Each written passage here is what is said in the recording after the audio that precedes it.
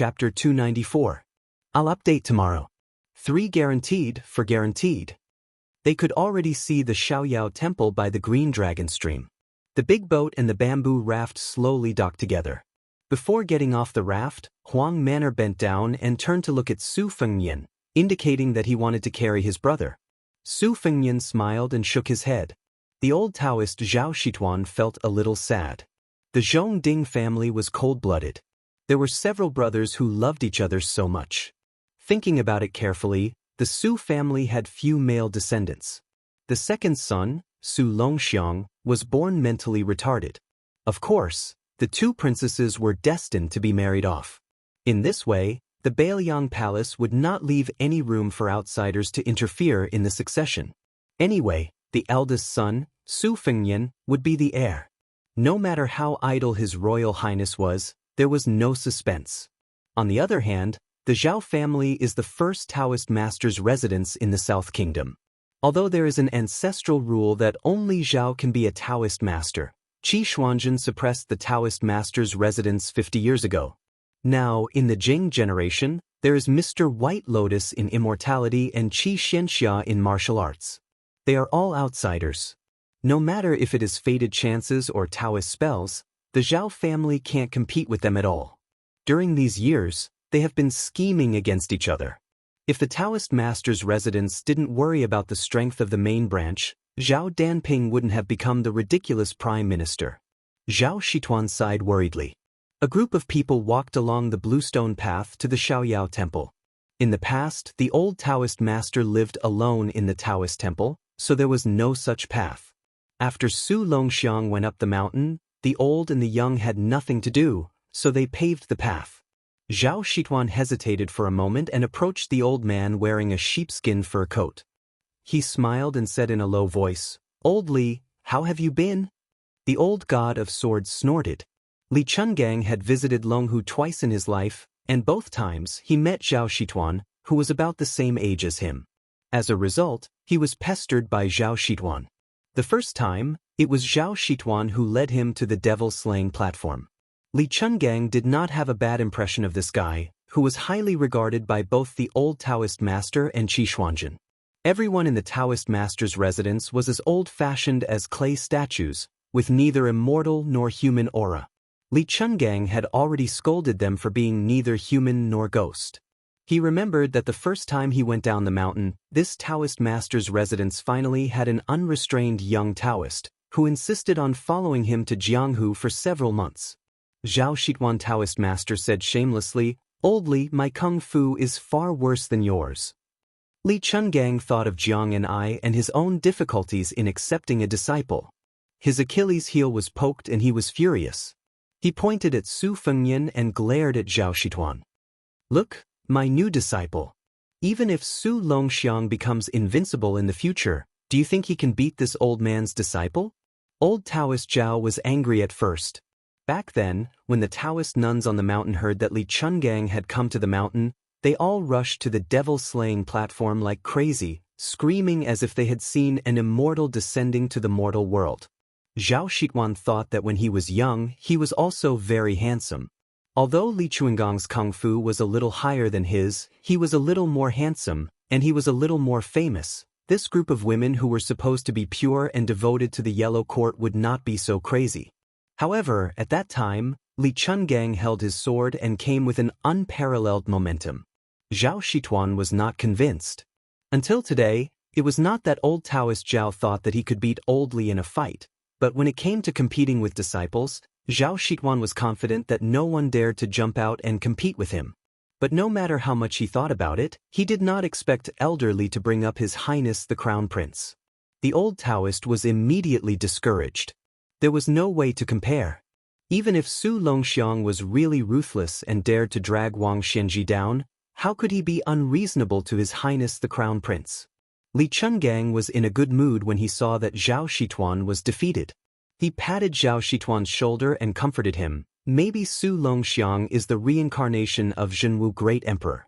Such a good thing hasn't happened for at least 700 or 800 years. You're lucky to have picked up such a good deal. Old Sword God changed the topic and said with a smile, "Now that you have a beautiful wife, You should be happy in your bed. If you dare to show off in front of this old man, Zhao Shituan, who had once roamed the Jianghu with the god of swords Li Chungang in the same era, immediately saw the wind and said flatteringly, "Brotherly, you're treating me like an outsider. We've been friends for decades." Li Chungang said bluntly, "Don't try to worm your way into being friends with this old man. We don't have any friendship." Zhao Shituan sighed with a melancholy expression. He was too embarrassed to stick his warm face to old Li's cold butt. He turned to look at the troops brought by His Royal Highness. Other than old Li and 100 light cavalry, as well as a few personal retainers who could be considered top-notch in martial arts, there was no other force to be used. Looking at the signs, they did not intend to stir up trouble in Mount Longhu. This was a good thing. Otherwise, he would be stuck in the middle of both sides and would be in a dilemma. While Zhao Shituan was muttering to himself, he caught a glimpse of the 3 women in curtained hats. Then he saw the maid in green and the beauty holding the cat behind His Highness the Crown Prince. They all had the style of immortal women. The old Daoist pondered over His Highness the Crown Prince's good fortune. In the southeast, only old man Xinyuan, who enjoyed the good fortune of the land alone, and Prince Guangling Zhao Yi, who collected beauties from all over the world, could compare. Su Fengyan walked to the door of the Taoist temple and stopped.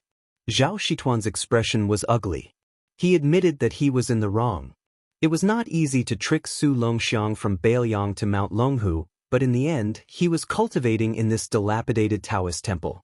He was really embarrassed. Just as he was thinking about how to explain to His Royal Highness, Su Fengyan, who had never treated the old Taoist master as an expert, slowly turned around and faced Zhao Shituan, bowing deeply. Zhao Shituan was flustered. He was pleasantly surprised, but also fearful and restrained. He hurriedly helped him up and said, "I don't deserve such courtesy from your highness. It's too much." Chapter 295. The old god of swords looked on coldly from the sidelines. He was still a little surprised in his heart.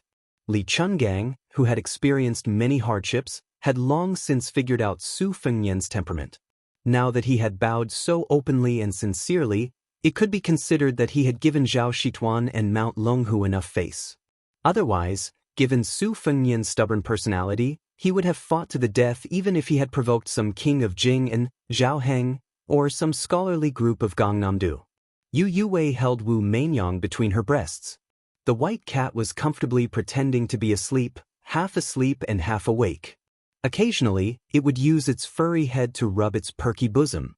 Princess Jing did not know Zhao Shituan's identity, but she guessed from the scene that this foolish youth was Su Fengyan's younger brother, the future prince of Bailiang. She could not imagine that the 2 brothers of the Marquis clan could get along so well.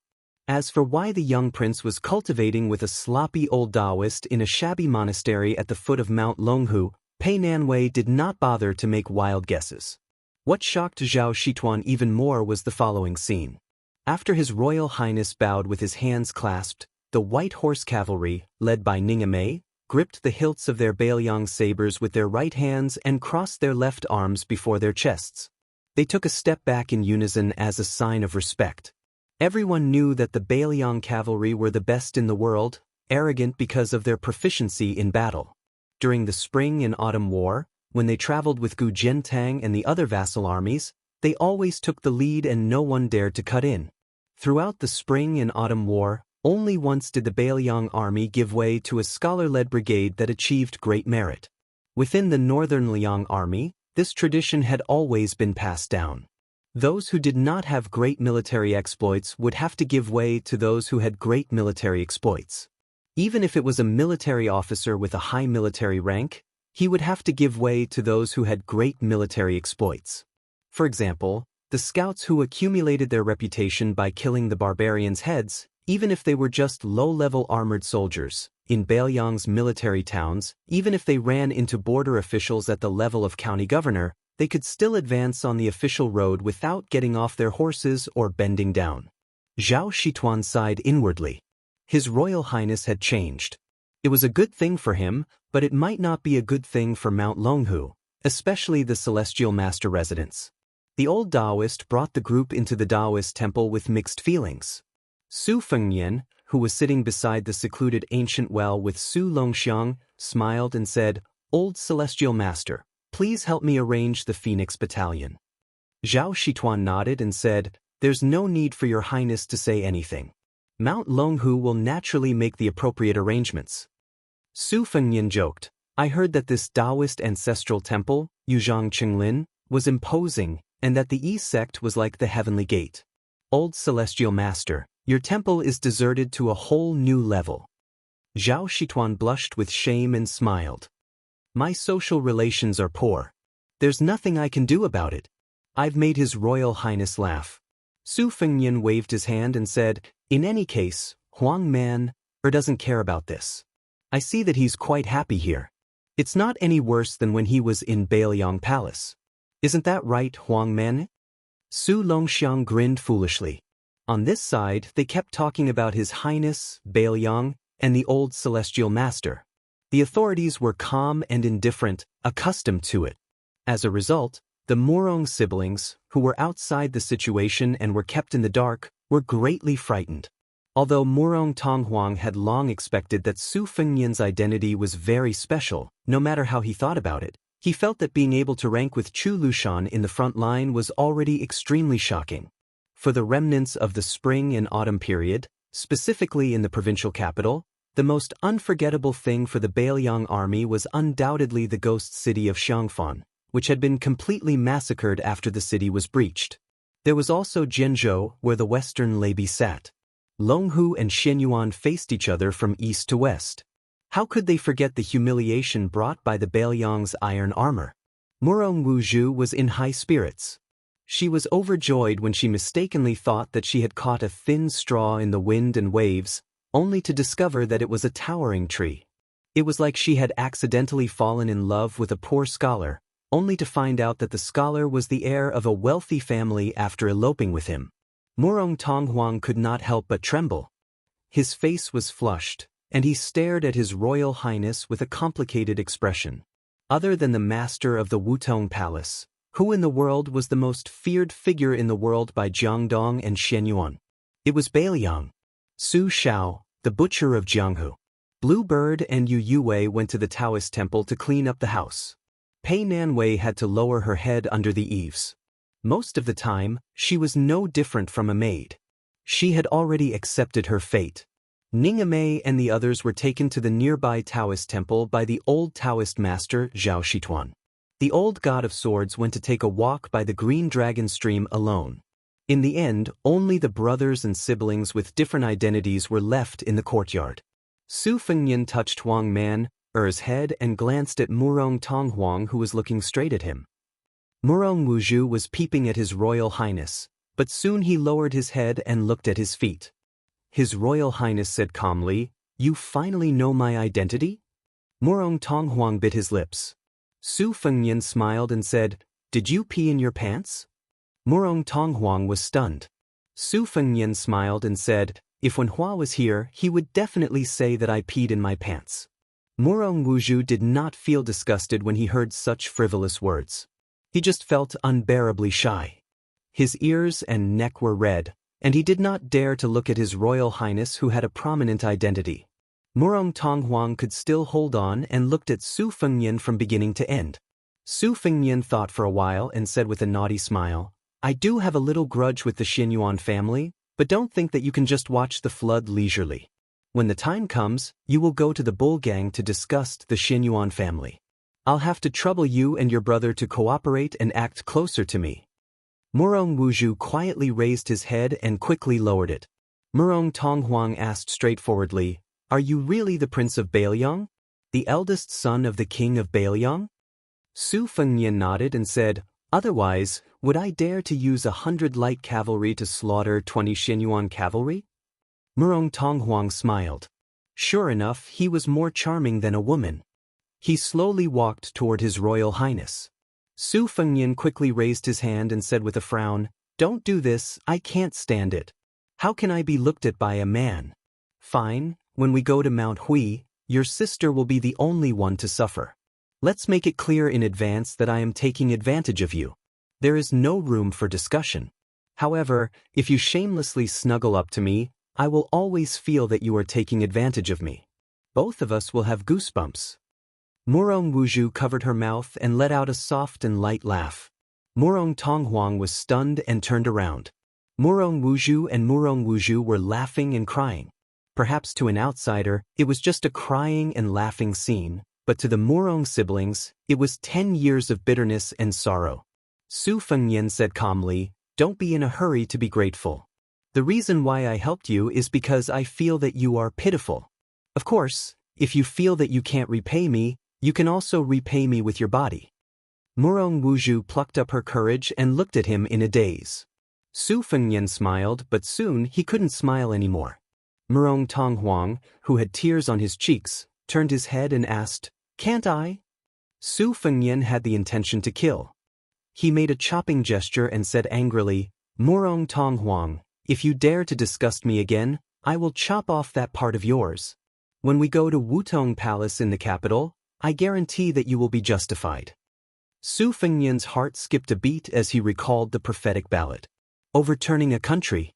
Could this guy really do something that millions of soldiers from the 8 countries couldn't do? Chapter 296. Chapter 1. Su Fengnian had just asked Murong Xianxia if she had been scared to the point of wetting herself. Soon he was frightened by his own thoughts. Those beauties with elegant clothes beside the emperor in the smoke of spring and autumn, no matter if they were the empress who had caused the emperor's relatives to rise to power or the concubines who had seduced the emperor, they were nothing more than scapegoats. The scholars who had lost their country and were loyal to the former emperor did not dare or did not know to get to the bottom of the matter. They could not see the root of the problem and could only use poems and articles to vent their anger on those beautiful women. They used the excuse that demons and monsters had come into being.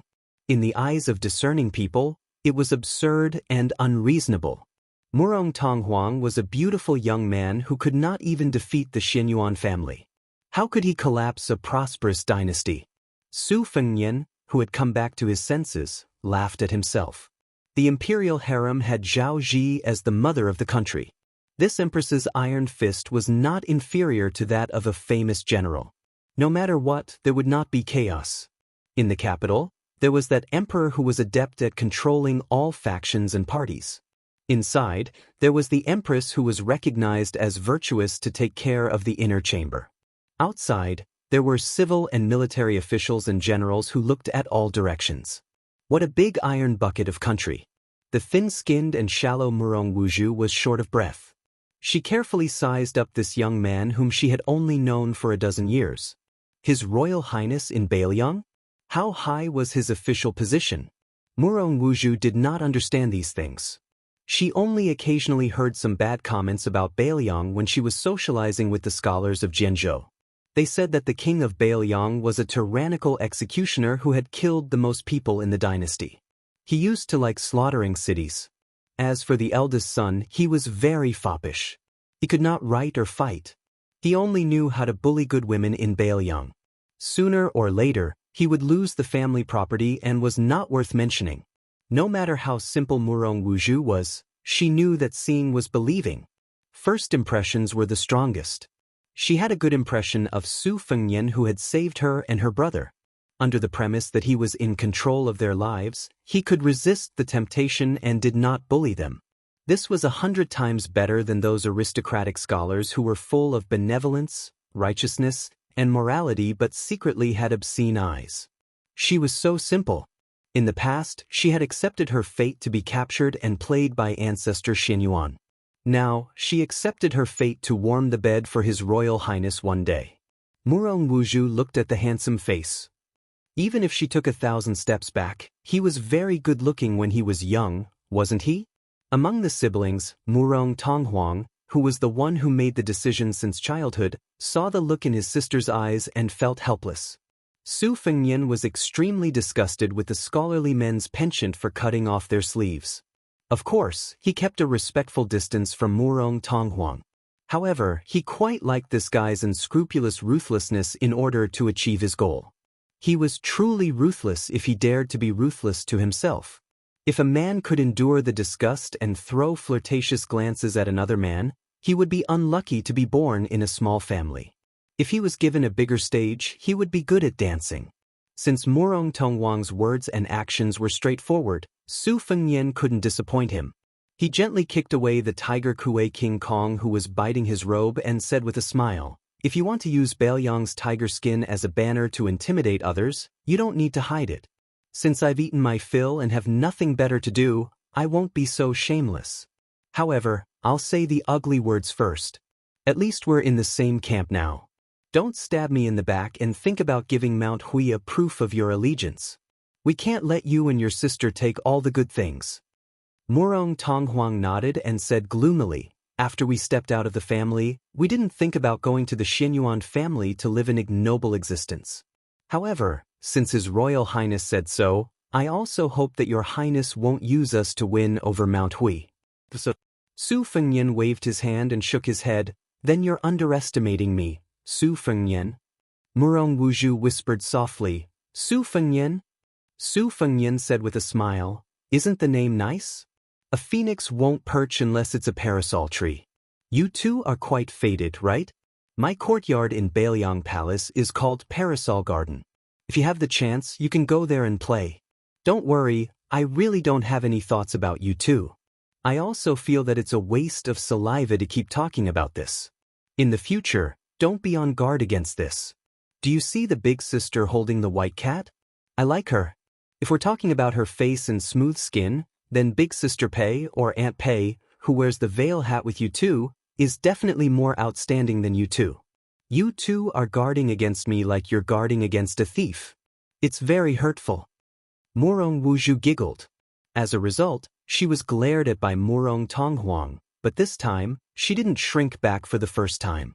Su Fengnian looked at Murong Tonghuang and said helplessly, "You can't protect your sister for the rest of her life. She has to get married and take care of the family alone. When that time comes, don't tell me that you're still following behind your sister. Aren't you afraid that your future brother-in-law will dislike you for being an eyesore?" Murong Tonghuang coldly snorted and said, "That'll have to wait until she finds that kind of man. Once she finds that kind of man, it's fine even if she wants me to die." Chapter 297. Su Fengnian was speechless. He could only turn around and smile at Huang Mana. In the next few days, His Royal Highness unexpectedly did not go to the Daoist Master Mansion, nor did he go to the Mount Hui Niu Gang. He stayed at Xiaoyao Temple obediently. He would either ask the old god of swords about the flaws in his life-saving saber techniques or ask the old Taoist master about the essence of the talismans in Mount Longhu. Especially the latter, he rarely met a junior at the foot of the mountain who was willing to let His Royal Highness enjoy being his master. He told him everything he knew. During this period, he especially went to the library at the top of the mountain and brought down many Taoist cloud talisman secret scriptures. The old and the young talked until dawn. Probably because he was afraid that His Royal Highness would say that he did not know anything, Zhao Shituan even picked up a few talisman incantations that were feared by ordinary Taoists. While he was cramming, he explained the mysteries to His Royal Highness. It should be known that Zhao Shituan was very talented when he was young. Unfortunately, he had the same problem as the Xianyuan Great Plate. In every field he did not ask for in-depth knowledge. After being provoked by His Royal Highness, he gritted his teeth and even piled the extremely obscure book of Taishang Jingyi Dongxian Law collection on the table. On this day, Su Fengnian finally stopped strolling around at the foot of the mountain. He pulled Huang Man, called Murong Wuzhu, and Murong Tonghuang to go to the back of the mountain behind a Taoist temple. Only Qing Niao followed them, holding a bamboo basket. Murong Wuzhu was probably careless that day, but after confiding in His Highness, who was wearing a tiger skin, she was much more at ease than her younger brother. She softly asked, "Your Highness, what are you doing?" Huang Manor said honestly, "Picking hawthorns." Su Fengnian nodded and smiled. "When the old Taoist master went to Baoyang to take my brother as a closed-door disciple, he talked for a long time but did not get to the point. Only hawthorns are more pleasing to Huang Manor." Murong Wuzhu felt that this was unimaginable. Su Fengnian picked a hillside and sat down. Huang Manor came and went like the wind. One handful of hawthorn after another, he quickly filled up the small bamboo basket. Blue Bird simply placed the bamboo basket on the ground. Murong Wuzhu was still at a lively age, so she went to pick the hawthorn with Blue Bird. Su Fengnian and Murong Tonghuang were sitting at a distance from each other, while the two tiger kuei were rolling all over the mountain. A cool breeze brushed past his face. Su Fengnian closed his eyes and concentrated. He stroked the overlapping spring thunder-embroidered winter and let his imagination run wild. The stones of other mountains could be used to improve jade. Even with the help of the 9 bushels of rice Wei Shuyang, it was still difficult to study the cloud pattern of the Fujiang red armor. However, after the guidance of the old Taoist master Zhao Shituan, many of the obstacles were easily killed by the sloppy old Taoist who knew the secrets of heaven. This made him suddenly enlightened. The only pity was that he lacked a Buddhist monk who knew the secret. Otherwise, Su Fengnian was confident that he could completely turn the Fujiang red armor into something in his pocket. Murong Tonghuang asked softly, "I heard that your Royal Highness killed many scholars in Gangnam-do." Su Fengnian said calmly, "Compared to Su Xiao, it's still much less." Murong Tonghuang frowned. "Why do you want to go against scholars? Don't you know that public opinion can confuse gold and make you and your father go down in history and infamy?" Su Fengnian wiped the spring thunder with his slender fingers and said slowly, "The winner takes all. Think about it. The history books of the 8 kingdoms of spring and autumn were all written by the historians of the Liang dynasty.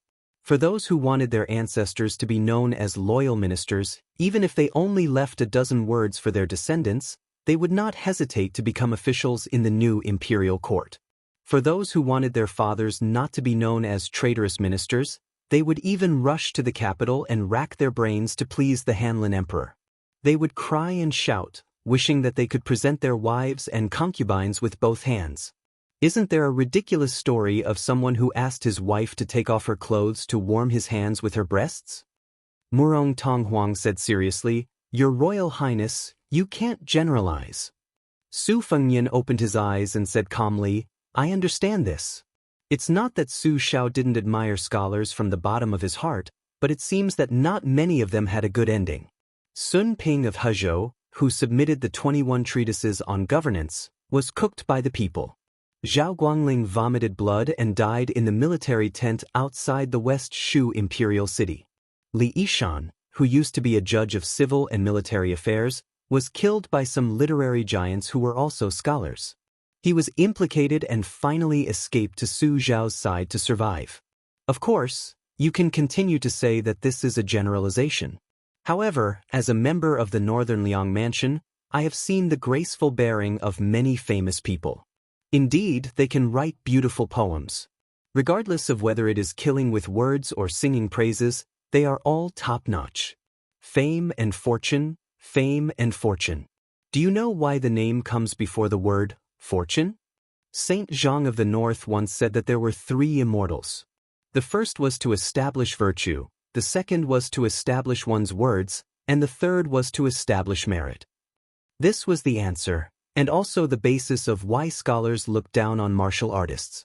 How many scholars went to establish virtue? Studying back and forth, the most they did was to establish their words. Establishing one's words, accumulating one's character, earning fame, bringing honor to one's ancestors, leaving one's name in the annals of history, how could they care about the people's hunger and hunger? Su Fengnian said softly, "When I was in Gangnam-do Baogua Temple, I heard the famous scholars of Jiangnan talk about righteousness and profit. In the end, it was just a poor scholar who originally didn't have the qualifications to enter the banquet who sought profit for the people. What kind of scholars do you think those famous scholars are? They only know how to recite the wind, the flower, the snow and the moon, talk about profound mysteries, and if the whole world applauds, is it really good? Reading 10,000 books, there's no book that you don't read, no scriptures that you don't understand. Don't you know that there is a frozen bone outside the Vermilion Gate? Is that a scholar's scholar?" Su Fengnian laughed and said, "You might not believe it, but after Xiang Fan Confucian Wang Yangming committed suicide, he was originally at the top of the list of traitorous officials. It was Su Xiao who had a quarrel with the old Grand Secretary, rolled up his sleeves and personally cut it off. And the history books of West Chu did not leave half a word about this scholar who once sat alone on the fishing platform for West Chu for 10 whole years. This time, it was the old leader of the imperial court, West Chu's old grand preceptor Sun Shiji, who personally erased it. Murong Tonghuang was still persisting, but he was no longer as confident as he was at the beginning. Lowering his head, he said, "Scholars are still mostly good people." Su Fengyan said self-deprecatingly, "I didn't say that I have to make life difficult for scholars. Besides, there are a lot of people and things that have no right or wrong to speak of. If we get into a dead end and insist on either one or the other, then there's no reason to speak of." Murong Tonghuang grunted. Su Fengyan propped his chin on his hand and looked toward the bull, Degang. He muttered to himself, "That kid Wenhua is still open-minded. I wonder where he is right now." Murong Tonghuang was in a daze, lost in thought. Su Fengyan turned his head and stretched out 2 fingers. Imitating the Daoist priests of the charm and spell sect who subdued demons and exorcised devils, he pointed at Murong Tonghuang. Laughing heartily, he joked, "Urgent as the law commands, you evil creature who brings disaster to the country and the people, why haven't you shown yourself yet?" Chapter 298. Chapter 2. Murong Tonghuang hesitated for a moment and hammered His Royal Highness's chest with all his might. At this moment he no longer pretended to be seductive and charming, nor was he gloomy. Instead, he exuded an unfamiliar aura of awe-inspiring heroism. Su Fengyan lay on the slope and said with a smile, "Chen Yu, who is ranked 2nd in the Rouge ranking, is said to not lose to Nangong. Do you know that?" Murong Tonghuang nodded, but he was confused as to why Meng Qi mentioned Chen Yu and Nangong. Su Fengyan said with a smile, "That Nangong is the same as you. He is a man with a white fox face. He is even more good-looking than you. Now he is reading secret manuals in the tide-listening pavilion of Baoyang Palace. When he comes out of the pavilion, he might be the #1 in the world." These 2 sabers of mine, Spring Thunder and Embroidered Winter, were originally his. Later, I gave one to him and borrowed the other. Murong Tonghuang laughed and said, "If you continue to explain, be careful that you don't say that you are trying to hide 300 taels of silver." Su Fengyan felt relieved. There were thousands of knots in his heart. If he could help this pair of siblings untie one by one, he would deal with the mess of the Xianyuan family. As for Murong Tonghuang's life, he only needed to lay down some foreshadowing. After that, he would no longer pay attention to him. He really needed to learn from that old monster Huang Sanjia to play chess. Regardless of whether he was drawing a tiger or a dog, he needed to learn first. Su Fengyan suddenly thought of the celestial being from Mount Longhu, Zhao Huangchao, who came by dragon in his dream. This Zhao was not the Zhao from the Zhao family of the Daoist master mansion. Su Fengyan still had not figured out whether it was a dream or reality. If it was the truth, why didn't Miss Hehe, who was climbing the cliff all night long, respond? Even the old god of swords, Li Chungang, did not notice it. However, if he were to treat it as a dream, then everything the white python told the black dragon and the middle-aged Daoist priest, Zhao Huangchao, said was reasonable and well-founded, especially the bearded heavenly dragon that rose from the cliff. It was almost exactly the same as the one in the evil Spring Thunder Flood Dragon painting. This painting of the Heavenly King and the Heavenly Maiden came from the hands of a great Qi practitioner and was supplemented by an ominous prophecy. Su Fengyan frowned. For the time being, he did not dare to mention this strange matter to anyone. Perhaps he would only be able to mention it to Su Xiao and Li Yishan once he returned to Baoyang. His Royal Highness didn't know that not long ago, someone had coincidentally arrived at Mount Insignia. Xianyuan Qingfeng and his grandfather, Xianyuan Guiqi, were standing on the Wangjiang terrace of the aspiring cauldron pavilion. The 2 of them were leaning against the railing. The aspiring cauldron pavilion was built against the cliff, while the Wangjiang terrace was abrupt. The mountain wind was blowing, and it was very cold at the top. Xianyuan Qingfeng pulled the collar of his fur coat. The old man with white hair on his temples smiled and said, "Are you cold? You mischievous girl. You're just like your father. Both of you are unwilling to work hard on the path of martial arts. Practicing martial arts doesn't necessarily mean you have to fight and kill. Strengthening your body is fundamental." Xianyuan Qingfeng's cheeks were flushed from the strong wind from the river to the wall of Bull Mound. He shrunk his neck and said coquettishly, It's not too late to learn now.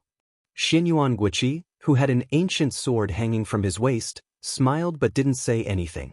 The old man was the only son of Xianyuan of Mount Insignia's generation. After his ancestor, Xianyuan Great Plate, suffered defeat after defeat, he went into seclusion to cultivate. It was Xianyuan Guiqi who single-handedly supported him. When he was young, he was a nobody. He missed the opportunity to fight Li Chungang, the god of swords, who was known as the invincible god of swords. It was only in the recent 20 years that he rose to fame. His first battle after leaving the mountain was the toughest Wu family's sword tomb as a whetstone, forcing the Wu family's Su of Gojoseon to unsheath his sword. Although Xianyuan Guiqi was defeated, it was still a glorious defeat. He was praised by the martial arts world as a late bloomer. All the friends he had made over the years were old. Not long ago, he went to the Dongyue sword pool and defeated 6 sword puppets with 1 strike. His reputation was right behind Dong Tai's. Xianyuan Guiqi said softly, "I heard that Li Chungang is by the side of the crown prince of Bailiang." The old man flicked the scabbard with his finger, and the ancient sword in the scabbard hummed, even louder than the whistling of the mountain wind. However, Xianyuan Qingfeng did not react at all. The old man sneered and said, "Li Chungang used to be a sword immortal. When did he become a lackey of the Bailiang? How disappointing. I wanted to find this sword Dao senior to spar with him after I returned from the sword pool. Although it's convenient now, I don't know if Li Chungang is worthy of unsheathing the plain sword." Xianyuan Qingfeng smiled and said, "A starving camel is still bigger than a horse. Isn't that old man the 8th? Xianyuan Guiqi smiled indifferently and said, "Girl, don't try to goad me. Do you know that once one's sword Dao realm regresses, the difficulty of advancing again, especially for an expert at Li Chunggang's realm, is comparable to ascension? As long as he's not a first-stage sword immortal, your grandfather can fight him. If this 8th rank is real gold and silver, then that's fine. But if it's only because of Li Chunggang's unparalleled heroic figure that they gave him a title, then I might as well expose this fig leaf. The former sword god without the wooden horse and 1 arm being defeated by the plain embracing sword is better than being used as a stepping stone by those young people." Xianyuan Qingfeng was about to say something when the old man waved his hand and said, "Girl, go first. Don't catch a cold from the wind. That bookish father of yours is going to nag me for a month or so." Xianyuan Qingfeng left the aspiring cauldron pavilion with a gloomy expression. How could one survive in the Xianyuan clan where martial arts fanatics gathered? Xianyuan Qingfeng walked in the pavilion. There were bookshelves on both sides, and her slender hand slowly touched the secret manuals arranged according to the pronunciation of the first word. Her eyes were dull. The ancient books that her fingers touched were all martial arts secret manuals that Jianghu dreamed of. She had read most of them and memorized them in her mind. Because she knew that once she got married, she would no longer be allowed to enter the aspiring cauldron pavilion, even if it was to find a son-in-law. Therefore, she had been painstakingly memorizing the contents of the secret manuals all these years, page after page, book after book, hoping that she could find a man she could rely on in the future to revitalize the first wife's branch whose spirit had been sapped by her scholarly father and restore the glory of a great sect. After walking out of the aspiring cauldron pavilion, Xianyuan Qingfeng's face was filled with determination. An old woman who had taken care of Xianyuan Qingfeng since she was young hurriedly ran over and whispered, "Miss, Yuan Tingshan is back. There are signs of him being seriously injured and dying." Xianyuan Qingfeng calmly asked, "Can he be saved?" The old woman shook her head and said, "Using normal methods, he'll definitely die." Xianyuan Qingfeng stood there in a daze, as if her soul had left her body. The old woman said sympathetically, "Miss, if Yuan Tingshan dies, then so be it. Just find another young man and nurture him with all your heart." Xianyuan Qingfeng's lips turned pale as she murmured, "There's no chance for that." She suddenly turned around and walked past countless bookshelves in the pavilion to the Riverview Terrace. With a plop, she knelt down behind Xianyuan Guiqi. The old man, who had mastered qi cultivation, remained silent and didn't ask anything. Xianyuan Qingfeng put her hands and knees on the bone-chilling green jade floor and said in a low voice, "Grandpa, please save Yuan Tingshan's life. Xianyuan Guiqi said something that others couldn't understand. If you want to have the ability to humiliate others, you must first have the ability to humiliate yourself. Xianyuan Qingfeng's body began to tremble more and more violently. In the end, she lay on the ground, feeling as if a knife was twisting in her heart. She sobbed and said, "Grandpa, why did the great ancestor choose me for dual cultivation? Why?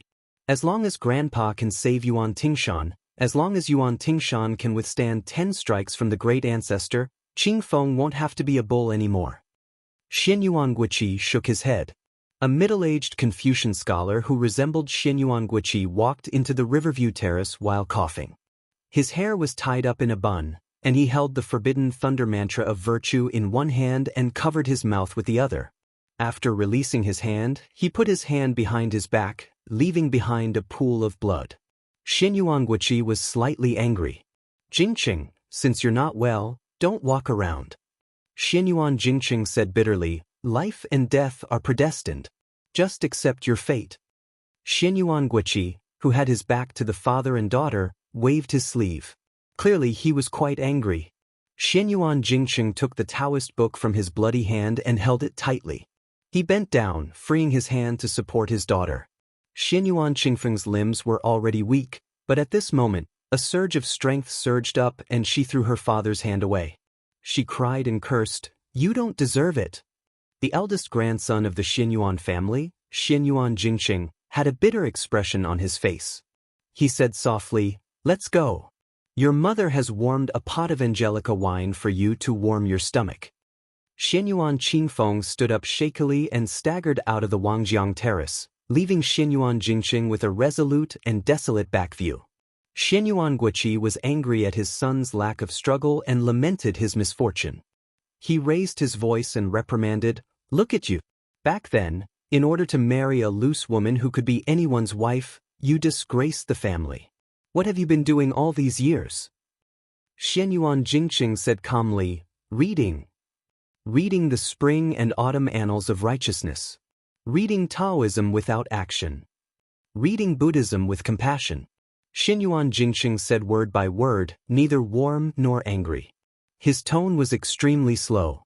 Indeed, if it wasn't for his gentle temperament, how could he have endured 20 years of supercilious suppression? The other two branches were already riding on top of his head to shit and piss, but this scholar never uttered a word, only reading his book. Jingqing wants to let the ancestor know that his so-called understanding of the three religions is bullsh*t. Xianyuan Jingqing walked to the railing and stood side by side with Xianyuan Guiqi. Xianyuan Guiqi was so angry that his eyebrows were twitching. He wanted to slap this good-for-nothing son of his to death. Xianyuan Jingqing smiled. He held the forbidden thunder spell of virtue tightly. Blood seeped into the pages. He said, "Since I can't become an immortal Zhenren, shut up. You disgraceful thing." Xianyuan Guiqi slapped his son's face and walked away. Obviously, if this middle-aged scholar was allowed to continue, his words would only shock people to death. Xianyuan Jingqing, who was slapped, was indifferent. He looked at Longhu. Logically speaking, with the strength of Xianyuan Guiqi's hand, even if he restrained it, the slap on Xianyuan Jingqing's face would not disappear in a flash. When there was no one left in the Wending Pavilion, he threw out the forbidden thunder spell of virtue and leaped over the railing. He flew out of the bull mound and went straight to the surface of the Dragon King River. When he fell in midair, he stepped on the book with the tip of his foot and swept across the sky like an eagle or a falcon. The world's Zhenren was so close that they could not recognize him. Xianyuan Jingqing floated across the Dragon King River. The first time his foot landed on the shore, it created a big pit. The second step was slightly smaller, and the third step was even smaller.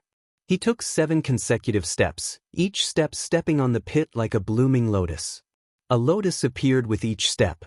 After 7 steps, the ground was already covered in dust. Chapter 299. Chapter 3.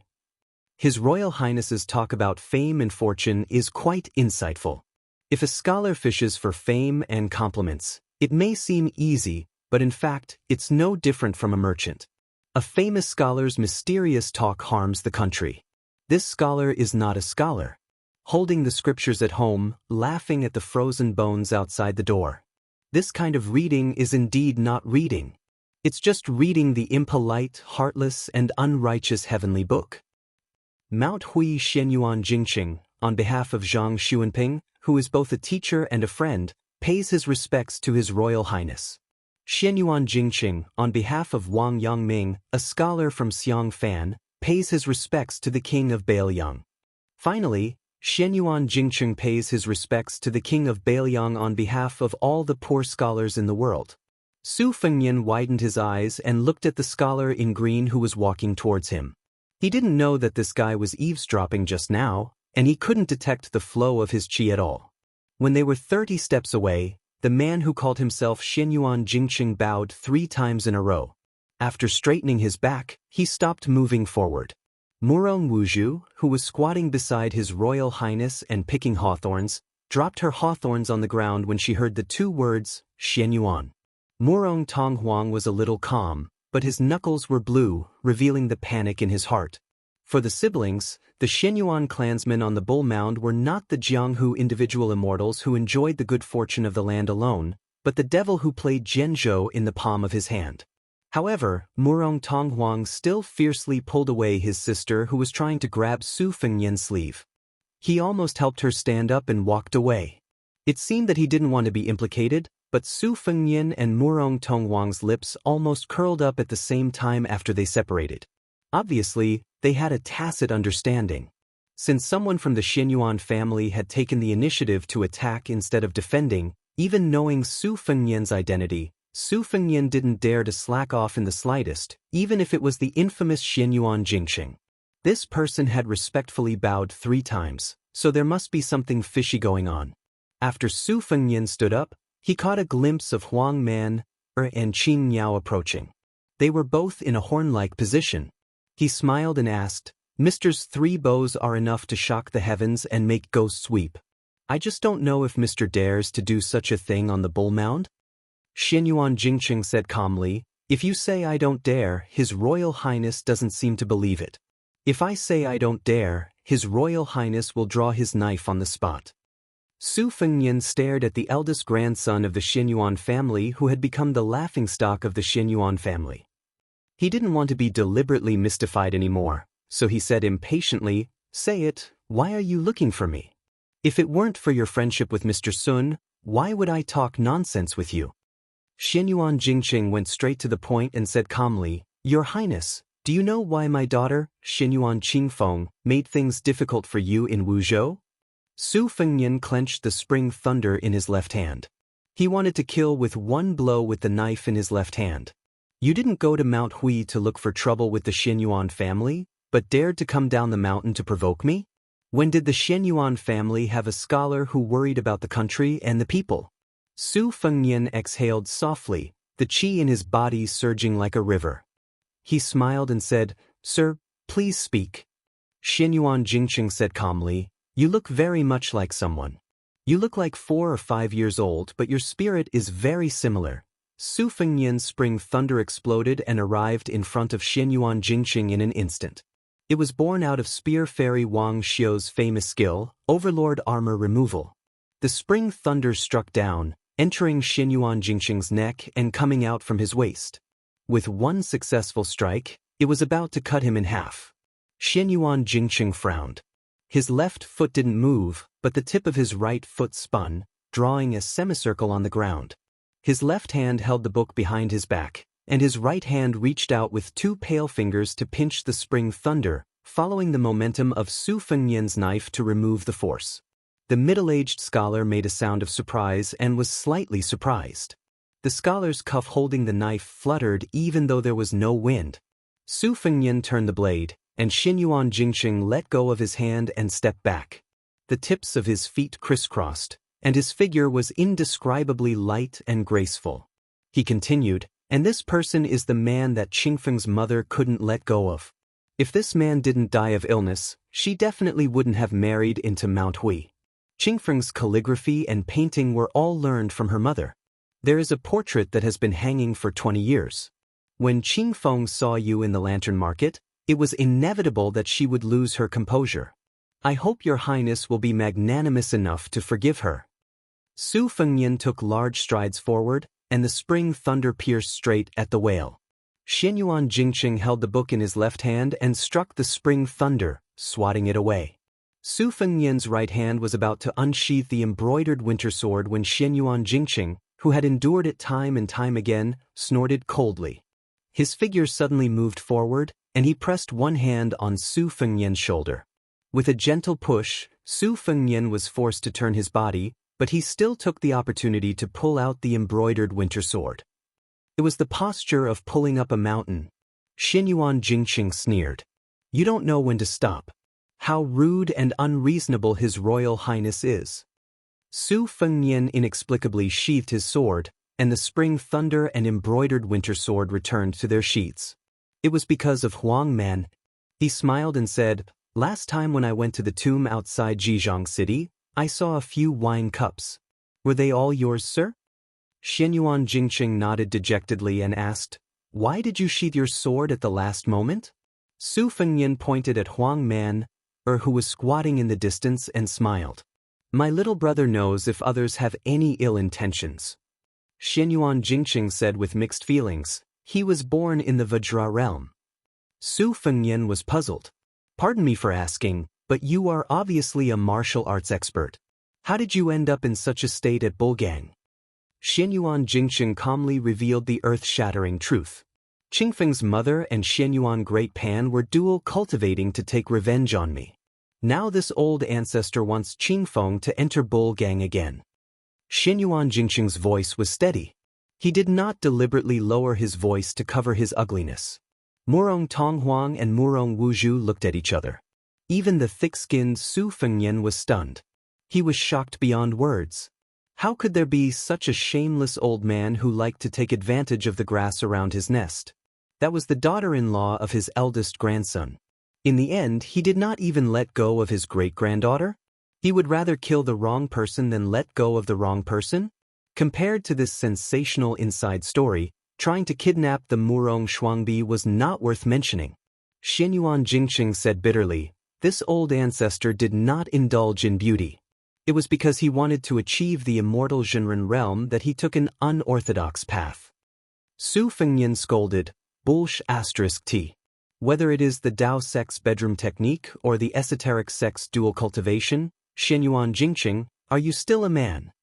Xianyuan Jingqing said indifferently, I have learned all the secret exercises of Mount Hui's Wending Pavilion in 20 years. I have taken a fork in the road with no return. I'm not afraid of death. I only ask for the safety of the mother and daughter. Xianyuan Jingqing said slowly. He coughed a few times and covered his mouth. The blood stains were scarlet. It was a ghastly sight. Su Fengnian could not keep up with the thoughts of this sickly scholar. He asked, Can you fight with Xianyuan Great Plate to the death? I heard that this old monster's strength is very strong. The Daoist classics in Xianyuan Jingqing's hands were already stained red. He put them behind his back. He smiled at Su Fengnian and said, I can. He wants to achieve immortality. I will let him experience it. However, the immortal Zhenren realm that I have achieved is not really immortality. Therefore, the outcome is 50-50. However, after I die, what will happen to the mother and daughter? I have been thinking about this problem.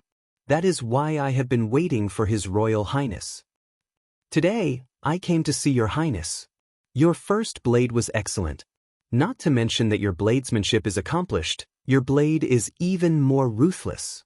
Xianyuan Jingqing sincerely asks for Your Highness' help. In this world, only Your Highness can save the mother and daughter. Su Fengnian was shocked again. Xianyuan Jingqing continued, Once Xianyuan Great Plate dies, only my father Xianyuan Guiqi and my younger brother Xianyuan Jingxian will be troublesome in Mount Hui. If these two die, as long as Your Highness can protect Qingfeng's life, you can use her as a puppet to control the Bulgang. Su Fengnian asked, Is this a trap set by the Xianyuan family? Xianyuan Jingqing shook his head and said, No. Su Fengnian was helpless. He shook his head and said, If it is as you said, it is not difficult for me to do it. However, you must help to get rid of either Xianyuan Guiqi or Xianyuan Jingxian. Otherwise, It will be too difficult for a helpless Xianyuan Qingfeng to swallow an elephant. Xianyuan Jingqing said without hesitation, "All right. I will go up the mountain and kill Xianyuan Jingxian first." Su Fengyan was speechless. Was this man completely crazy? Xianyuan Jingqing looked at the navy blue bull gang and murmured, "I am here." This mountain man went up the mountain to kill people. Chapter 300. This bull hill that confronted the mansion of Daoist master was really a mixed group of good and bad people. Enjoying the good fortune of the land alone? Su Fengyan sat back on the hillside and wrote a few names on the ground with the spring thunder. He asked Murong Tonghuang, "How much do you think Xianyuan Jingqing's words can be trusted?" Murong Tonghuang sneered, "Even if Xianyuan Jingqing really endured the humiliation for 20 years, it's hard to guarantee that this lunatic won't attack His Highness. Killing Xianyuan Dandan and Xianyuan Jingxian, this person will definitely die. But Xianyuan, the Grandmaster of Swordsmanship, has been guarding Mount Hui for hundreds of years. How can His Highness's 100 cavalrymen easily suppress him? It's better to let 2 tigers fight than to lure the tiger away. I don't believe that Xianyuan Jingqing, as the legitimate son of Xianyuan sect, didn't have a few unknown schemes in the past 20 years. Once His Highness dies in the Bull Hill, Baoyang will only vent his anger on Mount Hui. The mother and daughter took advantage of the chaos to enter Jianghu. They are really free birds flying in the sky. If Xianyuan Jingqing is really sincere, kowtowing to His Highness 3 times and exposing his own scandal is nothing. Su Fengyan nodded. It's probably true that Xianyuan Jingqing wants to turn against his family. Su Fengyan sighed. 20 years to achieve immortality through unorthodox methods and overturn hundreds of years of foundation with his own strength. Why does it sound so chilling? Murong Tonghuang had a pair of silkworm eyebrows, but he usually looked more charming than heroic. At this time, he raised his eyebrows and smiled even more gloatingly. The Xianyuan family should have fallen apart and died long ago. Su Fengyan took the hawthorn from Huang Man and sat cross-legged. He put the hawthorn in his robe and threw one into his mouth. He waved to Murong Tonghuang and said, "Don't be in a hurry to say angry words." The onlookers seized the situation clearly. "You're half an outsider. We're not in a hurry to go up the mountain.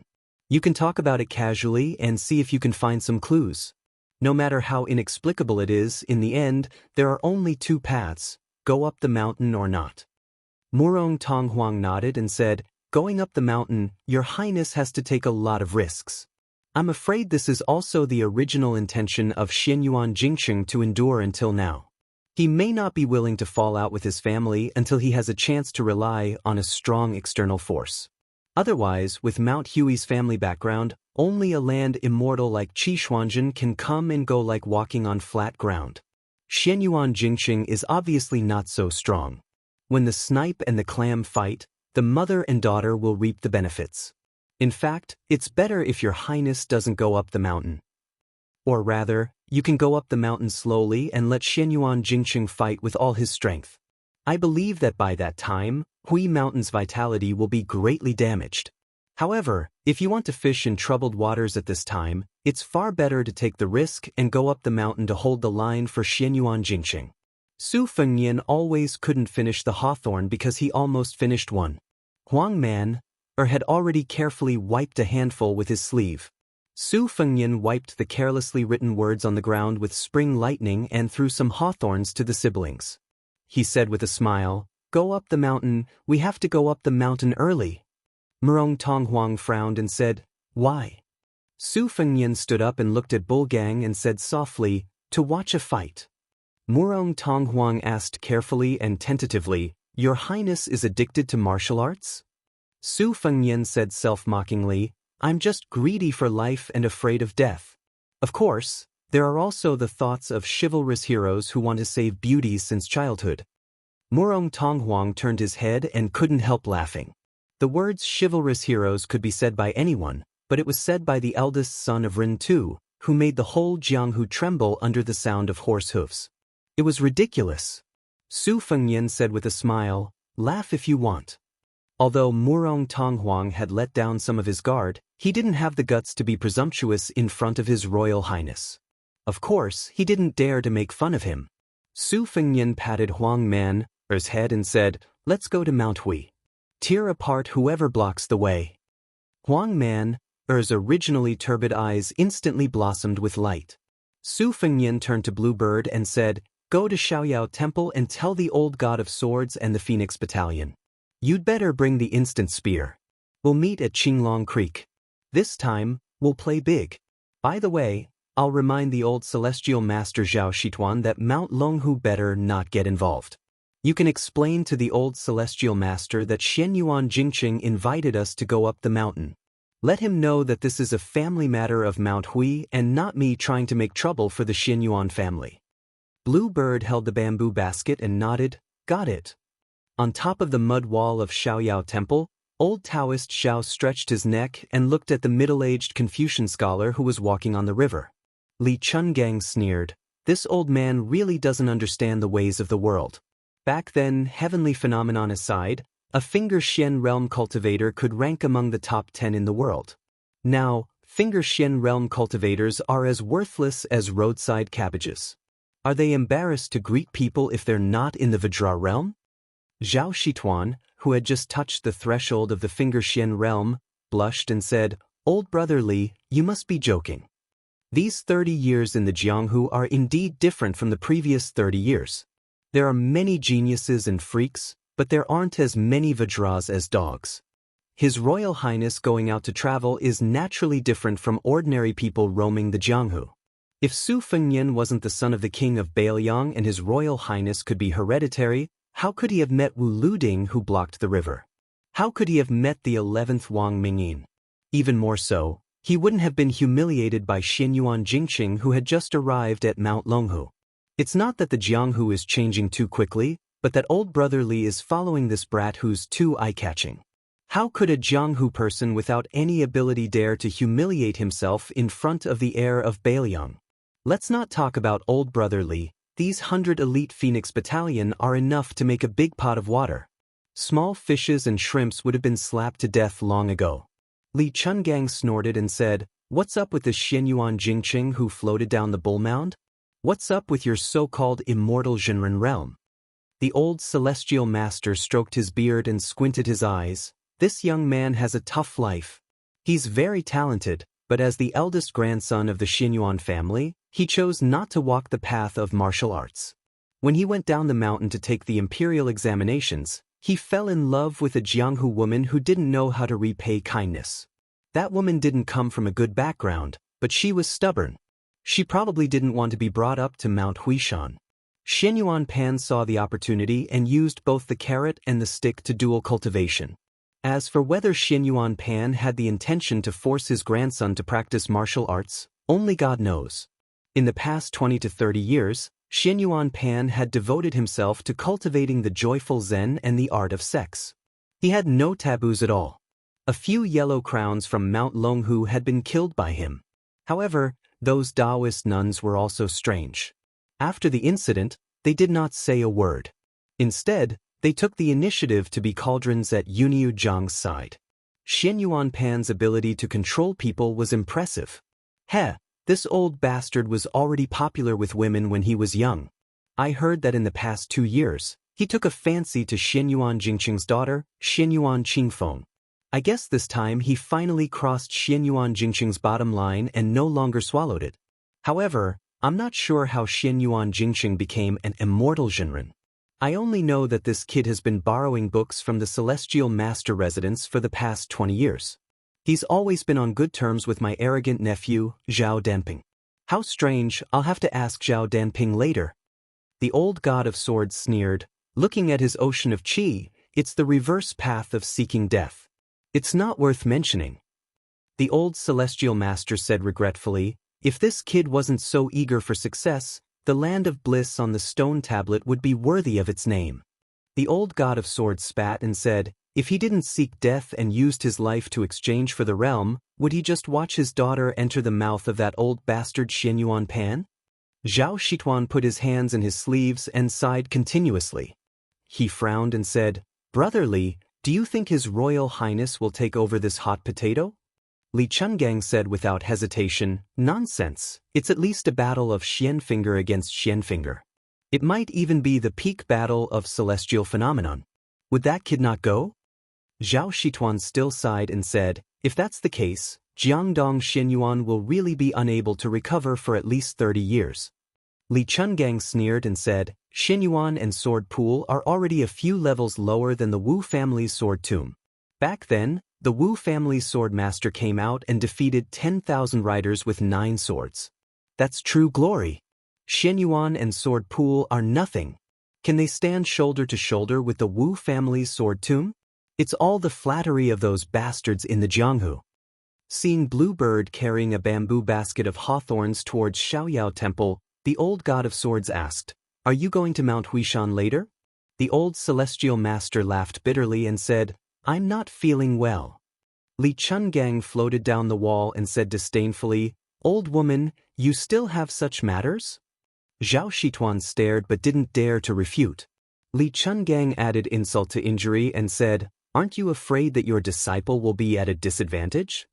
The old celestial master suddenly became spirited and said happily, my disciple won't be at a disadvantage.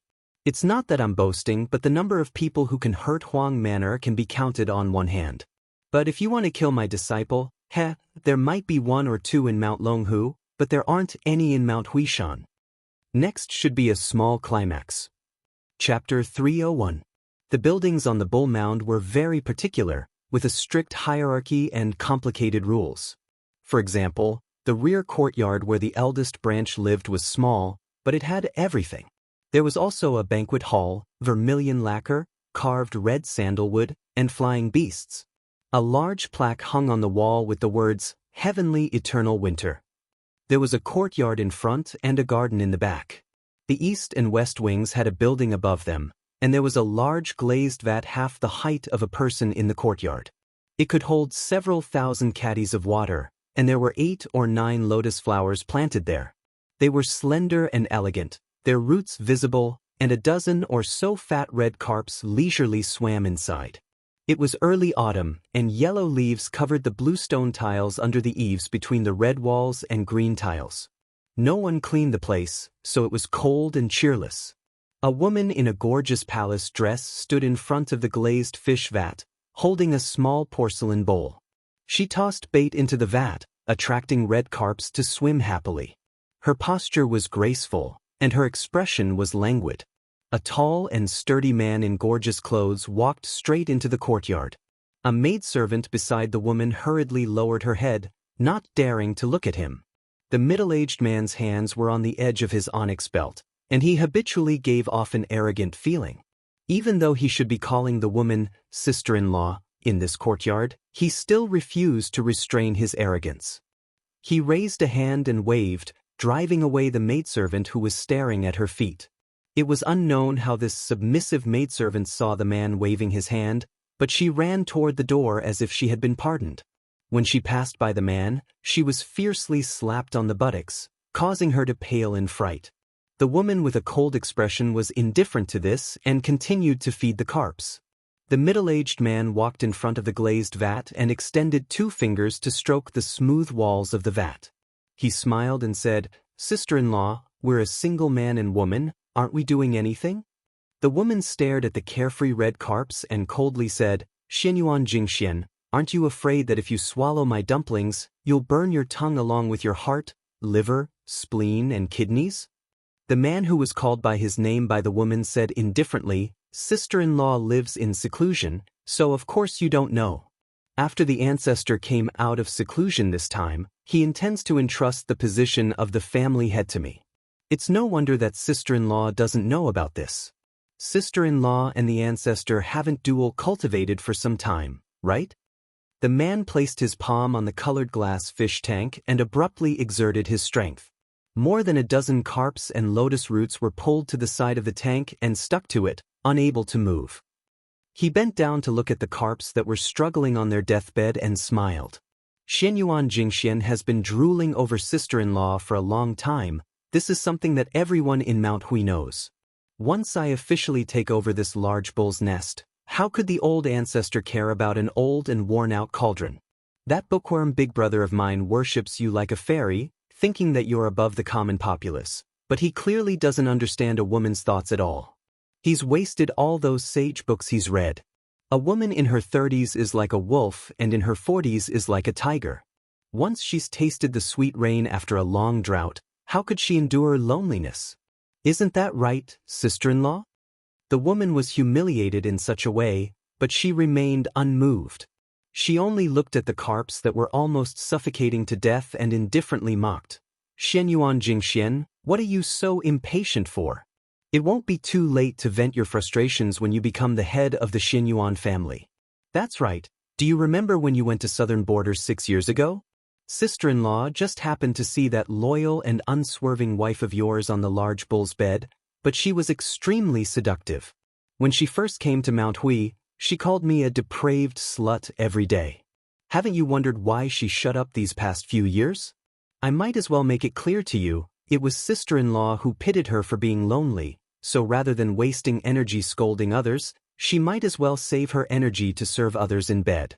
Sister-in-law was so merciful that she earnestly asked old ancestor to shower her with rain and dew. Xianyuan Jingshuan's expression darkened and he paused for a moment.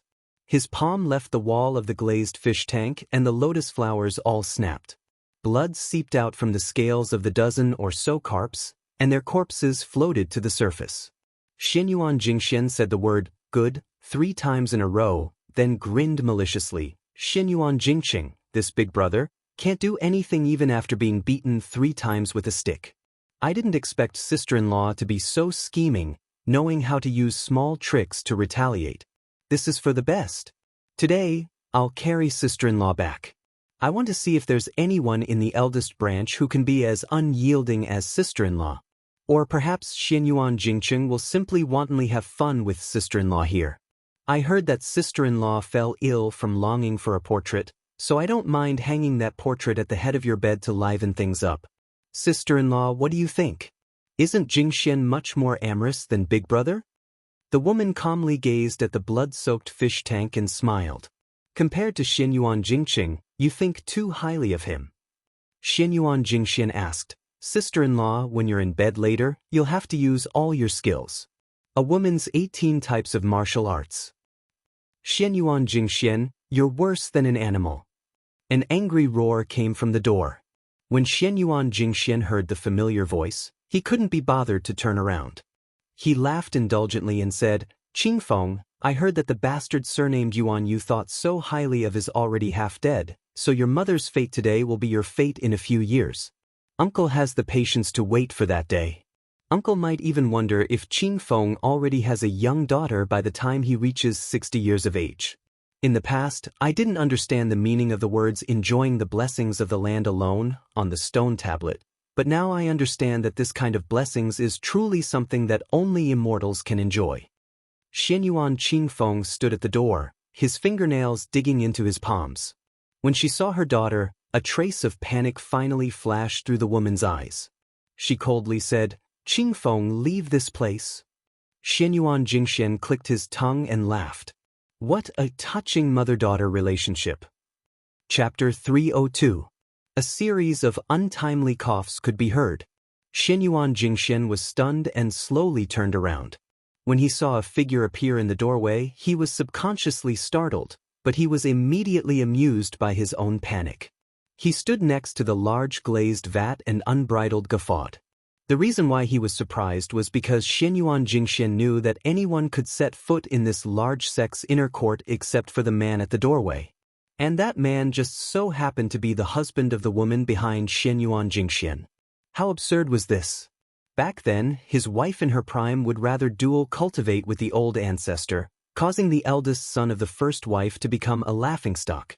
She would rather stare blankly at a yellowed portrait for 20 years than look directly at her husband. No one would believe it even if he told them. Xianyuan Jingxian, who was on the verge of tears from laughing, wiped the corners of his eyes with a sinister expression. He remembered the warm scene of the 3 brothers standing on the Aspiration Cauldron Pavilion's river-gazing platform when they were children, standing on their tiptoes and leaning against the railing.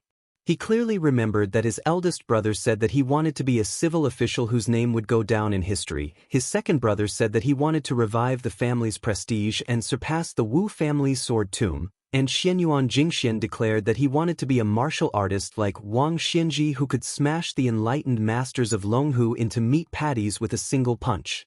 The three brothers were still as close as brothers at that time, but after they grew up, the three of them had completely different futures.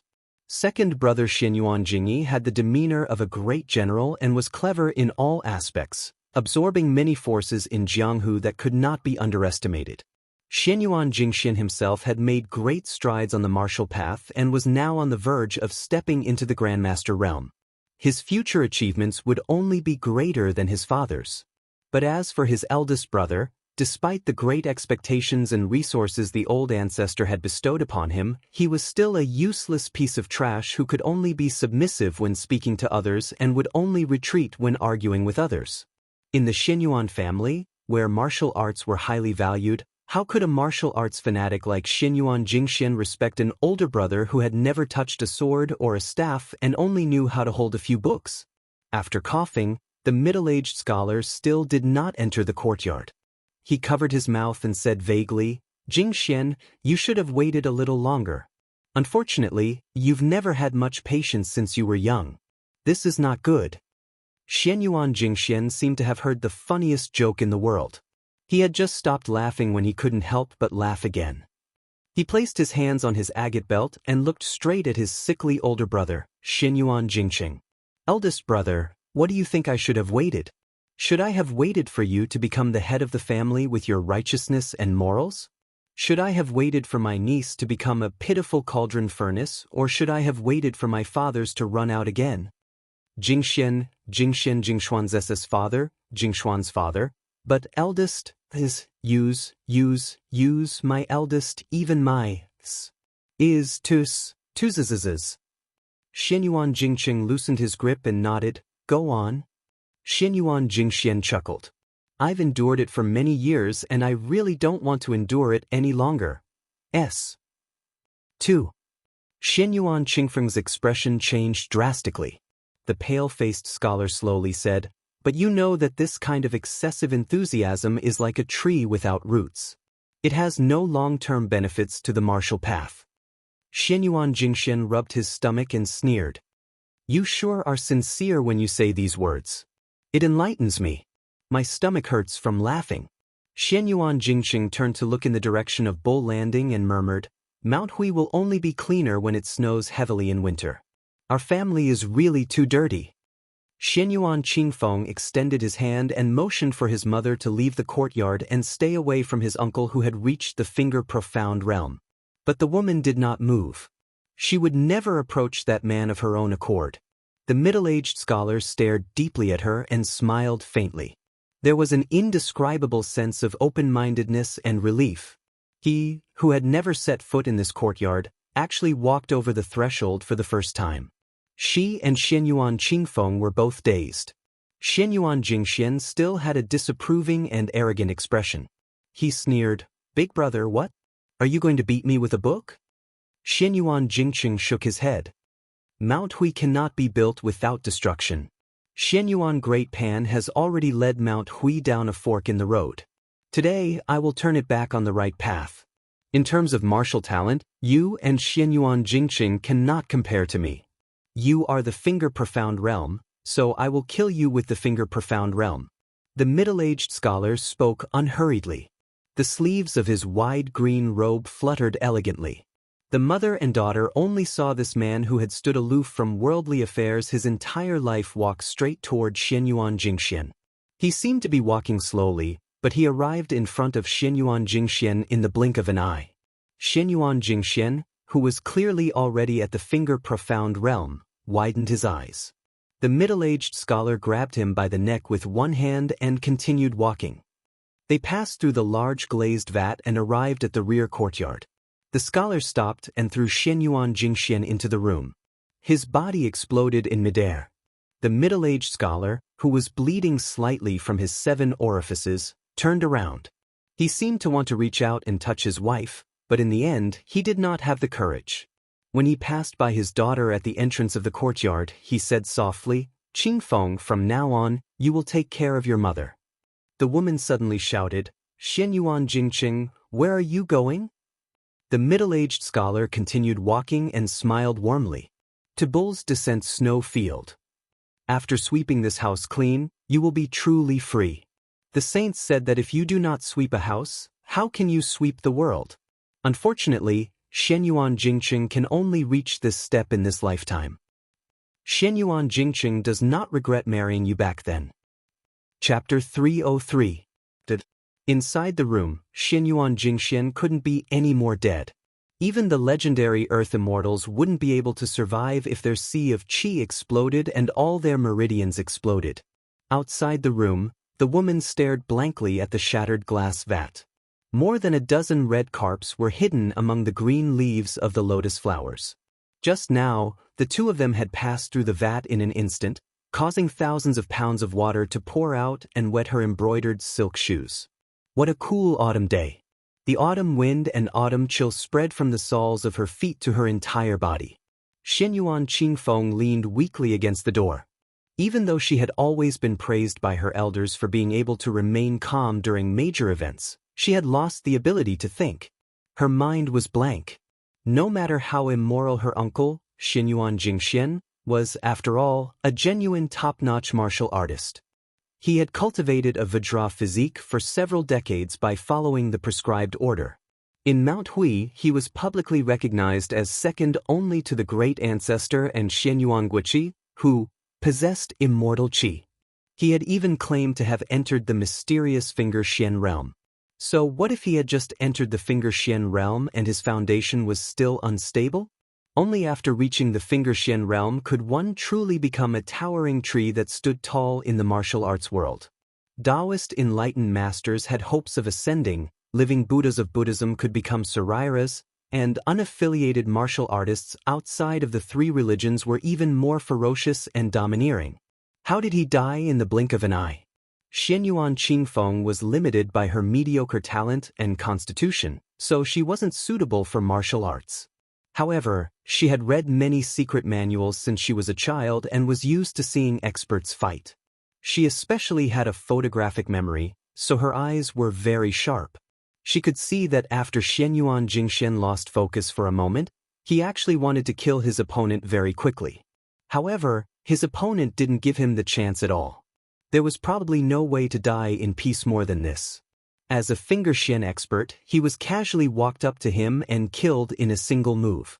In that instant, Xianyuan Qingfeng saw through some secrets. Xianyuan Jingxuan's body was like that of a Buddhist heavenly king's Vajra. Although he was still 2 levels away from the celestial phenomenon realm, where both the inside and outside of his body were in harmony with the world, at the very least, his body had already formed a majestic image of its own. The reason why it was shattered with a single strike seemed to be because after being grabbed by the neck, Xianyuan Jingxian had used a tyrannical and vicious method to guide the flow of qi. It was like the tortoise and serpent of the northern black tortoise entangling with each other, which ultimately caused his meridians to explode inch by inch. Xianyuan Qingfeng wanted to say something, but hesitated. His lips trembled as he realized that he didn't know what to say. When she saw that her mother was about to turn around and enter the house, she finally gathered her courage and asked, "Mother, are we really not going to Bull's Descent Snowfield?" The woman turned her head and asked, "Are we going to see how Xianyuan Jingqing seeks death?" Xianyuan Qingfeng muttered to himself, "Since father was able to kill Xianyuan Jingxian, it's not impossible for him to." She stepped over the threshold and didn't even look at the badly mutilated corpse. She smiled and said, "So what? If Xianyuan Jingqing is not the Xianyuan Jingqing that we mother and son know, I will regret it so much that my intestines turn green, and I will cry like a weeping beauty to beg him to change his mind. Afterwards, we will treat each other with respect and grow old together at Mount Hui." Tears streamed down Xianyuan Qingfeng's face. "Mother, you really don't feel the slightest bit of heartache?" She smiled and said, I have long since forgotten the feeling of heartache. If you want to go, then go to Snowfield. Mother wants to be alone for a while." An old mama who had watched Xianyuan Qingfeng grow up hurriedly rushed over and respectfully reported, "Madam, Miss, for some reason, Lord has gone to Snowfield alone." At the foot of the mountain, someone claimed that Lord had invited him to Bull's Descent Snowfield as a guest. It seems to be that domineering heir of Baoyang. He has already begun to climb the mountain and will soon arrive at East Sect. Those who blocked the way at the estate were all torn apart by an unremarkable youth. His methods were extremely swift and fierce. Rumor has it that the divine swordsman Li Chungang who humiliated our Xianyuan family in the past was also among them. Second Master has already brought people to stop them. After climbing the Bull's Descent snowfield, there was a jade passageway paved with 300 steps, and a memorial arch built across the road. This was Mount Hui's Xianyuan sect's E-sect. The words, "Reach the Peak of Perfection," were written on the plaque, and the words, "Martial Dao Contract Kunlun," were written on it. Their neighbor, Mount Longhu, also had a similar structure. All civil and military officials had to dismount from their horses in front of the tablet to demonstrate the reverence of the ancestral court of Taoism. When it came to Mount Hui, it was a reminder to all the Jianghu people who came to visit to voluntarily remove their swords and sabers. It wasn't that there weren't arrogant and boorish martial artists who didn't want to follow the rules, but those who succeeded like Li Chungang could be counted on one's fingers. The vast majority of them were thrown off the Bull's Descent snowfield. The sallow and emaciated Su Longxiang was in a killing frenzy. He was simply invincible. Chapter 304. One must know that Mount Hui was said to be home to nearly 1,000 martial arts elites. The Xianyuan family dominated the southeast and could be divided into several types of people. The first type was the direct descendants of the family who were born with the surname Xianyuan. This branch was led by the third branch of the Mount Hui family. Under the head of the family, Xianyuan Guiqi, there were Xianyuan Jingxian and Xianyuan Jingxian supporting the family.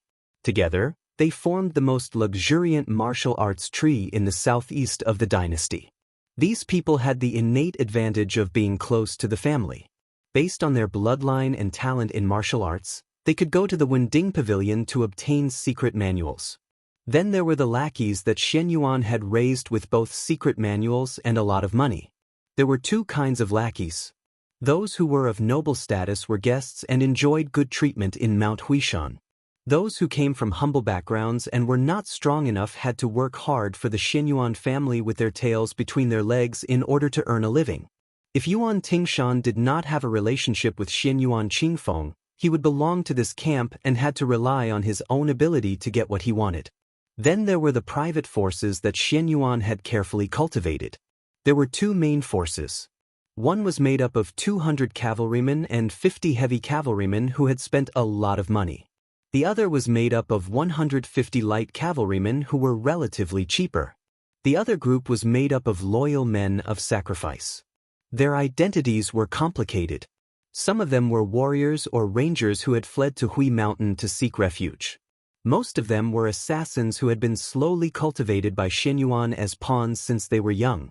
Very few of them could live to 30 years of age, which showed how active the Xianyuan family was in the southeast Jianghu. His Royal Highness and Huang Manor stood together under the E-gate. Beside them stood the old man with the sheepskin fur coat. Blue Bird held the instant spear. Behind them were the halberd Ningame and 100 white horses. Near the two gates were a crowd of people. Sabers, spears, staffs, and all kinds of weapons were present. Xianyuan Jingxian stood on the steps with a gloomy expression.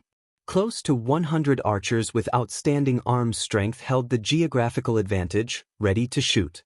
More than 30 guests had turned out in full force. They were all experts who had been famous in the Jianghu for a long time. Su Fengyan clicked his tongue and sighed. What a turbulent Jianghu! Dark clouds had already gathered overhead, and there was actually a sign of heavy rain. A few decades later, Old Man Li, who was now one-armed and without a sword, dozed off while standing. He did not say a word. Su Fengyan turned his head and asked, "How far is it from here to the thieves' lair?" The elderly god of swords opened his eyes slightly and said lazily, "It's not too far." Outside of Bull Landing, there was a large piece of flat land, which was the snow plateau. If I'm not mistaken, Xianyuan Jingxing will have a fight with Xianyuan Pan there. It is indeed a good place for people to die. Su Fengyan felt a headache coming on.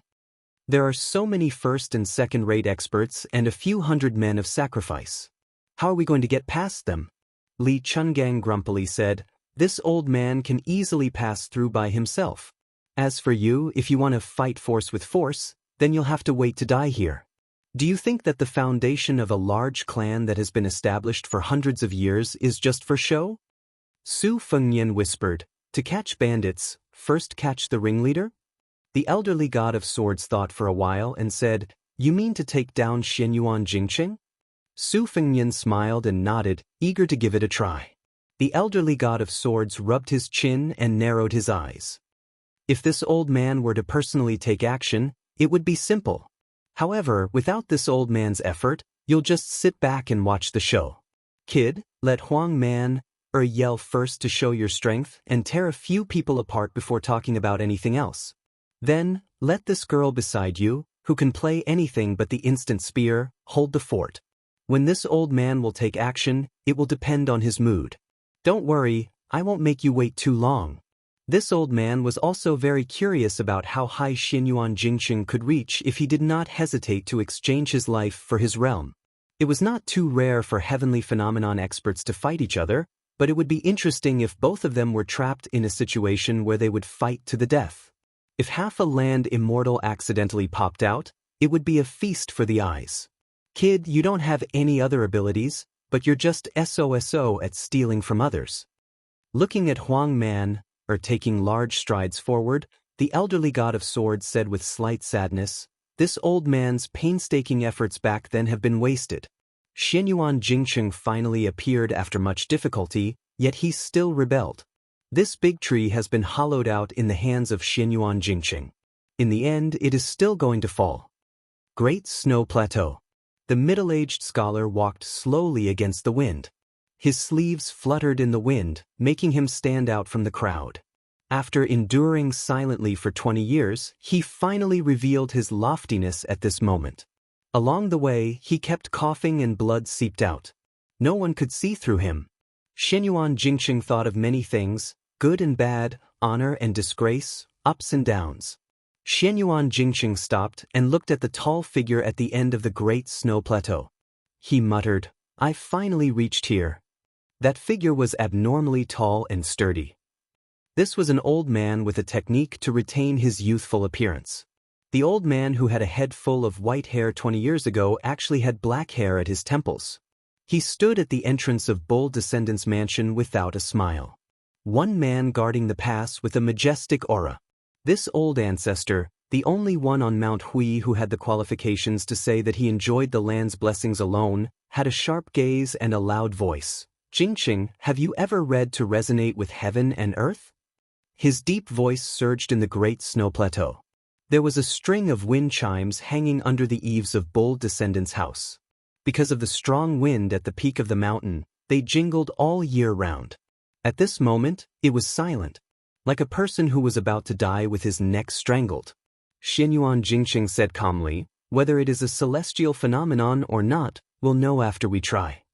The old man who had been in charge of the Xianyuan family for 60 years was able to return to his original state after nearly 20 years.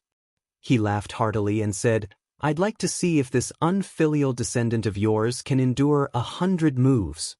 Xianyuan Jingqing, who no longer needed to painstakingly suppress his realm, raised his hand. He stepped out with his right foot and bent his left foot slightly. He stretched out one hand and pulled back the other. It was too wonderful for words. In an instant, the dark clouds in the sky spun like a tornado and suddenly descended.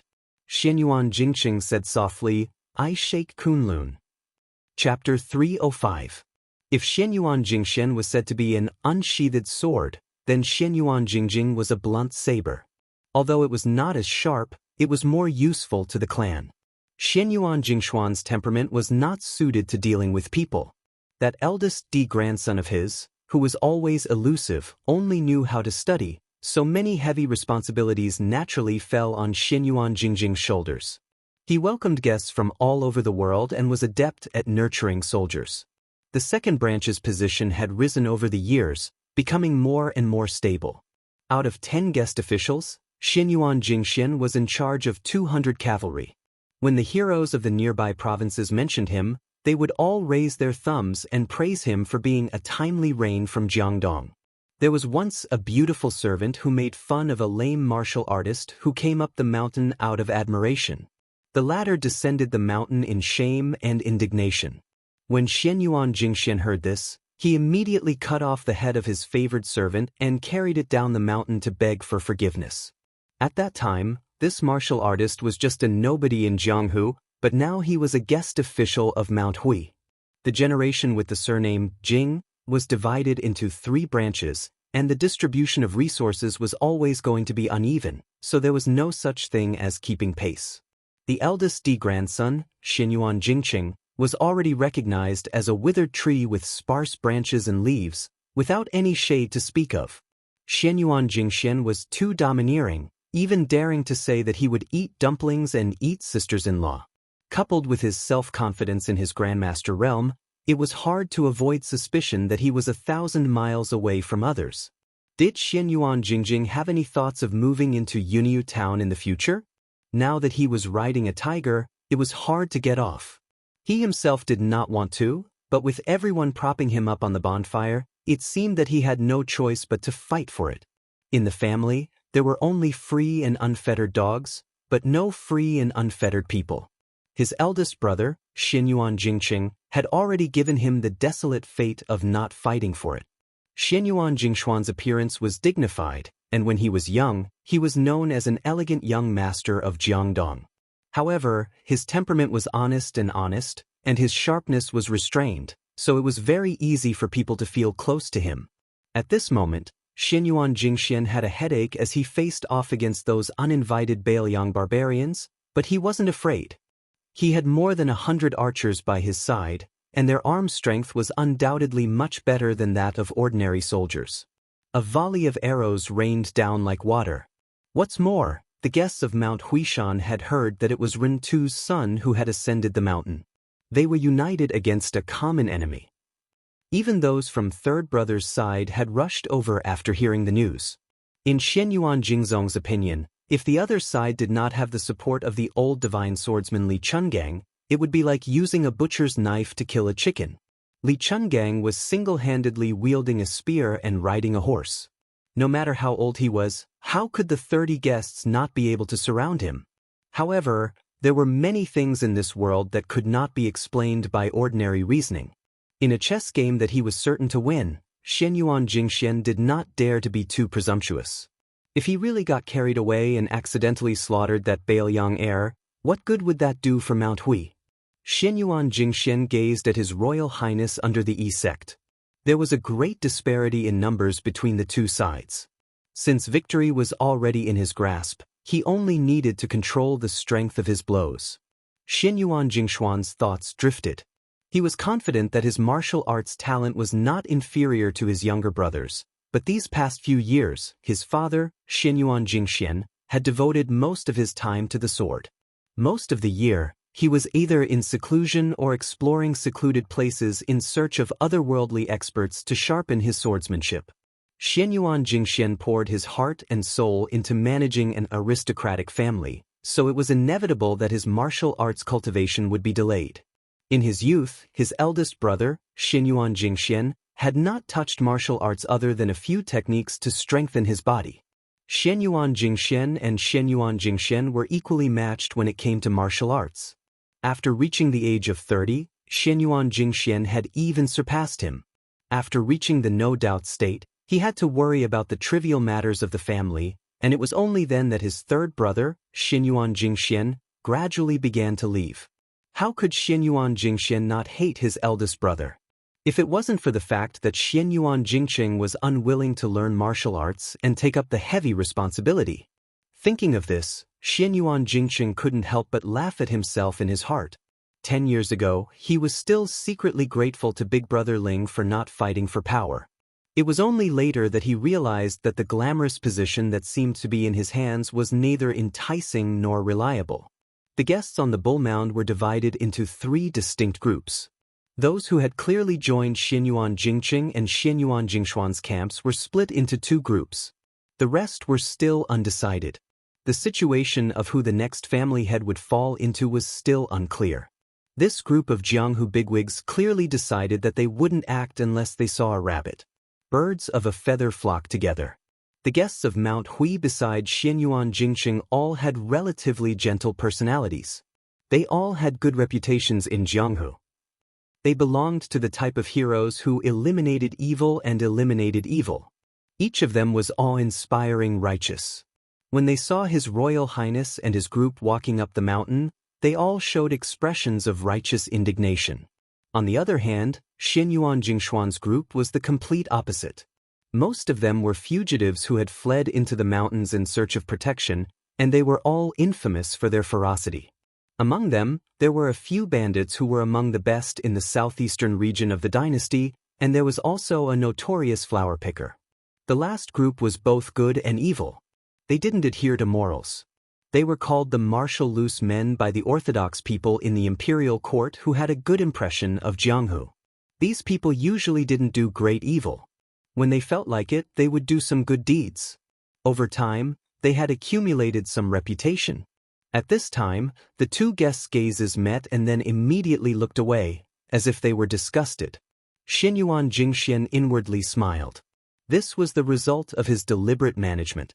The number of guests in Mount Hui was astonishing, and most of them were quite strong. Even those who were mediocre in martial arts had some strange skills. However, Mount Hui spent a lot of money to give these guests a comfortable and luxurious life. If they wanted women, they gave them women. If they wanted secret manuals, they gave them secret manuals. But the important figures of Mount Hui had a clear account book in their bellies. There were only 7 or 8 people who really caught the eye of Buldagang. Among these people, the chief guest Huang Fangfua and the second guest Hong Yu were the most worthy to be accepted. Hong Yu was the lame son of a nameless soldier. This person didn't disappoint Xianyuan Jingxuan's expectations.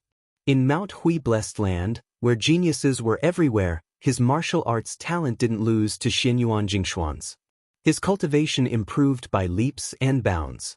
Because of Hong Yu's heroic character and heroic spirit, he was the most popular among the guests. Not only that, Hong Yu was also proficient in the art of war. After he was given the power to command the cavalry, he helped the entire second branch, which allowed the second branch to suppress the third branch.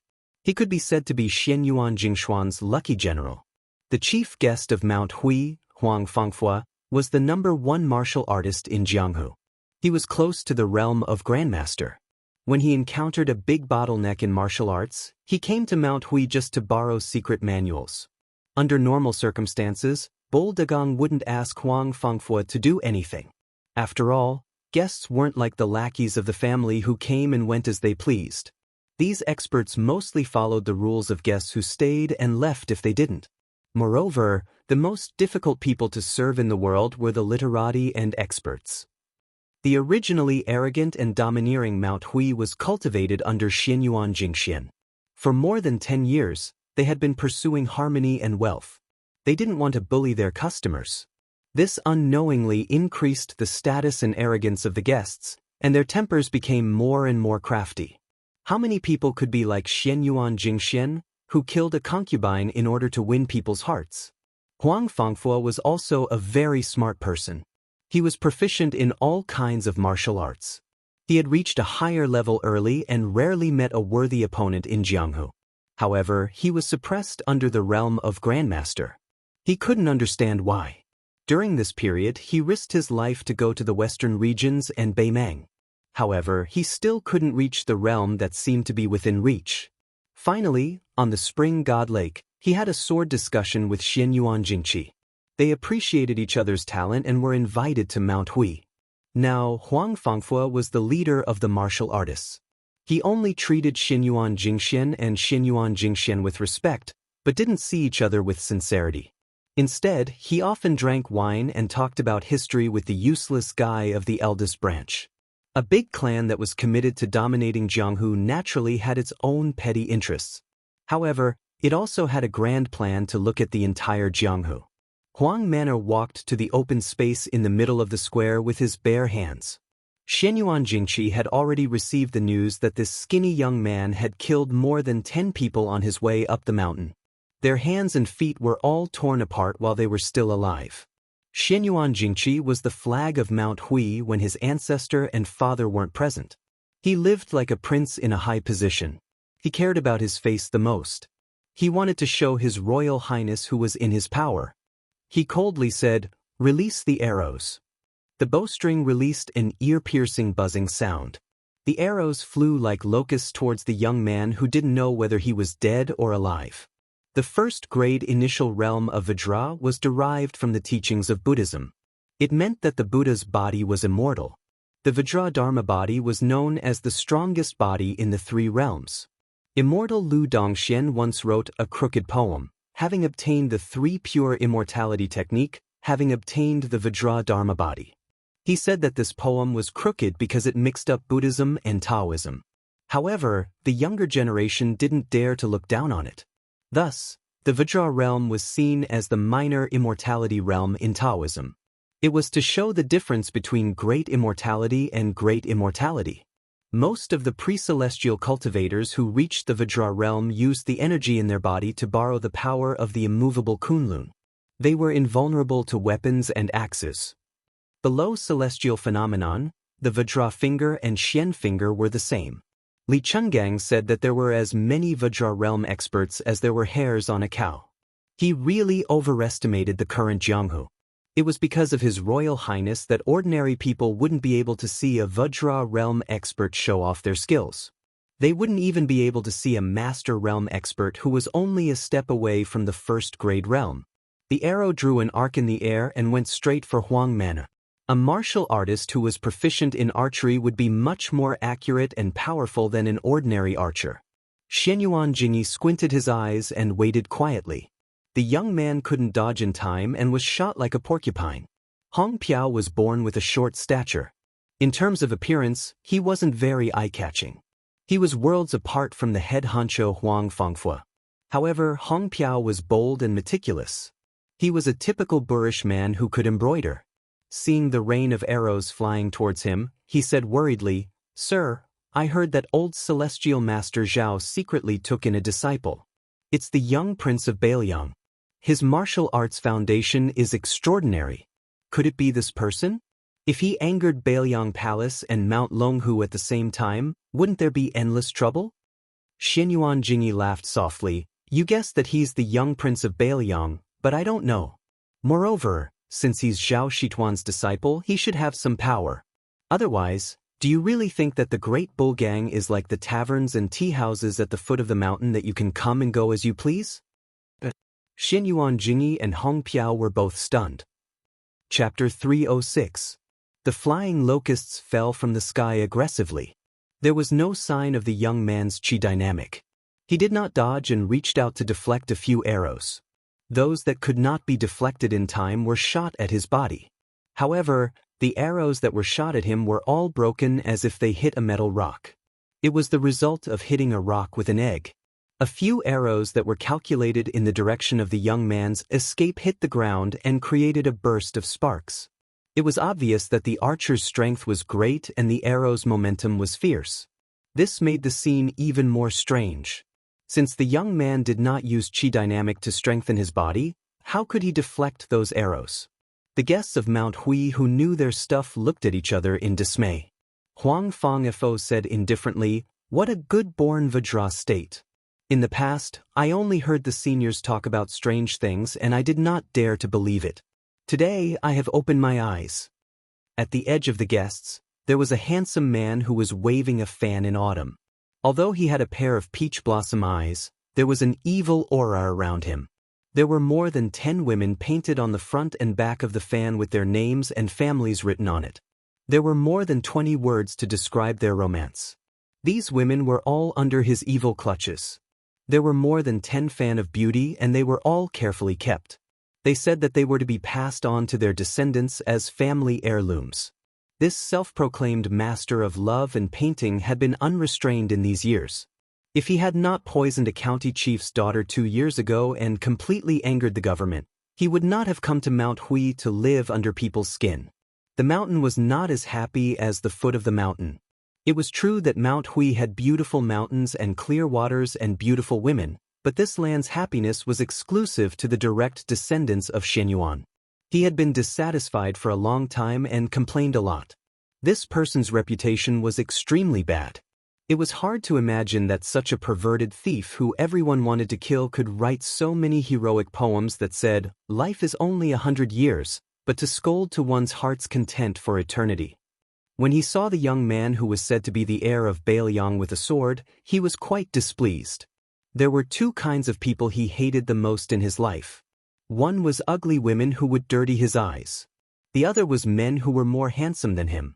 He could ignore the former, but the latter would most likely be tortured by him until they were disabled.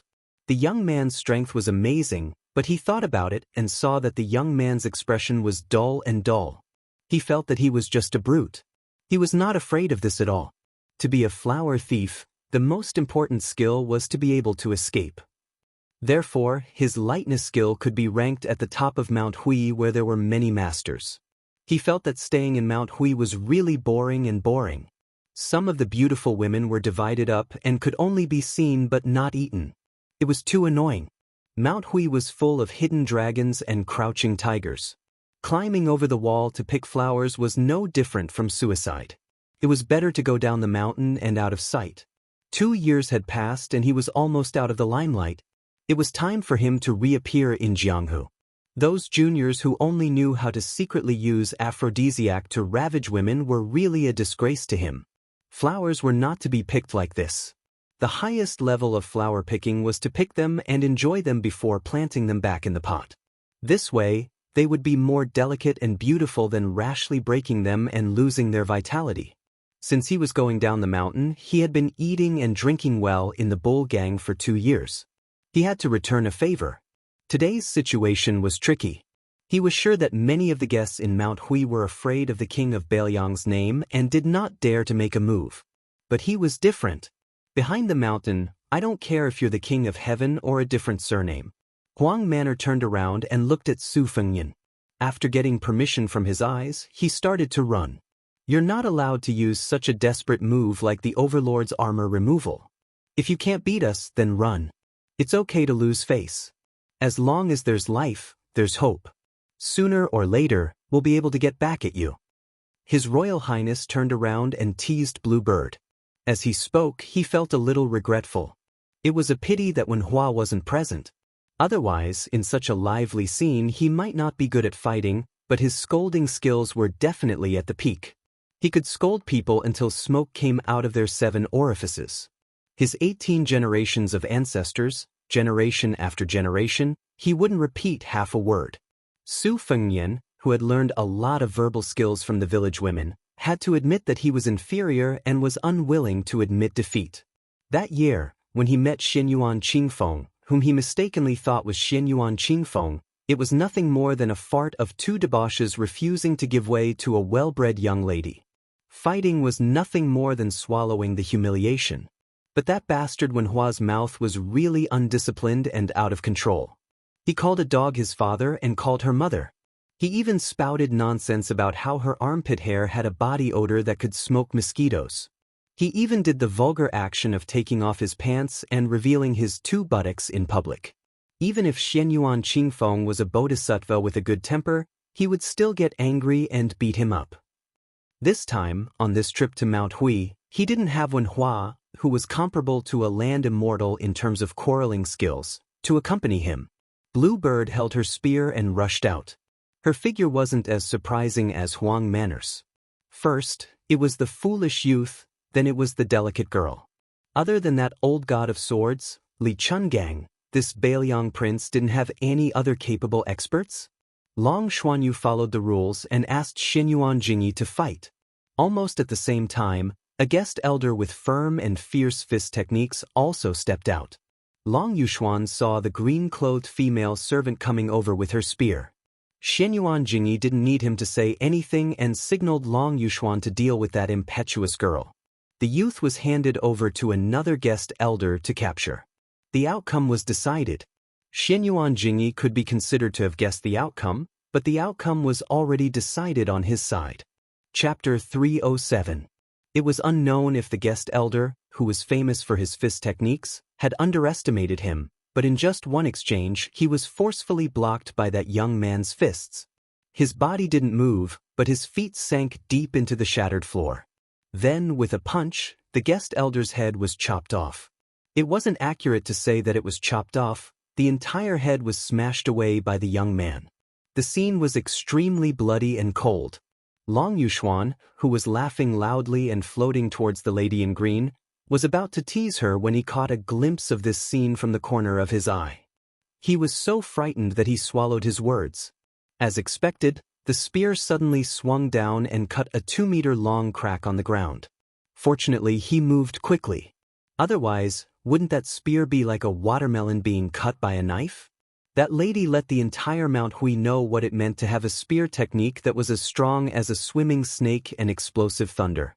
Long Xuanyu's qinggong was undoubtedly excellent, but that red spear moved like a shadow. As long as the spear touched the ground, countless stones would be shattered. Even if it swept through the air, it would still make a whistling sound.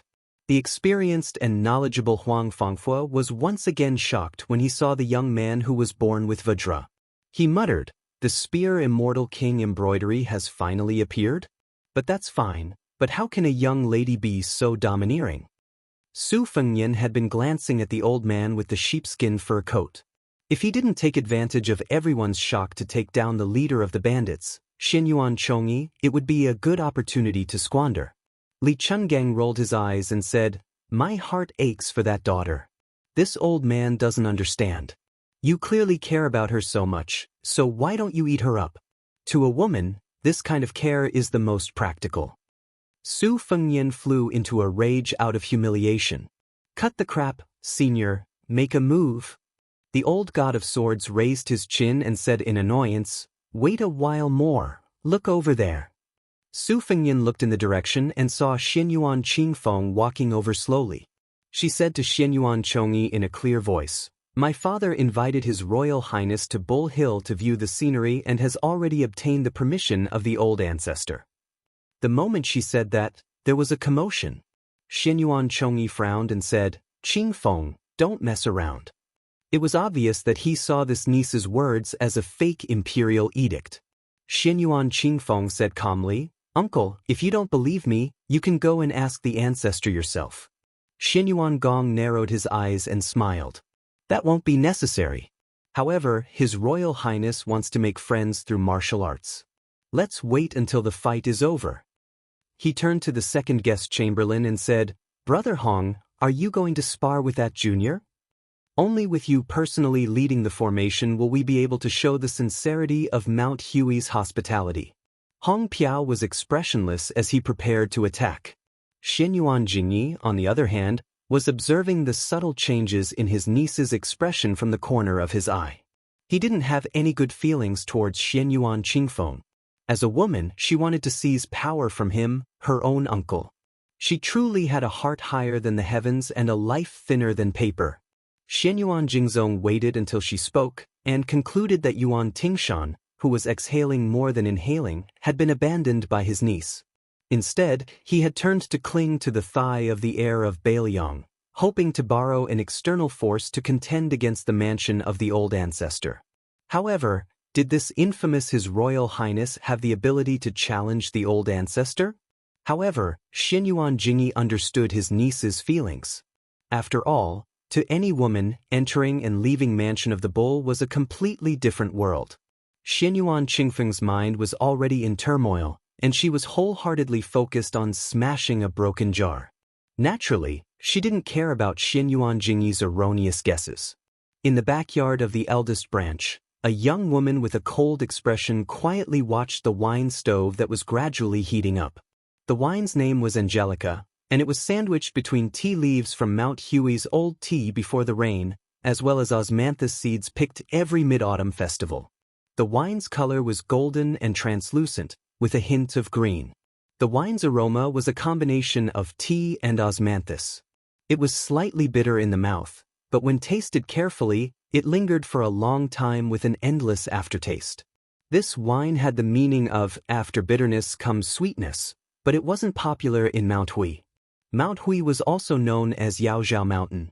In the ancient book Classic of Mountains and Seas, it was recorded that Yaozhao Mountain had many osmanthus trees. However, after the Xinyuan family occupied this blessed land, they enjoyed a peaceful life for several hundred years. Perhaps it was because their good fortune didn't last long, and their luck gradually decreased, causing the old osmanthus trees to die one by one. Last year, even the only remaining osmanthus tree named Tengay, which had a lifespan longer than the 1,600 years of the Daoist master's residence on Mount Longhu, had withered. Therefore, apart from a few jars of wine brewed from the osmanthus seeds last year, this Angelica osmanthus wine had become extinct.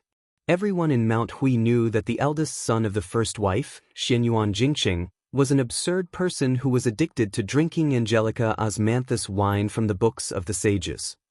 The older generation remembered even more clearly that every year on Xianyuan Qingfeng's birthday, this scholar, who was once delusional enough to want to pass the imperial examinations and leave the mountain and was unwilling to practice martial arts, would bring his young daughter to Tengray to have his height carved. However, after the age of 15, the precocious Xianyuan Qingfeng treated this matter as a disgrace and didn't want to do it again. Thus, he drifted further and further away from his father.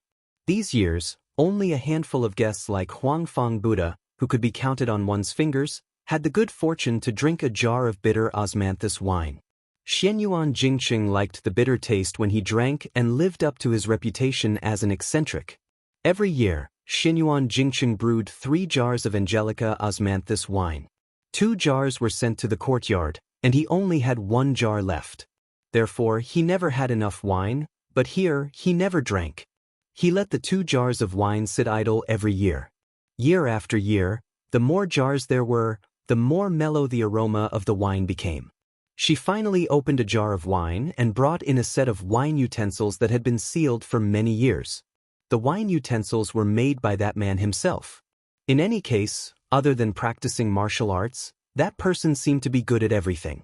Sitting alone, she filled a cup of wine and placed it on the table, as if she was hesitating whether to drink or not. She began to hate herself for no reason and reached out to slap the wine cup away. After a while, she stood up to retrieve the wine cup. Only then did she discover 2 small lines of words engraved at the bottom of the cup. The handwriting was clear and elegant. Life is bitter, so long as the right person returns. Chapter 308. Dark clouds loomed over the great snow plateau. A storm was coming. Do you want to shake Kunlun? After hearing his grandson Xianyuan Jingqing's words, Xianyuan Depan raised his head and laughed heartily. He did not mind the imminent battle. This was not because Xianyuan Depan was conceited. He counted the opponents that the hunchbacked old man had challenged before. When he was 20 years old, he challenged the family's ancestor and caused him to be seriously injured. When he was 30 years old, he fought the spear immortal Wang Xiu and was slightly inferior. When he was 40 years old, he single-handedly entered the sword tomb of the Wu family and forced the sword crown of that generation to use the flying sword technique. Although he was defeated, it was still a glorious defeat. After the Battle of the Sword Tomb, he comprehended swordsmanship for 10 years and was confident that his swordsmanship was comparable to that generation's sword god Li Chungang. Not to mention that Xianyuan Depan also competed with the immortal Qi Xuanzhen during this period of time. It was natural that he was defeated. However, if his cultivation was ordinary, why would Qi Xuanzhen, who had stayed on the demon-slaying platform all his life, fight? Xianyuan Depan seemed to have competed with others and lost every time. Therefore, he was mocked as Xianyuan Invincible. However, not to mention Qi Xuanzhen, the only person in 500 years who could compete with Ancestor Lu, and Li Chungang, who was invincible in the secular world at that time, even the most inconspicuous Gu Zhentang now had extraordinary swordsmanship. If he claimed to be second, no one dared to claim to be first. In this way, how many people dared to underestimate this ancestor of the Xianyuan family? Xianyuan Depan had lived for nearly 100 years. He was different from Li Chungang, whose realm was declining day by day and eventually could not recover. Generally speaking, he had been steadily improving. People predicted that he had reached the celestial state when Xianyuan Depan was in charge of the dynasty. In these years, he had devoted himself to dual cultivation and devoted himself to fusing Confucianism, Buddhism, and Taoism into one. With Xianyuan Depan's age and strength, it was not impossible for him to reach the realm of Earth Immortal. After Qi Xuanzhen ascended to immortality, there was no longer a Zhenren of this realm in Longhu Mountain. Once Xianyuan de Pan achieved immortality, the hatred of the past would be returned to the ancestral court of Taoism. At that time, even if Gu Jiantong's swordsmanship was superb, how could he be a match for an earth immortal? Those who were well-informed speculated about Li Chuangong's ascension. The one-armed old man wanted to use Xianyuan de Pan to establish his authority. Most of them were not optimistic about the old god of swords, whose realm had declined greatly. The busybodies of Jianghu had specially placed bets on the outcome of Li Chungang and the various first pin masters. Without exception, the odds were extremely high, indicating that they did not have high hopes for Li Chungang. As for the odds against Wang Xianji and the new god of swords, Dong Tai, the odds were about 5,000 taels of silver on Li Chuangong's victory. Jianghu was forgetful and fickle, just like the saying that scholars despised each other since ancient times. Xianyuan de Pan's 10 years of seclusion showed that his realm had improved greatly. His sideburns had turned from white to black. It was a clear proof that he had returned to his original state. It was a mysterious sign of becoming an immortal Zhenren. When Qi Xuanzhen was slaying demons on Mount Longhu, he was 70 years old, but his appearance was as handsome as a young man. Xianyuan de Pan was not in a hurry to make a move. He had waited for 20 years and finally, this day had come. Usually, as he got older, his patience would get better. Xianyuan de Pan looked at his eldest grandson from afar, who was not tainted by worldly affairs. There was no emotion in his eyes. To him, blood relations could be heavy or light. If he was obedient and had the potential to become a dragon, then he would nurture him.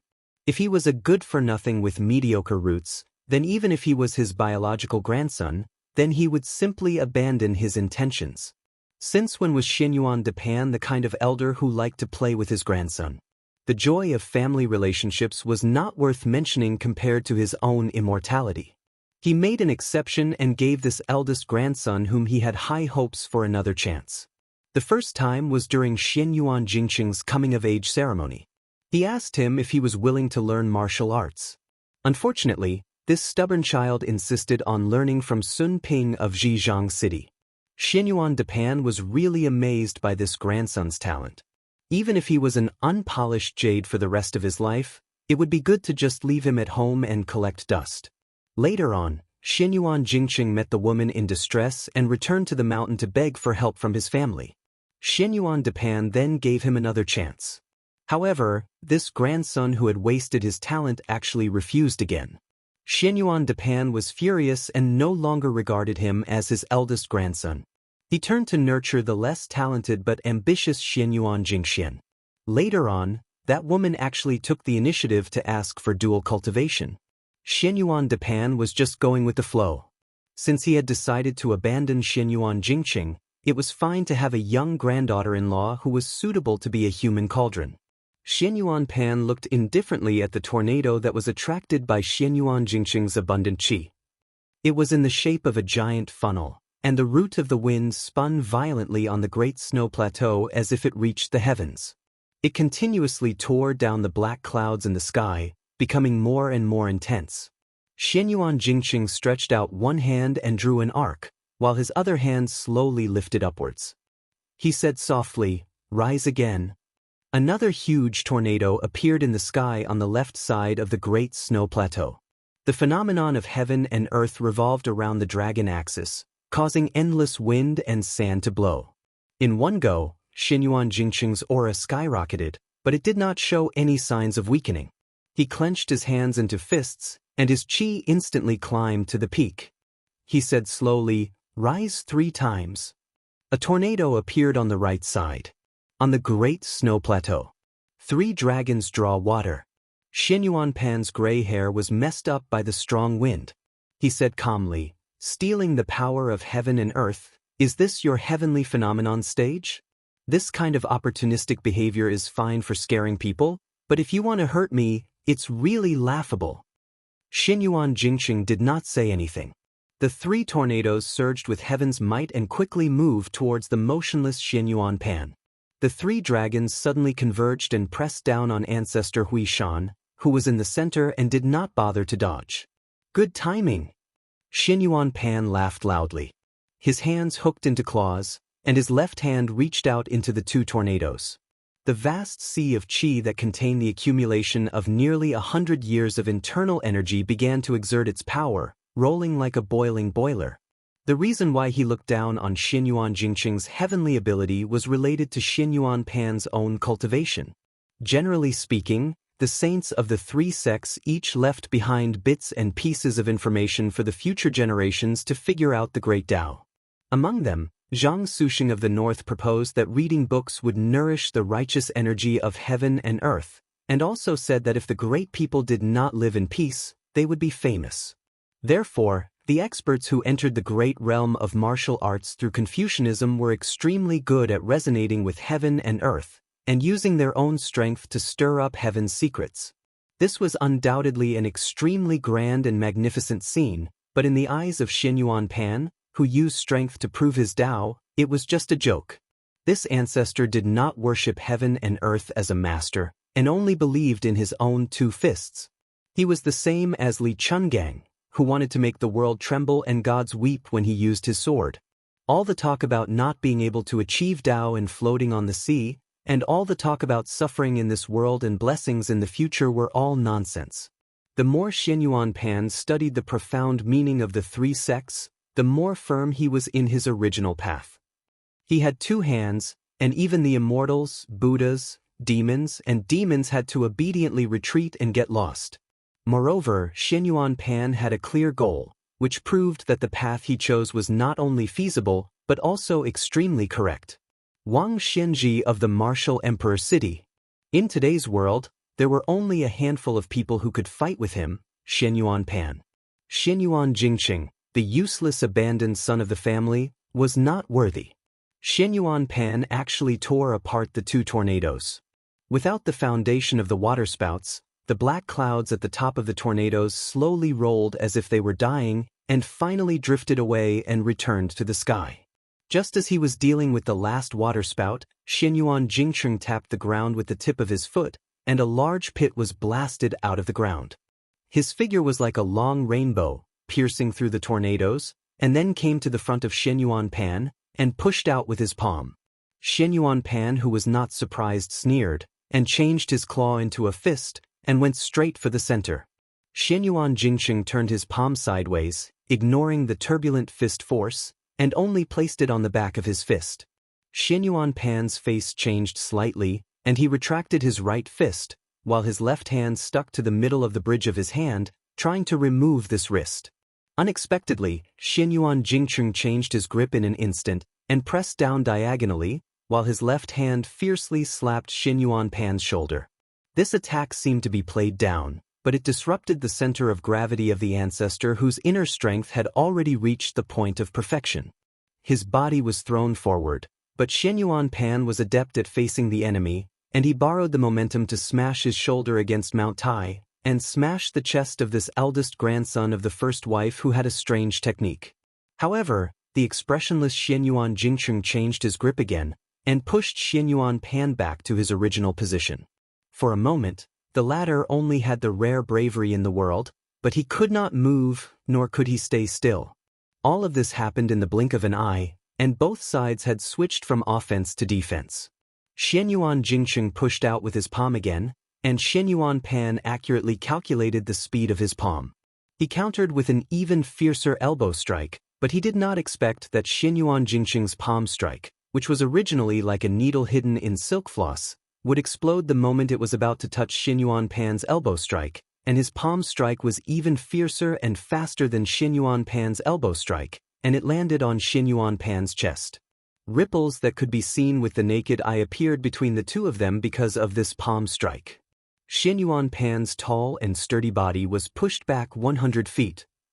The wind chimes that had been pulled taught all this while finally could not bear the burden and fell to the ground. Xianyuan Pan, who was known for his bravery and fierceness in the world, was actually pushed back. Chapter 309. At this moment, an old man carrying a sword slowly walked onto the snowy plains. He wasn't the least bit surprised by this shocking scene. Lowering his head, he said in a clear voice, "Father, Xianyuan Jingxian has been killed by Xianyuan Jingqing." Xianyuan Pan hummed indifferently.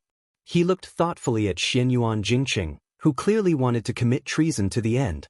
He asked, "How many moves did it take to kill your third brother, who had just entered the profound finger realm?" Xianyuan Jingqing, who had been expressionless all this time, suddenly smiled. He coughed a few times and covered his mouth. Smiling vaguely, he said, "We agreed beforehand that I would kill him with the profound finger realm. However, I actually used the heavenly phenomenon realm. That's why it was only one move." The ancient sword at Xianyuan Guiqi's waist wailed incessantly, his expression furious. Xianyuan Pan nodded. "Your last palm strike just now was also the same. Everything before was merely a diversion." Xianyuan Jingqing, whose face was as white as snow, said indifferently, "Insignificant skill. Of course, it can't slay the evil flood dragon. Dare I ask if old ancestor's hand is warm? If it is, Jingqing will no longer be polite." Xianyuan Guiqi, who was watching from the side, was stunned. Xianyuan Pan let out a burst of joyful laughter that came from the bottom of his heart. Pointing at Xianyuan Jingqing, he said, "You brat, arrogant to the point of being adorable. You are worthy of being the one I think most highly of in the entire Insignia Mountain. Truly a pity." Xianyuan Jingqing covered his mouth and coughed a few times. Raising his head to look at the rolling black clouds, he softly said, "When I was young, I read that an ant trying to shake a large tree was laughable and overconfident. At the time, I only thought it was laughable. Later, after careful consideration, I thought that changing the word laughable to respectful was not bad." An ant trying to shake a large tree was laughable and overconfident? Of the 3 generations of Insignia Mountain, Xianyuan Jingxian was already a dead man, and Xianyuan Jingqing was also about to die. Xianyuan Jingqing retracted his gaze. With one hand behind his back and the other extended, he loudly said, "Xianyuan Jingqing invites old ancestor to die." Xianyuan Guiqi was immediately frightened speechless. When had his sickly cat-like eldest son become a fierce tiger that could bite and fight with his father, Xianyuan Pan? Insignia Mountain, which boasted of enjoying the blessings of the continent, was unable to escape the fate of 2 tigers. On the snowy plains of Mount, a storm. Over at the Yi sect, Xianyuan Jingyi was truly enraged. Especially after his niece, Xianyuan Qingfeng, had come to stir things up, adding fuel to the fire. Did that sloppy young heir really think that he had come to Mount Hui to enjoy the scenery? My Mount Hui and our neighbor, Mount Longhu, are mutually supporting each other. Even Prince Zhao Yi of Guangling, who is second to none in the southeast of the empire, dares to defy us. You, who has roots far away in Bailiang and His Royal Highness, who has yet to inherit the throne, dares to behave atrociously here? It was true that he was wary of this Bailiang dragon, but he wasn't really afraid of him. The one that Xianyuan Jingyi didn't dare to use his full strength to crush wasn't Su Fengyan, who only had skin and a title. It wasn't even Li Chungang, who was still ranked 8th in the world. It was that crippled butcher. Xianyuan Jingyi cast a sidelong glance at Xianyuan Qingfeng and coldly snorted. This little bitch who lives off others while helping others. As expected of the daughter of that shameless woman. She wants to borrow power to reverse the decline of the first wife's branch. As a little bitch, she doesn't feel ashamed to show her face in public. First, it was that uncouth brat from the countryside, Yuan Tingshan. Then, she threw flirtatious glances at the influential Song family. Now, she's even seduced the heir of Bailiang, who has a terrible reputation. The Xianyuan family's reputation has been completely lost. Xianyuan Jingyi's expression turned warm. He turned his head and smiled at the guest that he relied on the most. "I've troubled Brother Hong." Hong Yu indifferently replied, "It's my duty." Huang Manor, who had smashed the guest's head with a single punch, had nothing better to do. From time to time, he would stretch out his leg and kick the headless corpse's hand. Everyone from Mount Hui felt their hair stand on end. The youth, who was born with unparalleled physical strength, grinned when he saw Hong Yu step out. At this moment, the head steward of the second branch hurriedly ran over. A guest that had been worshipped by the third branch had ill intentions and tripped him. The steward fell flat on his face. He didn't even care about glaring at the guest and only cared about getting up and rushing to his master, Xianyuan Jingyi's side. For some reason, this steward felt a chill run down his spine. His lips trembled as he stood on tiptoe and whispered in his ear, "Third master is dead." Xianyuan Jingyi thought he had misheard and frowned. "What did you say?" The steward's body trembled as he repeated in a trembling voice, "Third master, Xianyuan Jingxian is dead." Xianyuan Jingyi's eyes widened, but he immediately suppressed his shock and tried his best to remain calm. "How did he die?" The steward, who seemed to be trying to resist the chill of early autumn, covered his chest with his hands and lowered his head. "First madam said that Xianyuan Jingxing killed him." Xianyuan Jingyi finally couldn't hold back his anger. "Bullshit." The steward said with a sullen face, "It's true. Third master's corpse is still lying in the courtyard. No one dares to touch it." Xianyuan Qingfeng, who was well aware of the situation, sneered. She had never felt so carefree and happy before. His Royal Highness, whose nature was to wish for the world to be in chaos, was moved when he saw this scene. Bluebird was currently chasing after the man with the fan like a stray dog. Su Fengyan laughed loudly. "Bluebird, come back, come back. This great bull gang's backyard is already on fire. Xianyuan Jingxing killed Xianyuan Jingxian. Brothers killing each other is lamentable and lamentable." The crowd was in an uproar. The guests weren't blind. Aside from a few martial fanatics who didn't know much about the world, most of them were shrewd people. When they connected the dots with Xianyuan Jingyi's abnormal behavior, they knew that the Bailiang heir's earth-shattering words weren't too far from the truth. Was the towering tree of Mount Hui going to fall? When the tree falls, the monkeys scatter. Those who ran too slowly would be crushed to death by the tree. Especially those who tied their lives to the tree branches with ropes. They were destined to die the most miserable deaths. But would it fall? Would Mount Hui really change? Almost everyone didn't believe it. Even if Xianyuan Jingxing really did kill Xianyuan Jingxian, as long as the Grand Ancestor was present, the situation wouldn't change. As for how Xianyuan Jingxing killed Grandmaster Xianyuan Jingxian, no one could figure it out no matter how hard they racked their brains. They might as well not think about it. Instead, they turned their attention to His Royal Highness, who had caused a huge commotion as soon as he came up the mountain. Some of the more quick-witted guests of the martial arts world were secretly considering whether or not they could latch onto Bailiang Palace. There were many secret manuals in Mount Hui, but could there be more than the Tidehark Pavilion? Grand Ancestor Xuanyuan's martial arts were profound and boundless, but in the end he couldn't jump out of Jianghu. No matter how big Jianghu was, it was nothing compared to the king of Bailiang, who had coldly looked down on Jianghu from horseback in the past. The situation suddenly went completely out of control. What's going on over at the snowy plains? Could it be a tornado created by human power? Good heavens, this is 3 dragons drinking water. Could it be that the Grand Ancestor has come out of seclusion? Is he going to ascend? Xianyuan Jingxing turned his head to look, his face dark and livid. Su Fengyan struck while the iron was hot and spouted nonsense. "Hey, old man Xian named Yuan Jingjing, if you don't let this Shitsi pass, everyone will miss a good show that is hard to come by in 100 years. Xianyuan Qingfeng very tactfully added flowers to the brocade and calmly said, "Uncle, His Highness came up the mountain at my father's invitation and has the Grand Ancestor's permission." Xianyuan Jingxing was hesitant. Dirty linen shouldn't be aired in public. If he let that jinx pass, he would lose face. But if he insisted on a deadlock and allowed the heir to slander him, the hearts of the people of Mount Hui would be shaken. Wait a minute. Xianyuan Jingxing's mind immediately turned. If what the steward said was true, then his third brother Xianyuan Jingxian was already dead, his eldest brother had gone to the snowy plains to seek his own death, and his father Xianyuan Guiqi had no intention of becoming the head of the family.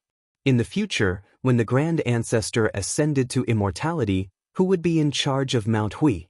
It was truly a case of searching high and low for something, only to find it by chance. Xianyuan Jingxing was overjoyed, but he still looked like he was in a dilemma. Everyone held their breaths, patiently waiting for Xianyuan Jingxing's decision. Is it going to rain? Su Fengyan looked up at the sky, then turned to Xianyuan Jingxing with a smile. "Let me pass and an umbrella." That won't be difficult, right? Xianyuan Jingxing's face was angry, but he clearly took a step back. He calmly ordered the steward beside him, "Go get an umbrella."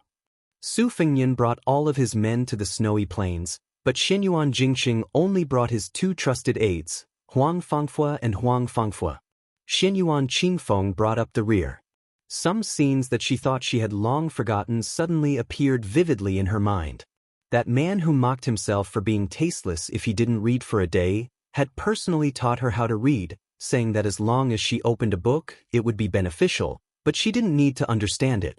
He taught her how to write, and said that at the beginning of the book, she could use clever phrases to attract people's attention, causing them to be amazed at first sight, but it didn't matter if she started strong but finished weak.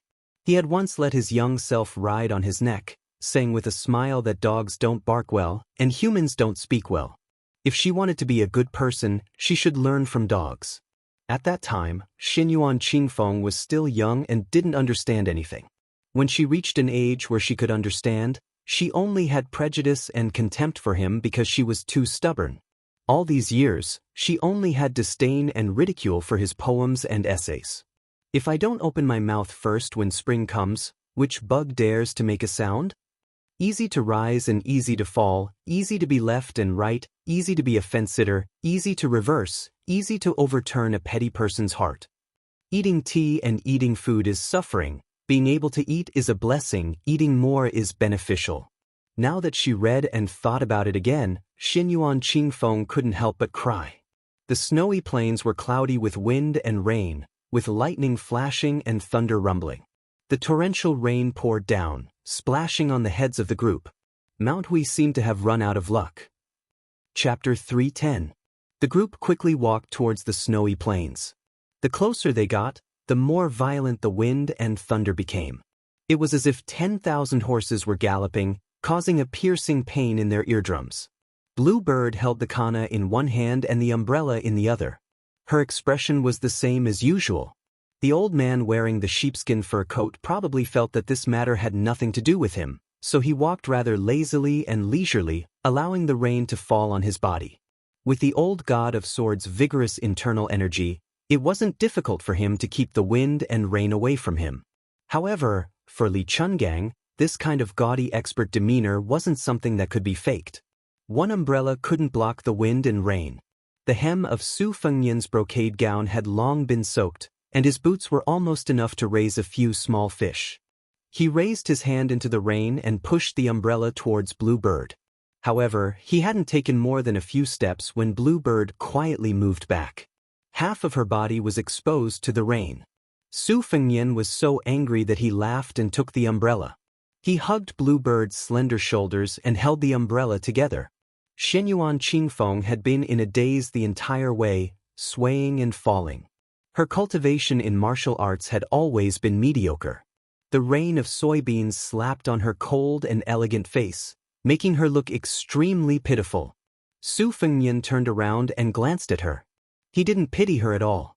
To be honest, he didn't have any irreconcilable enmity with this woman.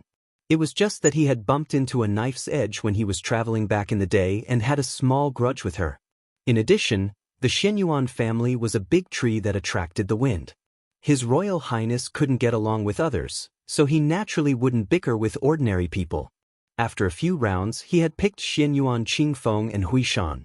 Moreover, every time when Hua mentioned this daughter of a wealthy family, he would always gnash his teeth. As brothers forged in times of trouble, Su Fengnian had to vent his anger no matter what. He remembered that when Su Fengnian was playing wild chess to earn money, when Hua would pretend to be a chess player to win some copper coins, so as to lure the spectators into the trap. When Su Fengnian quarreled with others, he would say that a gentleman uses his mouth and not his fists. He would appear to be trying to mediate the fight, but he would shout with all his might to stop the fight, but in reality he would kick those bastards who lost in chess but refused to pay up. Usually, after a fight, the other party would inexplicably suffer countless monkey plucking peaches or black tiger digging out the heart. Their entire body would be covered with Wenhua's footprints. When they finally came back to their senses, they were already lying on the ground without the strength to fight back. As for Wenhua, he admired Su Fengnian from the bottom of his heart. He remembered that once at the Lantern Festival in Lu Province, the two fellows saw a young lady in front of them. Her waist was really thin, so thin that it made people worry that her waist would be broken if they twisted it. Su Fengnian made a bet with Wenhua that he could hug Gu Liang's small waist without being hit. How could Wenhua be willing to believe it? As a result, Su Fengnian indeed openly put his hand on that young lady's small waist and even intimately whispered something into her ear. After that, Wenhua's eyeballs almost fell to the ground. That young lady first glared angrily at Su Fengnian, but after hearing what he said, her eyes instantly became as gentle as water. She only glared fiercely at Wenhua, but she did not struggle free. Su Fengnian immediately let go of that seductive small waist and chatted and laughed with the young lady. His hand, however, made a kneading gesture on her small perky buttocks for Wenhua to see. Until now, Wenhua still did not know how Su Fengnian did it. In fact, it was very simple. Su Fengnian told that young lady that Wenhua behind her was a perverted thief with bad intentions. He was protecting the flower. The pitiful Wenhua had looked at every woman in the past with eyes full of lust. Let alone a perverted thief, even if he was a great perverted thief who mercilessly destroyed a flower, the young lady still believed him without a doubt. Su Fengnian hugged Bluebird's damp shoulders tightly and said with a soft laugh, "You called me young master one a few times. Wenhua will really remember you for many years." Bluebird gave a puzzled grunt. Su Fengnian turned his head and stared at her face that could be considered delicate, but he never got tired of looking at it. He smiled and said, "It's nothing. My mind accidentally went astray." Xianyuan Jingyi walked at the very front, the little abacus in his stomach crackling loudly and loudly. After his eldest brother had caused the death of Xianyuan Jingxian, who was at the Grandmaster realm, he still dared to come to Bull's Descent's snow plateau. Even if he brought a bramble to ask for punishment, he still wouldn't be able to get anything out of it. The old ancestor's temperament was hard to predict, but there was no doubt that he liked to seek revenge for the smallest grievance and to weigh the benefits extremely well. His eldest brother, Xianyuan Jingqing, had obviously studied to the point that he had become a cripple. It was one thing for him to be content with his useless studies, but how could the old ancestor easily forgive him for using some unknown method to kill his third brother, whom he had placed such high hopes on? That niece of his who was fiercely siding with outsiders was acting abnormally. There was a suspicion that a broken jar would be smashed. In Mount Hui, how could a woman have the slightest chance to stand out? Grand Guest Elder Huang Fengfu's expression was calm, but Hong Piao, on the other hand, seemed to be distressed. Xianyuan Jingyi didn't pay attention to these minor details. Stepping onto the snow plateau, Xianyuan Jingyi immediately caught sight of the old ancestor's imposing figure. His qi leaked out violently like a tide, as if he was holding up a large umbrella, repelling the raindrops from 3 feet away from him. He then looked at his eldest brother, Xianyuan Jingqing, who was standing in the field like a drowned rat, covering his mouth and coughing. You Confucian scholars scrupulously abide by the words of the northern sage Shang, who said that you should cultivate your body, govern the country, and bring peace to the world. But let me ask you, Xianyuan Jingqing, what kind of body do you cultivate, what kind of family do you govern? After living your whole life, you can't even protect your wife and daughter. Other people reincarnate to be free and unfettered. It's fine if you don't reincarnate. The wind whistled at the top of the mountain, but old ancestor Xuanyuan's arrogant laughter was even more ear-piercing. According to common sense, Xianyuan Jingqing was far from 50 years old. It was appropriate to say that he had lived half his life, but Xianyuan Great Plate said that he had lived his whole life. It was obvious that he had seen through Xianyuan Jingqing's method of fighting for the realm at the cost of his life. Moreover, the old ancestor didn't intend to let this scholarly and crafty junior continue to live. It was enough for Mount Hui to have one land immortal. What was the point of enjoying the land immortal alone? If there were two, what kind of scandal would it be? How could he enjoy the land immortal alone? If Xianyuan Jingqing was willing to practice martial arts according to his wishes, Xianyuan Great Plate wouldn't mind letting him take over Mount Hui after he ascended. But if Xianyuan Jingqing could compete for the land immortal in his lifetime, Xianyuan Great Plate would definitely strangle him. It would be best if I could ascend. If I worked hard for 100 years to seek immortality without any results, after I died, who would care about the rise and fall of the family? My children and grandchildren would have their own fortune. Whether it was glory or disgrace, Xianyuan Great Plate wouldn't care about this damn thing. When Xianyuan Jingqing heard this, he finally ate a pill of reassurance. There was no deviation in the development of the situation. This time, the old ancestor wouldn't tolerate his big brother's misdeeds. He was curious about how his big brother could kill Xianyuan Jingxian, who had already entered the Finger Profound realm. Xianyuan Jingqing believed that he had the right time, place, and people to sit in charge of Mount Hui, but he still couldn't do it. Xianyuan Jingqing inadvertently saw his father's expression and was shocked. Why was his father so serious? Then Xianyuan Jingqing said something that made Xianyuan Jingqing sluggish. Heaven's evil can be forgiven, but the evil you bring upon yourself is the hardest to bear. Today, Xianyuan Jingqing was only enforcing justice on behalf of the heavens and sweeping away the 500 years of accumulated dust of Mount Hui. As for how much can be swept away, that would depend on the will of the heavens.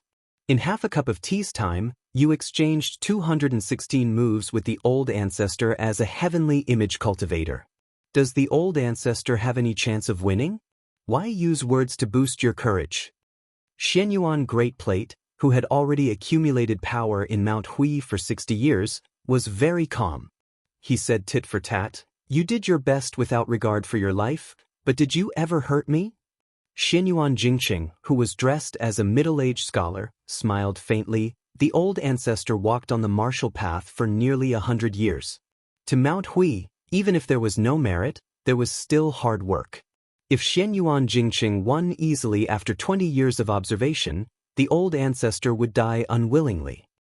Xianyuan Jingqing only felt that this big brother of his had lost his mind. But very quickly, Xianyuan Jingqing felt a monstrous chill fill his bones. Exchanged 200 moves with the old ancestor? Xianyuan Jingqing suddenly turned his head and said, "Third brother respected Xianyuan Jingqing because of charm, second brother respected you because of slyness. Both are not righteous. The sins of the heavens can be forgiven, but the sins of one's own making are the hardest to bear." Xianyuan Great Plate said with a ferocious expression, "I want to see what other tricks you can play." Xianyuan Jingqing said calmly, "Jingqing has been observing for 20 years.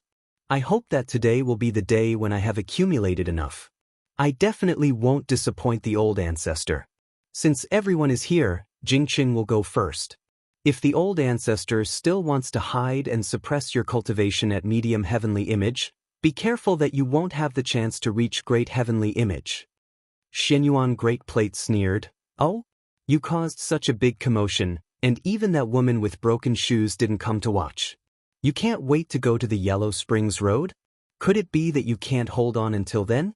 Your method is mysterious, but it's much more unorthodox than mine." Without waiting for the old ancestor to finish speaking, Xianyuan Jingqing rudely stopped listening. Instead, he turned his head and looked at his daughter from afar. This scholar had an open-minded smile on his face. Cultivating one's body was the correct heart. Scholar Mo Dao didn't have the courage to ask the heavens and earth to sink into the sea. Successful people didn't only have extraordinary talents, they also had to have a tenacious will. Xianyuan Jingqing's mind flashed by, and those poems and essays appeared one by one. "I've become a land immortal." Xianyuan Jingqing closed his eyes. He was bleeding from his 7 orifices, but his expression was calm as he spread out his hands. It was as if he wanted to encompass the entire world. With him as the center, the accumulated water on the snowy plains exploded outwards. In that instant, 9 bolts of lightning came from the heavenly court. Li Chungang, who had been silent all this time, sighed, "How is this kid a Confucian scholar? He's clearly a Confucian saint." Chapter 3:11. The heavenly thunder was as thick as a tree. In the blink of an eye, it was projected onto the great snow plateau, exploding 9 large holes. Fortunately, the spectators were all safe and sound. The great snow plateau was divided into 2 parts by the Confucian scholar Xianyuan Jingqing. The 9 purple serpent-like thunder and lightning struck the great ancestor Xuanyuan's side. The old man was so arrogant that he didn't even try to dodge. His fist, which was as big as a bowl, smashed towards one of the purple thunder pillars. Upon contact, the earth trembled and the mountains shook. The great ancestor Huishan stood firm, but one of his sleeves was burned to ashes. The remaining purple thunder and lightning flickered, making him look like a divine general of thunder. Xianyuan Guiqi's strength was outstanding and his realm was profound. He had already understood the mandate of heaven, but after seeing this scene, his heart was still in turmoil. In Mount Hui, only he was qualified to say a few words to the cold-hearted Great Snow Plateau. However, he was still far from being on equal footing. Even if Xianyuan Guiqi was a great grandmaster of swordsmanship, he still had to be submissive and respectful in front of the Great Snow Plateau. Before the destruction of the Forbidden Villa, Huishan Xianyuan was known as the North Gashu and the South Xianyuan. His martial arts foundation was very long, and he learned a lot from many people. Other than a few exquisite and unique mental cultivation methods, the elders mostly taught the younger generation according to their aptitude. Xianyuan Guiqi was known as having an innate sword embryo since he was young, so he started to practice swordsmanship early. Now, there were 3 people in the current generation with the surname Jing. According to the custom, when they were 1 year old, they had to grab a book. The 3 people were different. Xianyuan Jingqian grabbed a book called The Spring and Autumn Annals, while Xianyuan Jingxian and Xianyuan Jingxian grabbed 2 martial arts secret manuals. In the next generation, because there were many children, it became more and more complicated. Xianyuan Qingfeng grabbed a jade rui, while Xianyuan Jinggong's eldest son, Xianyuan Qingmang, picked a string of bells. There were all kinds of strange things.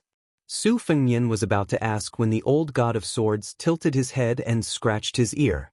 It seemed that he did not feel any sense of accomplishment because he could not dig out the earwax. He said in a bad mood, "Open your eyes and watch carefully.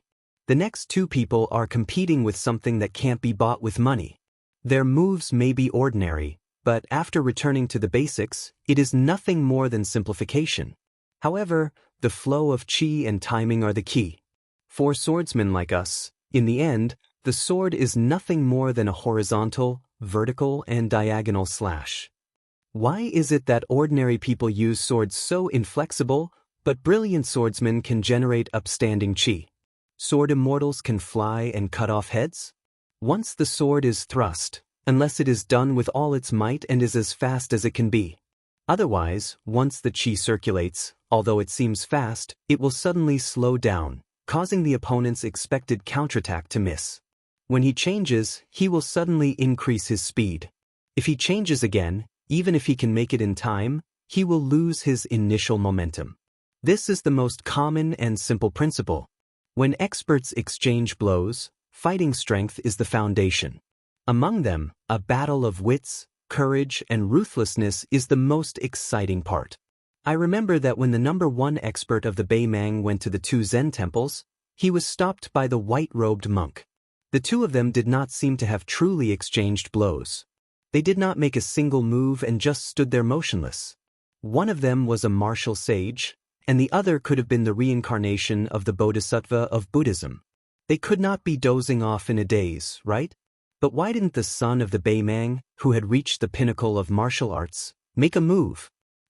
This is the true beauty of the Vajra realm. The so-called first-grade Vajra realm experts of today's world are far inferior. Isn't the dead Xianyuan Jingxian known as the Vajra invincible finger? Invincible Vajra my ass. Xianyuan Jingqing abruptly used his qi to forcefully soar into the sky.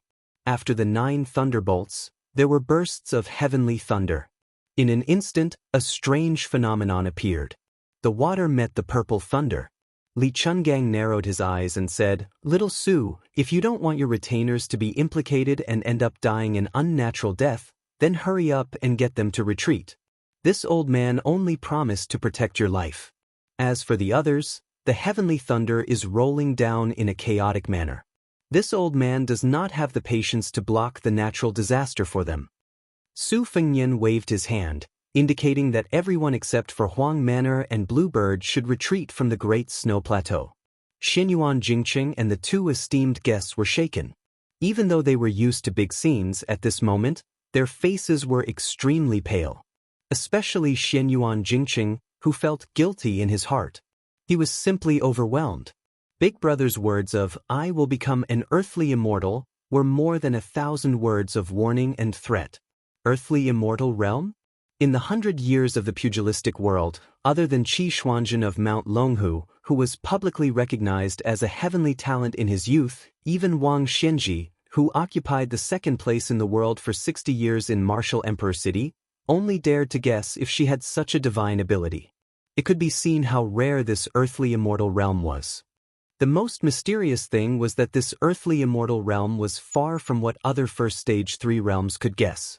In the past 500 years, there were some heaven-defying geniuses who had once reached the peak. However, they usually could not last long. It was like a swan stepping on snow and mud. They would occasionally leave a claw on the mud and quickly return to heavenly phenomenon. There were very few who directly ascended like Qi Xuanzhen. This was also why Qi Xuanzhen was regarded as the only immortal who could rival ancestor Lu in the past 500 years. On the plateau, Xianyuan Jingqing once again surprised everyone. He gave up what was close at hand and went for what was far away. He fought with old ancestor Xianyuan in close combat. Xianyuan Jingqing and Xianyuan Pan rushed forward together. The latter's figure was in a straight line, and the wind and rain were swept away. He leaped up and hit Xianyuan Jingqing with his knee.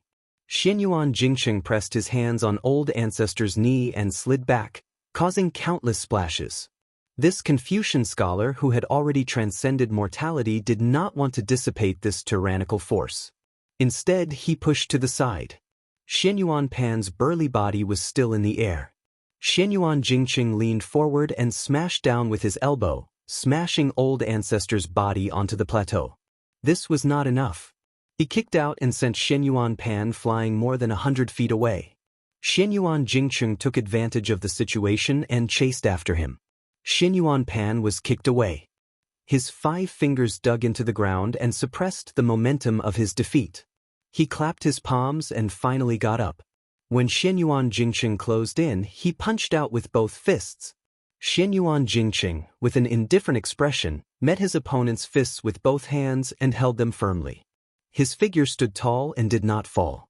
A large space behind him had already been compressed by the enormous qi dynamic, causing the wind and rain to evaporate in an instant.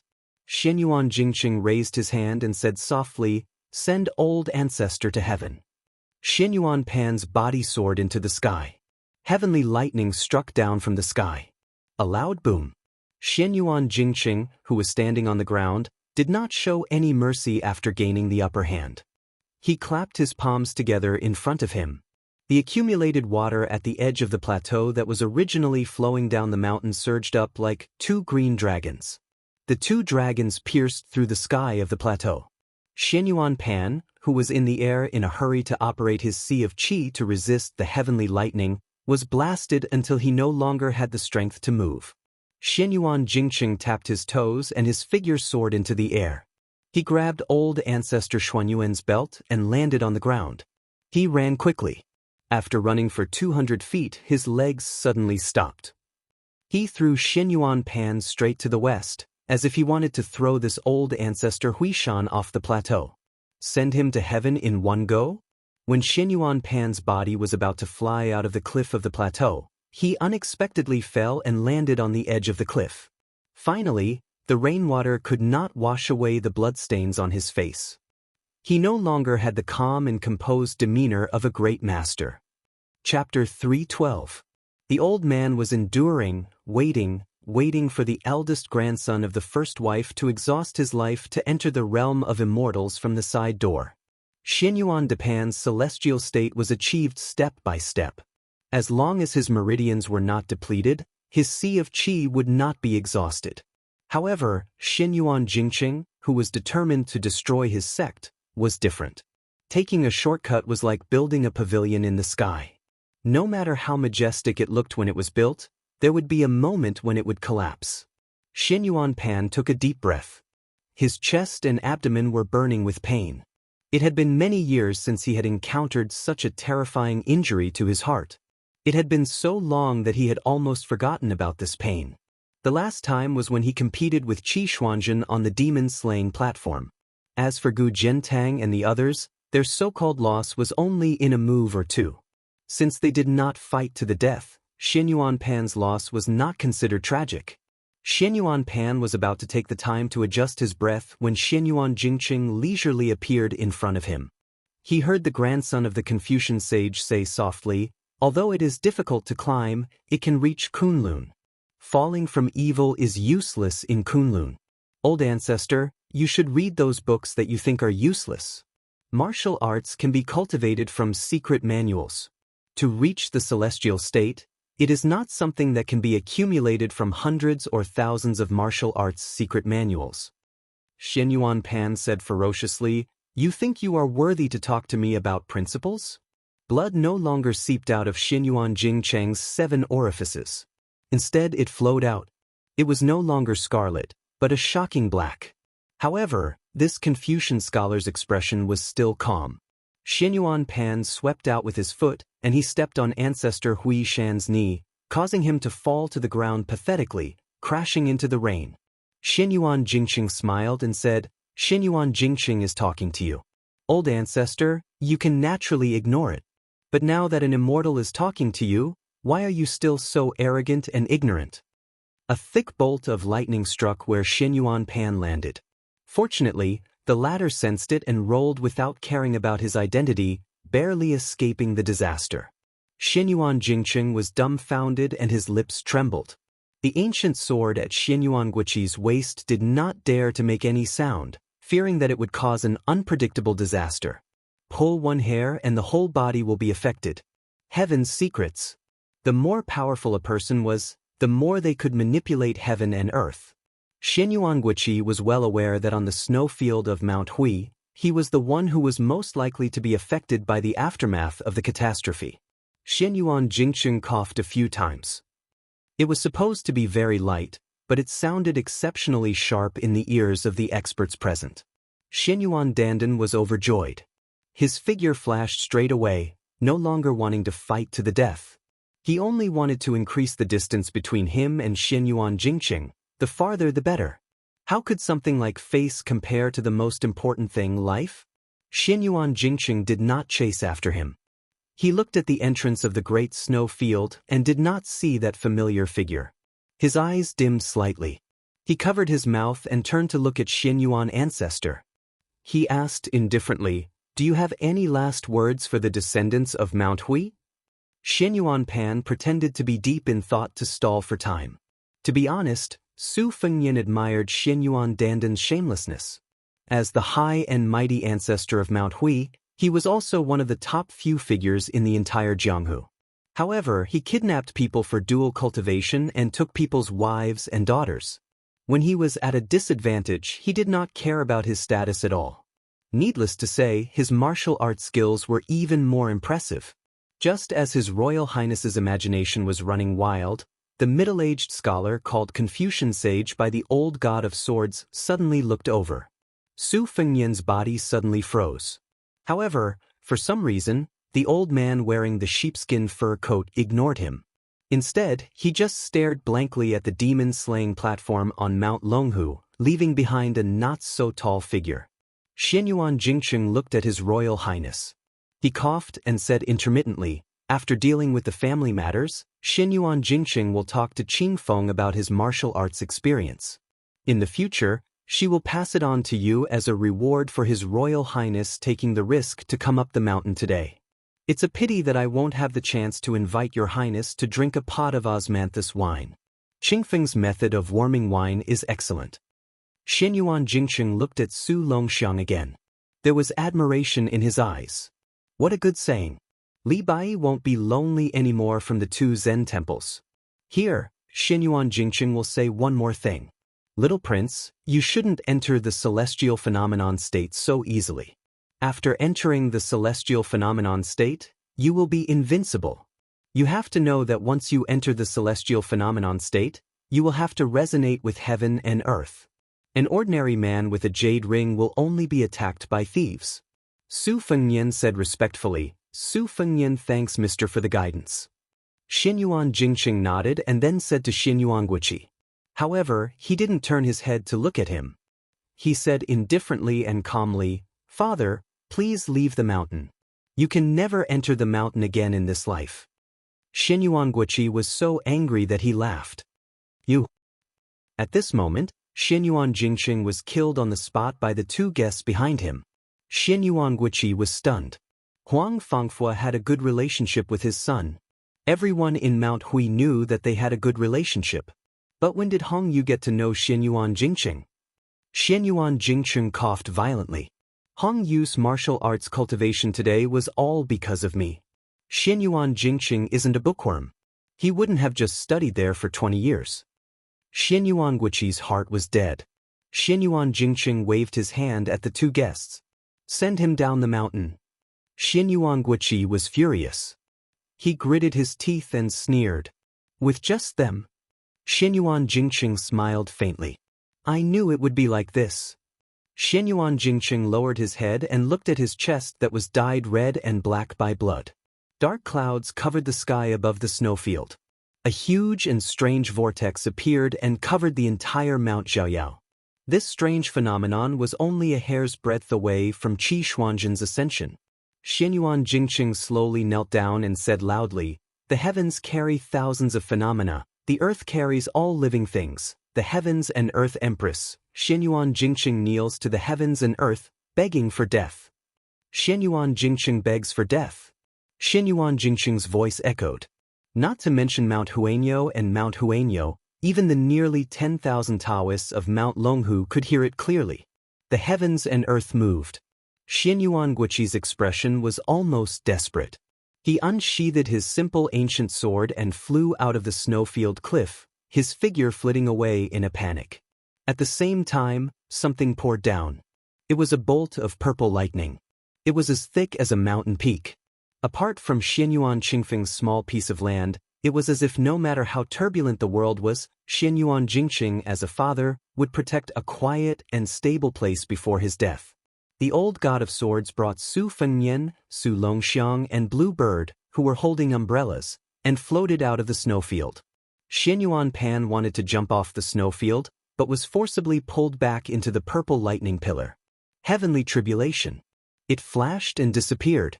On the vast snowfield, there was no sound of thunder, only wind and rain. In the end, only Xianyuan Qingfeng was left. He truly stood alone. Xianyuan Jingqing and Xianyuan Pan perished together. Not even their corpses were left. Not even ashes were left. After Xianyuan Qingfeng recovered from his daze, he let out a heart-wrenching, hoarse cry and collapsed in the rain. Su Fengnian slowly walked back to the snowfield, all sorts of feelings welling up in his heart. He saw Xianyuan Qingfeng curled up there and sobbing. Su Fengnian sighed and walked over to hold the umbrella for her. It wasn't for her, but because of what Xianyuan Jingqing had done, Su Fengnian deserved to do this for the daughter of the Confucian sage.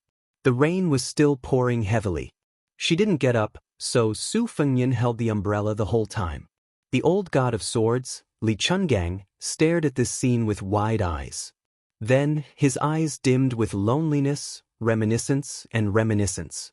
That year, when he carried that girl up the evil slaying platform, it was also raining heavily, and he also held the umbrella. The world didn't know that this god of swords had been wronged by Qi Xianzhu. It didn't matter that the wooden horse and ox were broken, nor did it matter that he was left with only one arm. These weren't the reasons for Li Chuangong's great drop in cultivation.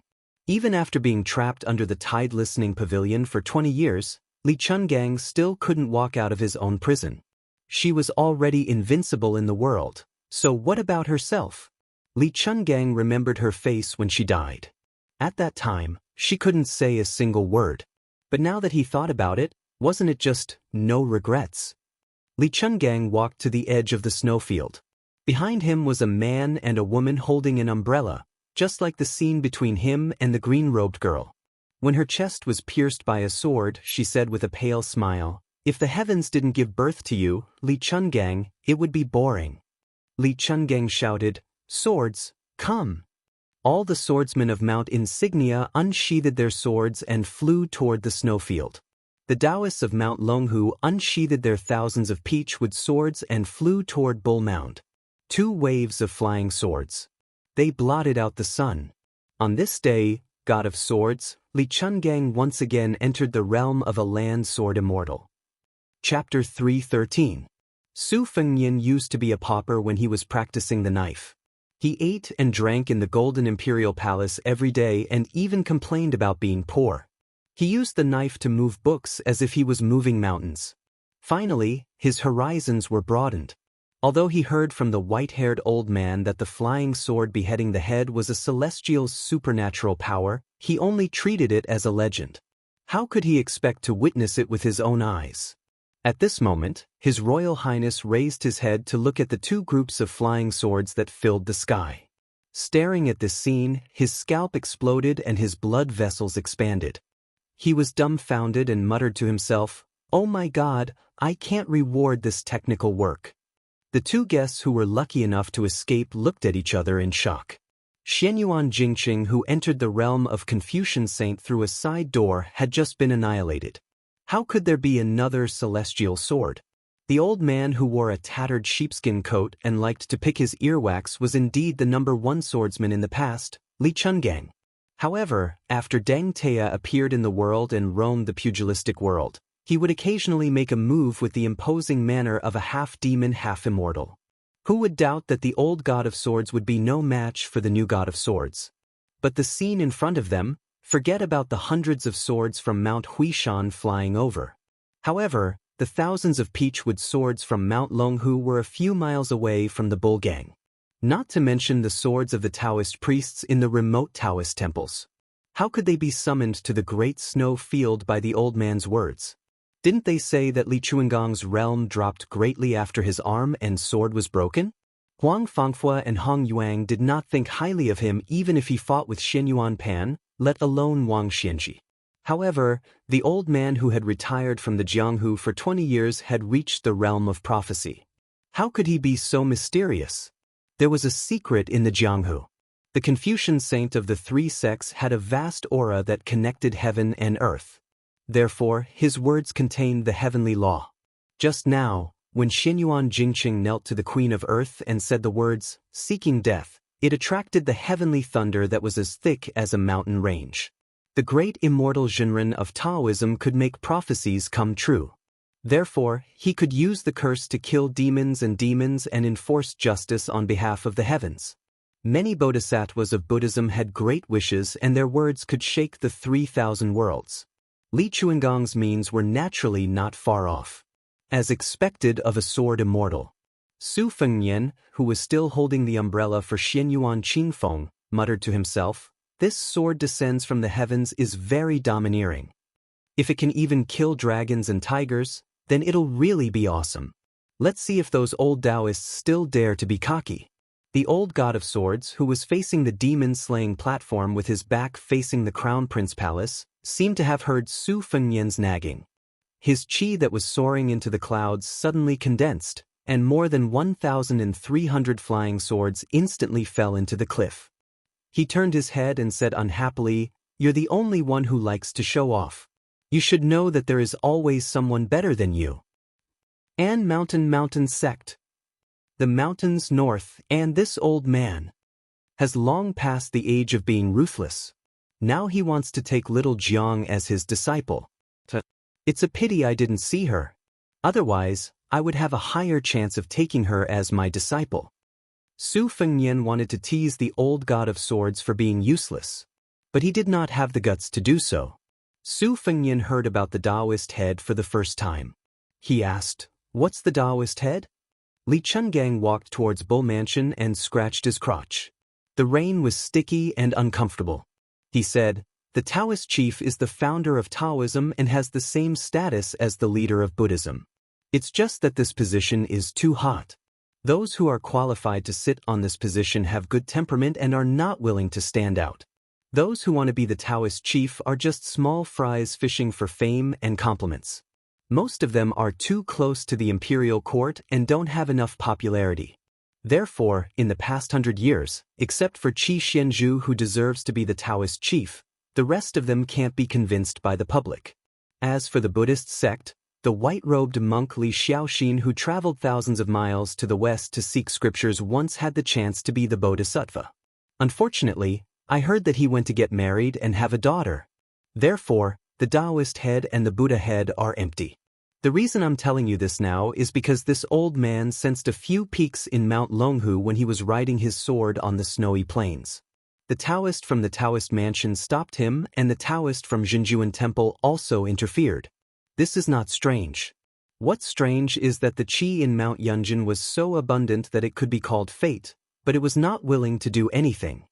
Su Fengnian, who had been holding the umbrella to shelter Xinyuan Qingfeng from the wind and rain, gripped the handle tightly and said, "It must be that weird Taoist called Zhao Huangqiao. He claimed to be a member of the Liang imperial family who entered Mount Longhu to cultivate Taoism. When I was at the sword cliff of Mount Quanglu, he performed an out-of-body act and came here on a dragon. He looked to be in his 30s or 40s. God knows if he has lived for 2 or 3 decades. This Taoist kept saying that he was enforcing justice on behalf of heaven.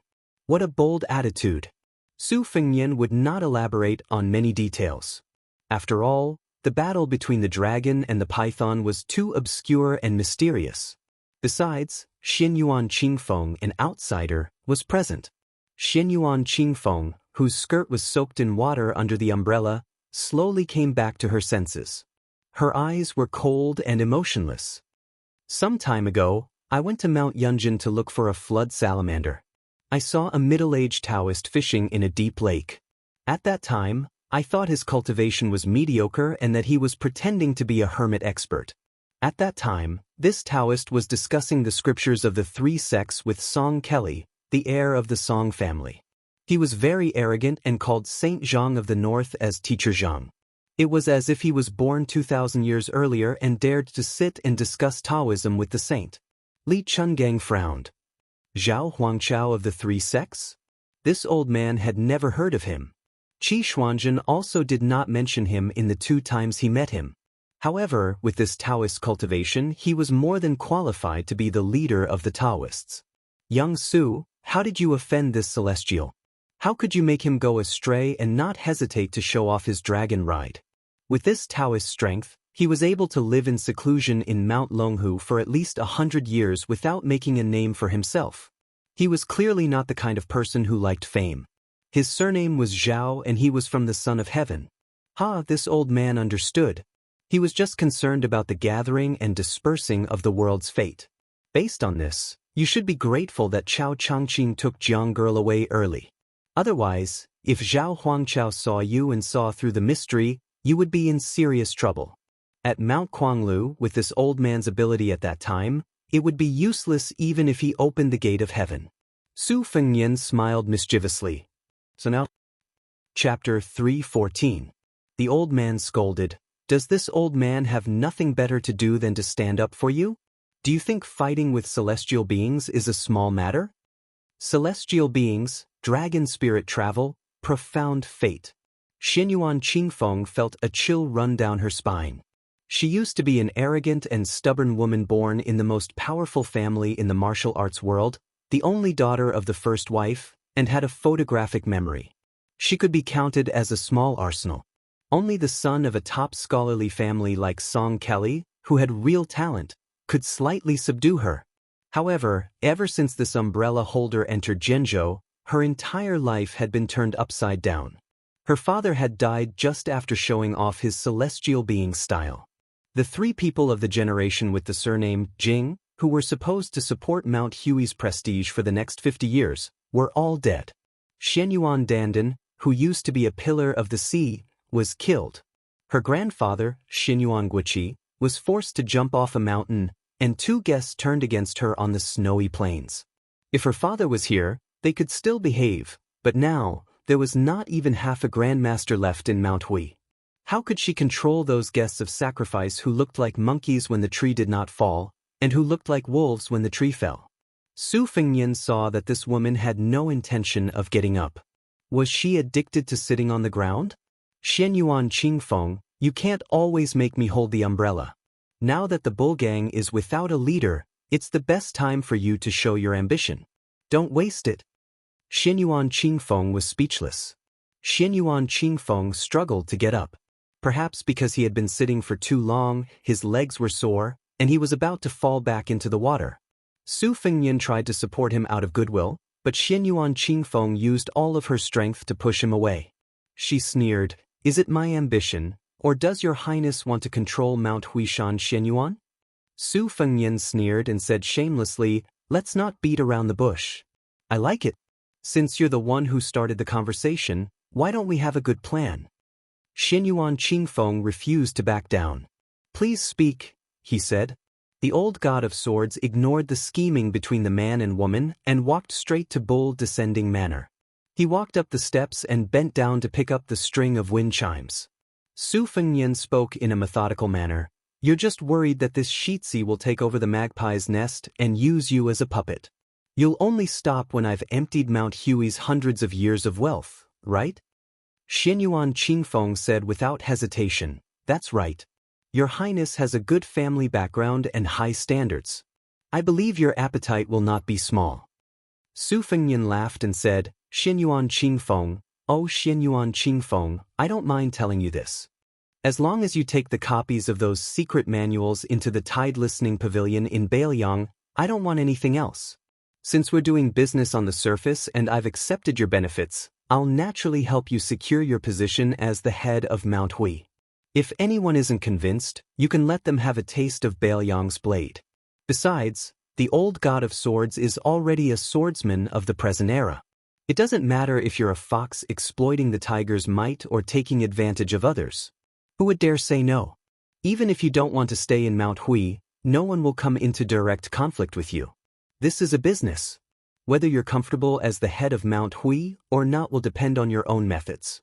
When the time comes, if you need me to take action, you'll have to give me other benefits. When doing business, even blood brothers have to settle accounts clearly. What's more, we're enemies, aren't we?" Xianyuan Qingfeng said coldly, "Your highness also said that we're enemies. Then what business are we doing? If worse comes to worst, Xianyuan Qingfeng will just go all out and leave this mess to my brothers. What's wrong with me leaving the mountain?" Su Fengnian clicked his tongue and said, "That's no fun. Your father, Xianyuan Jingqing, risked his life to create this situation. With your stubborn personality, how can you let it go? Who are you trying to fool? I'm not in the mood to beat around the bush with you. To put it bluntly, Mount Hui is in turmoil right now. If it weren't for the fact that I admire your father's actions, I wouldn't be so polite with a petty woman like you. Why would I stand here and hold an umbrella for you? Apart from your good skills in a fit of pique, what other skills do you have to show me? If you really piss me off, how hard would it be to support a puppet who's willing to be a lackey? Bailiang's hat of His Royal Highness isn't small, is it? Coincidentally, the few people that can't be suppressed by this hat are all dead." Su Fengnian observed Xianyuan Qingfeng's expression and said patiently, "The bull gang can't beat the Dao Court's Mount Longhu in the first place. Now that you don't have me to back you up, won't you be suppressed for a few decades until you can't breathe? Besides, I'm Bailiang in the end. Aren't I going to leave soon? Once I leave, what are you worried about? If that's the case, then you're too useless. To tell the truth, the reason why I'm willing to let bygones be bygones and help you get promoted is because of that wooden sword Wenhua. He said that he'll use his sword to slap your little buttocks red when he learns superior swordsmanship. But once you leave the family, Wenhua won't go so far as to make things difficult for an ordinary woman with a miserable background. This prince won't be able to watch a good show. How boring." Xianyuan Qingfeng walked out of the umbrella and ignored Wenhua's teasing. He only asked, "Miserable?" Su Fengnian asked back, "What do you think?" Xianyuan Qingfeng asked, "Are you pitying me?" Su Fengnian didn't answer and only handed the umbrella to her. Seeing that she didn't move, he simply placed the umbrella on her shoulder and looked up at the dusky rain. If Wenhua were here, he'd definitely say that the heavens are pissing again. How naughty! Xianyuan Qingfeng was stunned. At this time, Hongyu took a few steps forward and got down on one knee. "Young miss, from today onwards, Hongyu is at your beck and call." Huang Fangfui said with a smile, I only want to continue studying at Mount Insignia and hope to reach Brother Jingqing's level one day. Whoever makes an enemy of young Miss is also an enemy of mine. Xinyuan Qingfeng was stunned and didn't say anything. A loud voice came from the celestial master residence of Mount Longhu. Since Sword Godly has borrowed a sword and left, do you dare return it? Li Chungang, who was sizing up Feng Ling, couldn't be bothered to respond. Next, Xinyuan Qingfeng inadvertently saw His Royal Highness winking at the old sword god and mouthing two words. After seeing this, Li Chungang rolled his eyes and blurted out an extremely vulgar word in the direction of Mount Longhu. Bullshit. If that was all, Xinyuan Qingfeng wouldn't have done anything. What the old man who had become a terrestrial sword immortal said next was truly domineering. That's what Su Fengyan said. Xinyuan Qingfeng immediately smiled through his tears. Chapter 315. If Li Chungang said, fart, to the Daoist master's residence, outsiders would only say that the old god of swords' heroic spirit was still the same as before, especially after entering the threshold of Earth Immortal. They were full of confidence and could regard Li Chungang as an immortal swordsman. However, if it was Su Fengyan who said it, it would be a different story. Two great masters were fighting each other in the Great Snow Plains and the Daoist ancestral court, Longhu Mountain. Even if it was just a battle of words, it was still full of elegance. What was His Royal Highness doing? Su Fengyan could already imagine that for a long time, the whole Jianghu would become a big joke. Xinyuan Qingfeng, who was at a disadvantage in the scheming against His Royal Highness, could not help but gloat. She finally had some spirit and was no longer lifeless and haggard. Su Fengyan glared at her and took the lead to walk to the Great Snow Plains. Su Longxiang and Bluebird followed closely behind. Xinyuan Qingfeng hesitated for a moment, then walked slowly in the rain with Huang Fangfui and Hong Yuang. Hong Yuang was expressionless. Huang Fangfui thought a lot in this short section of the road in the rain. Out of the corner of his eye, he glanced at the second foreign minister. Hong Yuang had always had a good reputation for his conduct and conduct. Not just anyone could claim the title of ancient style. Hong Yuang, as a foreign minister of Mount Huishan who came from a poor background, was not humble in front of others. This caused Xinyuan Qingfeng to treat him with respect. In private, Hong Yuang was called training a hawk instead of raising a dog. Hong Yuang was also not overbearing and never showed any complacency. However, no matter how Xinyuan Jingqing secretly supported and cultivated Hongyu these years, it was still Xinyuan Jingqing who brought him to the mountain. This time, Hongyu betrayed him on the Great Snow Plains and killed his benefactor Xinyuan Jingqing together. Huang Fangfui was shocked at that time. If this matter spread out, it would almost destroy Hongyu's reputation for half of his life. If he was not careful, he would be labeled as a traitor. Huang Fangfui sneered in his heart. You, Hongyu, can betray Xinyuan Jinggong's second branch today. Will you betray your new master's first branch in the future?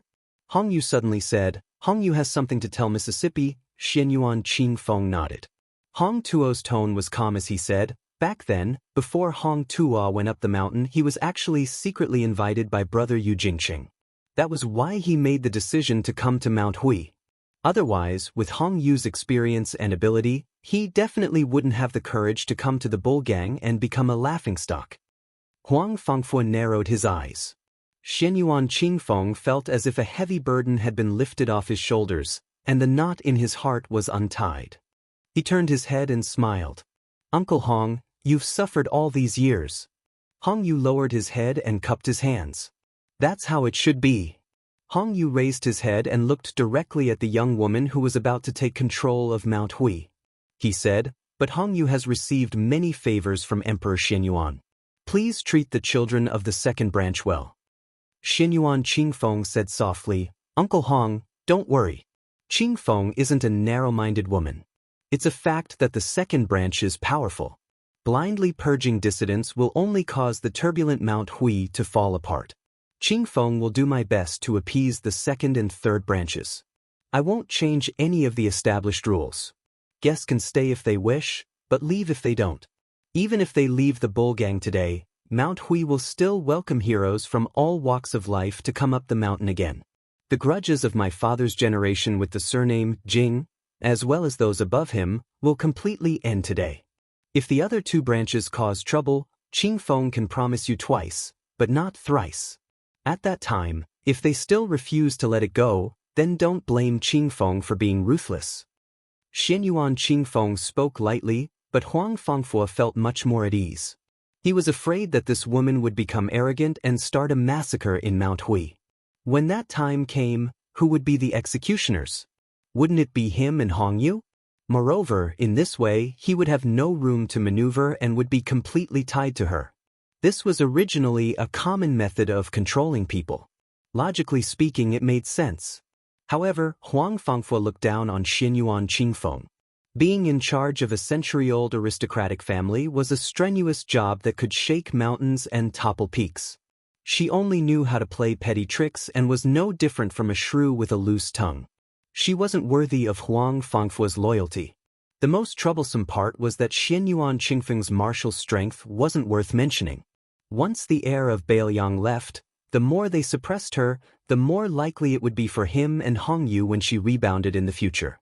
Perhaps they wouldn't be able to suppress her even if they used all their skills. Walking to the entrance of the Bulgang mansion, Su Fengyan stood under the eaves to shelter from the rain and looked back at the snowy plains. Xianyuan Qingfeng stood nearby. She tilted her head and smoothed out a few strands of hair that stuck to her cheek. She remained silent. The wind and rain gradually stopped. A young man with delicate features walked out of the mansion. Seeing everyone, he respectfully said to Xianyuan Qingfeng, "Yesterday, First Master gave me 4 brocade pouches. He said that after the rain stopped today, they would be given to His Royal Highness and 2 esteemed guests." Xianyuan Qingfeng was slightly surprised. Huang Fangfo and Hong Yu's expressions were especially solemn. Although they were serious, they weren't surprised. Clearly, this wasn't the first time they had received the brocade pouches. In fact, killing Xianyuan Jingqing on the snowy plains was a request for the brocade pouches. Huang and Hong didn't know beforehand that the other party had truly surrendered to Xianyuan Jingqing. Xianyuan Qingfeng and the other 2 received the brocade pouches from the young man. Huang Fangfo and Hong Yu immediately excused themselves and left the snowy plains. The 2 esteemed guests didn't exchange even half a word of pleasantries. Huang Fangfo returned to the small building. He returned a clean set of robes and personally burned incense. He took out the small scroll hidden in the brocade pouch. After repeatedly reading it, he gently tossed it into the red sandalwood incense burner. He smiled and murmured, "Brother Jingqing really didn't disappoint me." There were only a dozen or so words written on the exquisitely cut paper. It was just like what Xianyuan Jingqing usually said when he talked about writing. Zhongyi had said that simplicity was the end of poetry. "Brother Huang, please stay in Mount Hui for 10 years and you can enter the Finger Xian realm." Huang Fangfo first smiled and then laughed out loud. "Xianyuan Jingqing, oh Xianyuan Jingqing, are you asking me to work for your daughter for 10 years? Since you said you could help me enter the Finger Xian realm, don't mention 10 years, I can even wait 20 years. After laughing, Huang Fangfo decided to study at Bull Hill for another 10 years. He believed that with Xianyuan Jingqing's meticulous planning, even if he couldn't enter the Finger Xian realm after reading all the secret manuals, Huang Fangfo was sure that another brocade pouch would appear at that time to solve his doubts. Huang Fangfo didn't even bother to think about who had the brocade pouch that he might not need in 10 years. With Xianyuan Jingqing's meticulous mind, he was afraid that Huang Fangfo wouldn't be able to find it even if he turned the entire Bull Hill upside down. When the time was not right, the mysteries of heaven would not be revealed. Huang Fangfo sighed, "Brother Jingqing, what a Confucian sage." Huang Fangfo is fascinated. Hong Piao had never stayed in the luxurious abode of the guest of Mount Hui. It was easy to go from frugality to extravagance, but difficult to go from extravagance to frugality. Therefore, he chose to live in a secluded bamboo house on the mountainside. After opening the brocade pouch, his forehead was oozing with cold sweat. The general meaning of the brocade pouch was far less soul-stirring than the one given to Huang Fangfo. It was just that Xianyuan Jingqing kindly reminded Hong Piao. If Qing Feng had any grudges against Hong Piao for killing Xianyuan Jingqing, He could say that Hong Piao was invited by Xianyuan Jingxing to come up the mountain. Hong Piao, who was kneeling in front of the bamboo tea table, clenched his fists so tightly that the veins on the back of his hands popped out. When he, Hong Piao, went up to Mount Hui, it naturally had nothing to do with Xianyuan Jingxing. At that time, what he said on the snowy plains was just an idea he came up with on the spur of the moment. He played an unknown trick to eliminate Xianyuan Qingfeng's vigilance. Therefore, although this brocade pouch seemed to be a kind reminder, wasn't it also a kind of warning? Hong Piao took a deep breath and raised his head to look out the window. He smiled. Brother Jingxing is indeed an immortal. Hong Piao is completely convinced. The bull landed under the eaves. Su Fengyan looked at the rainbow stretching across the sky. One end of the rainbow was on the snowy plains, and the other end was on the Daoist master's residence. The scenery was absolutely beautiful. Su Fengyan opened the brocade pouch and was stunned. The words written on it were concise and to the point. His Royal Highness only needs to ask my daughter for a copy of the Aspiring Tripod Pavilion's Spring and Autumn Annals from my life. There is a letter in the envelope. At the end, there was even a sentence that went straight to the point. His Royal Highness did not let her down, and Mount Hui would not let His Royal Highness down. Xianyuan Qingfeng leaned against a pillar, his eyes hazy with tears.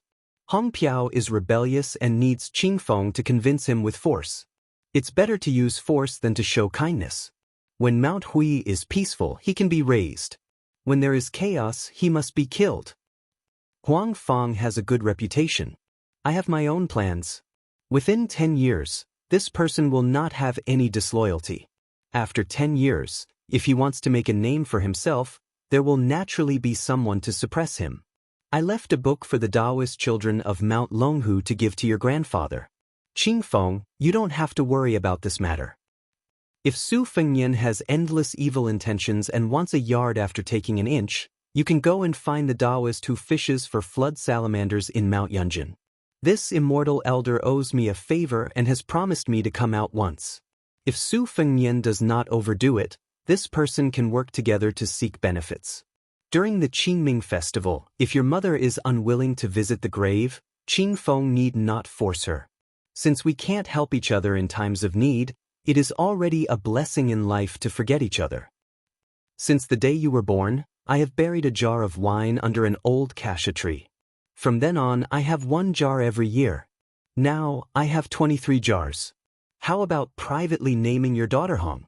Don't blame me for nagging. It's just that I haven't been able to talk to you all these years.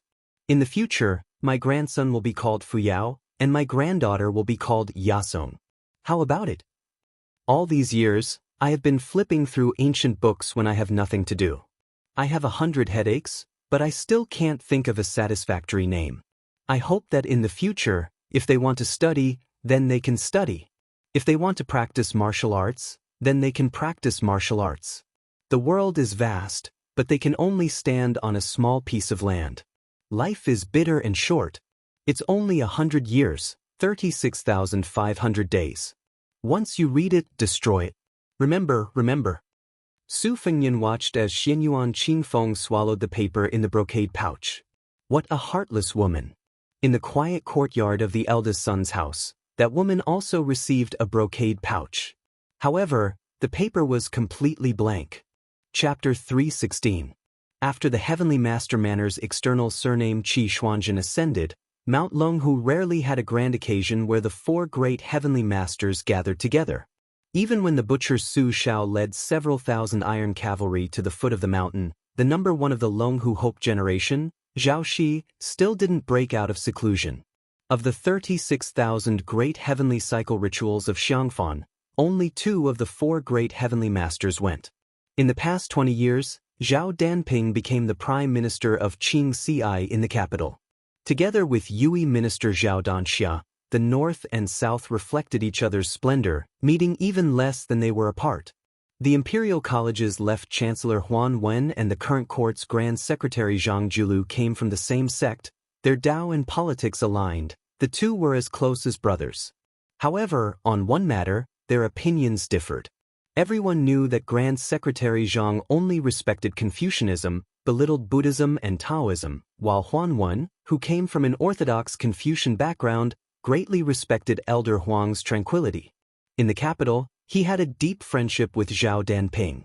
Even though Zhao Danping was 1,000 li away from the heavenly master manor, he still commanded Mount Longhu's rules and precepts, as well as the two great sections.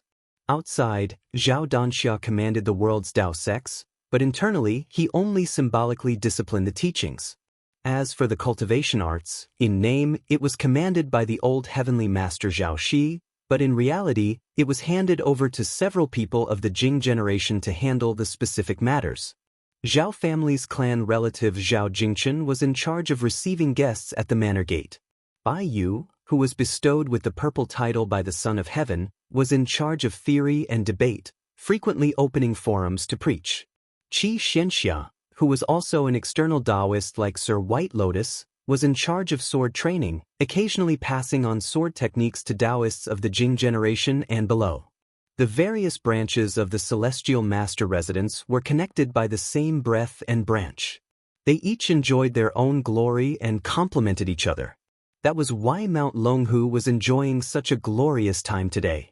On the west side of the Jade Emperor Hall in the main hall of the Taoist Master Residence, there was a long corridor of ancient tablets. One of them was a large green jade tablet that was 30 feet tall. It was moved here and erected by the fourth generation of the Dragon Tiger Mountain Grandmaster. The tablet was inscribed with the words, "Purple Cloud Blessed Land." It was rumored that the tablet was the same as the tablet of "Enjoying the Blessings of the Land Alone" in Mount Hui. At this moment, a Taoist wearing a noble yellow Taoist robe was standing on top of the tablet. He was looking at the snowfield of Mount Hui with a face full of anger. At the foot of the tablet, there were 3 old Taoists who were dressed in their own unique style. The oldest had snow-white hair, sandals, and clean socks. He was only wearing an ordinary white Taoist robe. It was not very eye-catching, but at least he was wearing an ethereal alchemist's cloak, which vaguely gave him the aura of immortality. The second oldest Taoist was much more sloppy. He wore a thick green cotton robe that was stained with stains, as if he was afraid of the cold. He wore a pair of thick-soled warm shoes and a cotton cloth wrapped around his legs. It made people wonder how this old Taoist was qualified to stand in the inner residence of the Taoist Master Residence. The last one was frightening. Not only was his inner robe yellow, but he also wore a purple robe. It was extremely luxurious and noble. The direct descendants of the Taoist Master Residence could wear yellow, which was the case for Zhao Jingchen and Zhao Ningyun. There were very few honorable Taoist masters in Mount Longhu who could wear purple, and Bai Yu belonged to this category. As for the Taoist master who could wear yellow and purple, there was no doubt that there was only one Taoist master, Zhao Danxia. The 4 Taoist masters with the same surname as the emperor, Zhao Shi, who had spent most of his life in seclusion trying to break through, Zhao Shituan, who was talented but indifferent, Zhao Danxia, who was the leader of Taoism, and Zhao Danping, who was good at writing poetry, finally met. The strange phenomenon on the snowy plains of Mount Zhaoyao fell into the eyes of the Taoist masters. It was Zhao Danping who stopped Li Chuangong's sword of prophecy from flying out of its sheath. It was also Zhao Danping who asked the old god of swords to return the sword. After hearing the reply, Zhao Danping was furious, while Zhao Shituan laughed uncontrollably. Zhao Danxia and his father, Zhao Shi, looked at each other and smiled. When Zhao Shituan was young, he was not close to his nephew, Zhao Danping. He always felt that this child was not likable since young. He was gloomy and did not have the magnanimity of a descendant of the surname Zhao. Therefore, the old Taoist master did not hide his preference for Zhao Danxia. Zhao Shituan and Zhao Danping could be said to be the nemesis of fate. Although they were closely related by blood, they did not have a good expression when they met. This time, Zhao Danping left the capital to return home mostly to discuss with his brother how to deal with the latest political affairs of the imperial court. The empire's territory was restructured, and the original 24 districts of Taoism would have to follow suit and make changes. Moreover, after the position of Monk Sheng was established, Chongxian Bureau was very likely to leave Honglu Temple. The battle between Buddhism and Taoism, the battle of doctrines, and the battle of fate was on the surface. They could not be careless at all. A small part of the reason was that the crown prince of Bailiang had arrived at Dragon Tiger Mountain. In addition, the king of Bailiang, Su Xiao, had caused a huge commotion in the capital. Zhao Danping did not have a good impression of Su at all. It was possible that he did not have the intention to return to the Taoist master's residence to punish the young crown prince. Zhao Shituan said impatiently, "Zhao Danping, why are you still standing on the stone tablet of your ancestor? Li Chungang did not want to talk to you. It's useless even if you shout until your throat is hoarse. Why don't you use your flying sword and fight with Li Chungang on the snow field? I'll do my best to cheer for you." Zhao Danping snorted coldly and floated down from the stone tablet. Leaping over the top of the tablet was not appropriate. At that time, he was angry at Li Chunggang's rude and unreasonable methods, so he did not care about his identity. Now that he had calmed down, Zhao Danping did not insist. Zhao Shi, who had been disturbed by Xianyuan Jingqing's forced breakthrough, put his hands in his sleeves and lamented, "This person risked his life to enter the demigod realm. It's really a pity. If he was willing to take it step by step, there's a chance that he could really ascend." Zhao Danxia, who had the most celestial aura, nodded and said, "After this battle, Hui Mountain's luck has been completely destroyed." Zhao Shi's face was full of sorrow. There's no door to misfortune, only man can summon it. The warning of the ancients must not be ignored. Dragon Tiger Mountain should take this as a warning. Danping. Chapter 317. Although Zhao Danping's temperament was extreme, but her martial arts skill, intelligence and talent were all first class in the present age. After hearing her father's rebuke, her original intention to argue with her uncle Zhao Shituan immediately dissipated. She calmed her heart and concentrated her spirit. Immediately the sharpness in her heart disappeared. She no longer showed any sign of wanting to compete with Li Chungang. The Taoist master mansion had been passed down for 1,600 years. Most of the time, it was passed down from father to son. If the Taoist master had no children, he would be succeeded by his brothers and nephews. There was no precedent of a woman taking over. The previous sect leader, Zhao Shitzi, had no children. Back then, it was either his younger brother Zhao Shituan, his nephew Zhao Danxia, or Zhao Danping who took over the Qingji capital skill seal, the luck suppressing sword, and the Titan Emperor scripture. Back then, the sect leader's opinion was not unanimous. Back on the mountain, there was an old ancestor of virtue and prestige who wanted Zhao Shituan to take over the responsibility. Zhao Shituan simply ran away from the mountain and went to Jianghu to live a carefree life. He said that it was better to pass on the legacy to Danxia than to him. That was how Zhao Danxia became the sect leader. The Taoist Master Mansion's Taoist Master Mansion was far from being the Taoist Master Mansion's Taoist Master Mansion. The latter had been recognized as the ancestral court of Southern Taoism for 500 years. After the death of Wang Zhonglo, Mount Wudong was just a Taoist master mansion. In the eyes of many Taoists on Mount Longhu, it was just a Taoist master mansion. How could it be compared to the Taoist master mansion? Fortunately, the Taoist master mansion improved under Zhao Danxia's leadership and became the leader of all Taoism in the world. Zhao Danping, who originally wanted to establish his own sect under the feet of the emperor, finally bowed his head.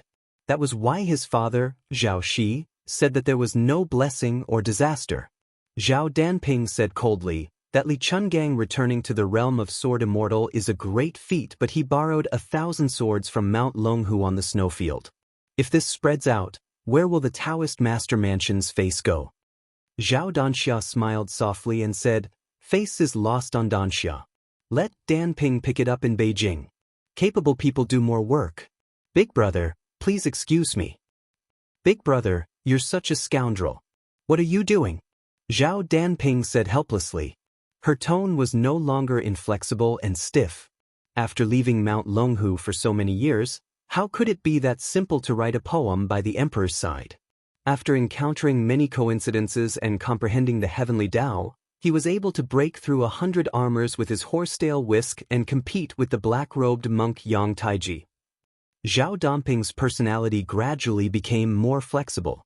She was no longer as fierce as she was in the prime of her life, wanting to take others down with her at every turn. If it was more than 10 years ago, Zhao Danping would have already gone to Mount Hui to find trouble with Li Chungang. Mysteriously, the harmonious atmosphere in the Taoist master mansion today was largely due to Zhao Jingxi, who had a son in her later years. This child was ranked at the end of the Jing generation. Her talent in martial arts was mediocre, but she had the advantage of being as honest as jade. She was a junior who loved to express her feelings and was not scheming at all. Even the eccentric Zhao Shituan, who did not see eye to eye with Zhao Jingxi, would have to smile knowingly when he met Zhao Jingxi. Everyone in the Taoist master mansion liked to joke about some of Zhao Jingxi's embarrassing moments. What was even rarer was the few most outstanding people in the Taoist master mansion who did not share the same surname. For example, Yu and Xianxia had gotten along well with Zhao Jingxi since they were young. The female Taoist nun who cultivated on the mountain was also happy to tease this Taoist master mansion's Zhenghuang. Even the female Taoist nun who was just a young girl dared to make fun of him. The old Taoist master Zhao Shituan said that Zhao Danping's greatest merit and ability in this life was giving birth to such a son. Zhao Jingxi's biggest characteristic was that he was absent-minded. He would often be chatting with others one moment and then be in a daze the next. The people on the mountain were most afraid of him reading and looking for answers because no matter how thin the book was, he could read thousands of strange questions. Even the chief, Zhao Danxia, who was a patient elder, could be questioned to the point of being angry. Mr. White Lotus, who had hurt his eyes from reading, was not inferior to Zhao Danxia. He mocked himself for having 3 fears in life: afraid of thunder, afraid of walking, and afraid of Zhao Jingxi's questions. It was obvious how powerful Zhao Jingxi's questions were. Zhao Shituan clicked his tongue and said, "Old Man Li has returned to the peak of the sword Dao. It is highly likely that he will have a battle with Wang Xianxia." Zhao Shi stroked his beard and smiled. It seems that the battle with Dong Tai will happen in the future. Zhao Danxia and Zhao Danping looked at each other and smiled. The 2 elders in the family were of the same generation as Li Chungang and Wang Xianxia. Naturally, they had ulterior motives regarding Li Chunggang's entering into the celestial realm.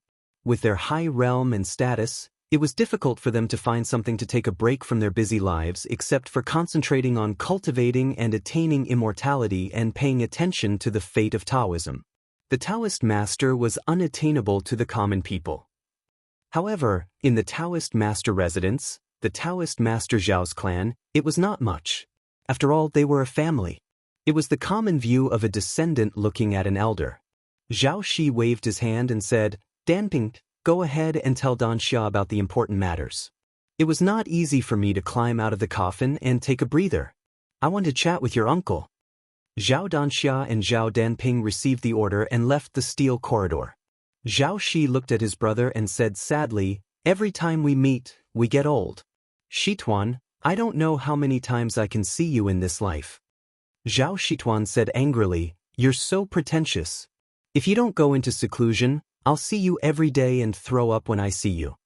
Zhao Shi shook his head and said, "Wang Zhonglo has cultivated the big yellow court, but I still can't ascend the Jade Emperor Tower that the old ancestor pointed out.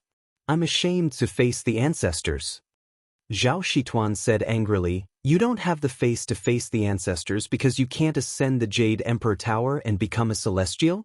Then won't I anger the ancestors to the point that they have to ascend to the mortal world?" Zhao Shi smiled and said, "Let's not talk about this. How's your disciple's realm?" Zhao Shituan smiled and gave a thumbs up like a naughty child. "This. When do you go down the mountain? After defeating Qi Xuanzhen's black tiger, you can go down the mountain." Zhao Shi nodded and said, but then he was a little worried. In the last decennial debate on Lotus Peak, because the white-robed monk was busy, he didn't attend. Our Dao sect also had a hard time winning. If it wasn't for Yu turning the tide, we might not have won. I heard that the 2 Zen temples this time was very strange. Not only did Li Dongxin and a few other virtuous eminent monks not take part in the debate, they even let a little monk represent the 2 Zen temples. That's right, Yu mentioned that this little monk came to the celestial master residence with a young lady. Yu said that the little monk is very intelligent. In the future, his achievements will be high and he might be able to stand shoulder to shoulder with Li Dongxin. Zhao Shituan said with a headache, "I can't be bothered to worry about this. It's just a battle of words. It's boring to sit on Lotus Peak for a few days and nights under the sun. If it's not suffering, what is it? In the end, it's just a quarrel. There's nothing to be proud of even if we win. Zhao Shi said worriedly, it's not a big deal at first. If we win, we win. We'll just take it as winning some face for our Dao sect. But now the imperial court's arrangement is very mysterious. It's like casting a wide net. If we win, it's fine. If we lose, the fate of the three sects will increase or decrease. Zhao Shituan said heartlessly, if the elder ancestor didn't say something about making a small bet with someone, there wouldn't be this trouble.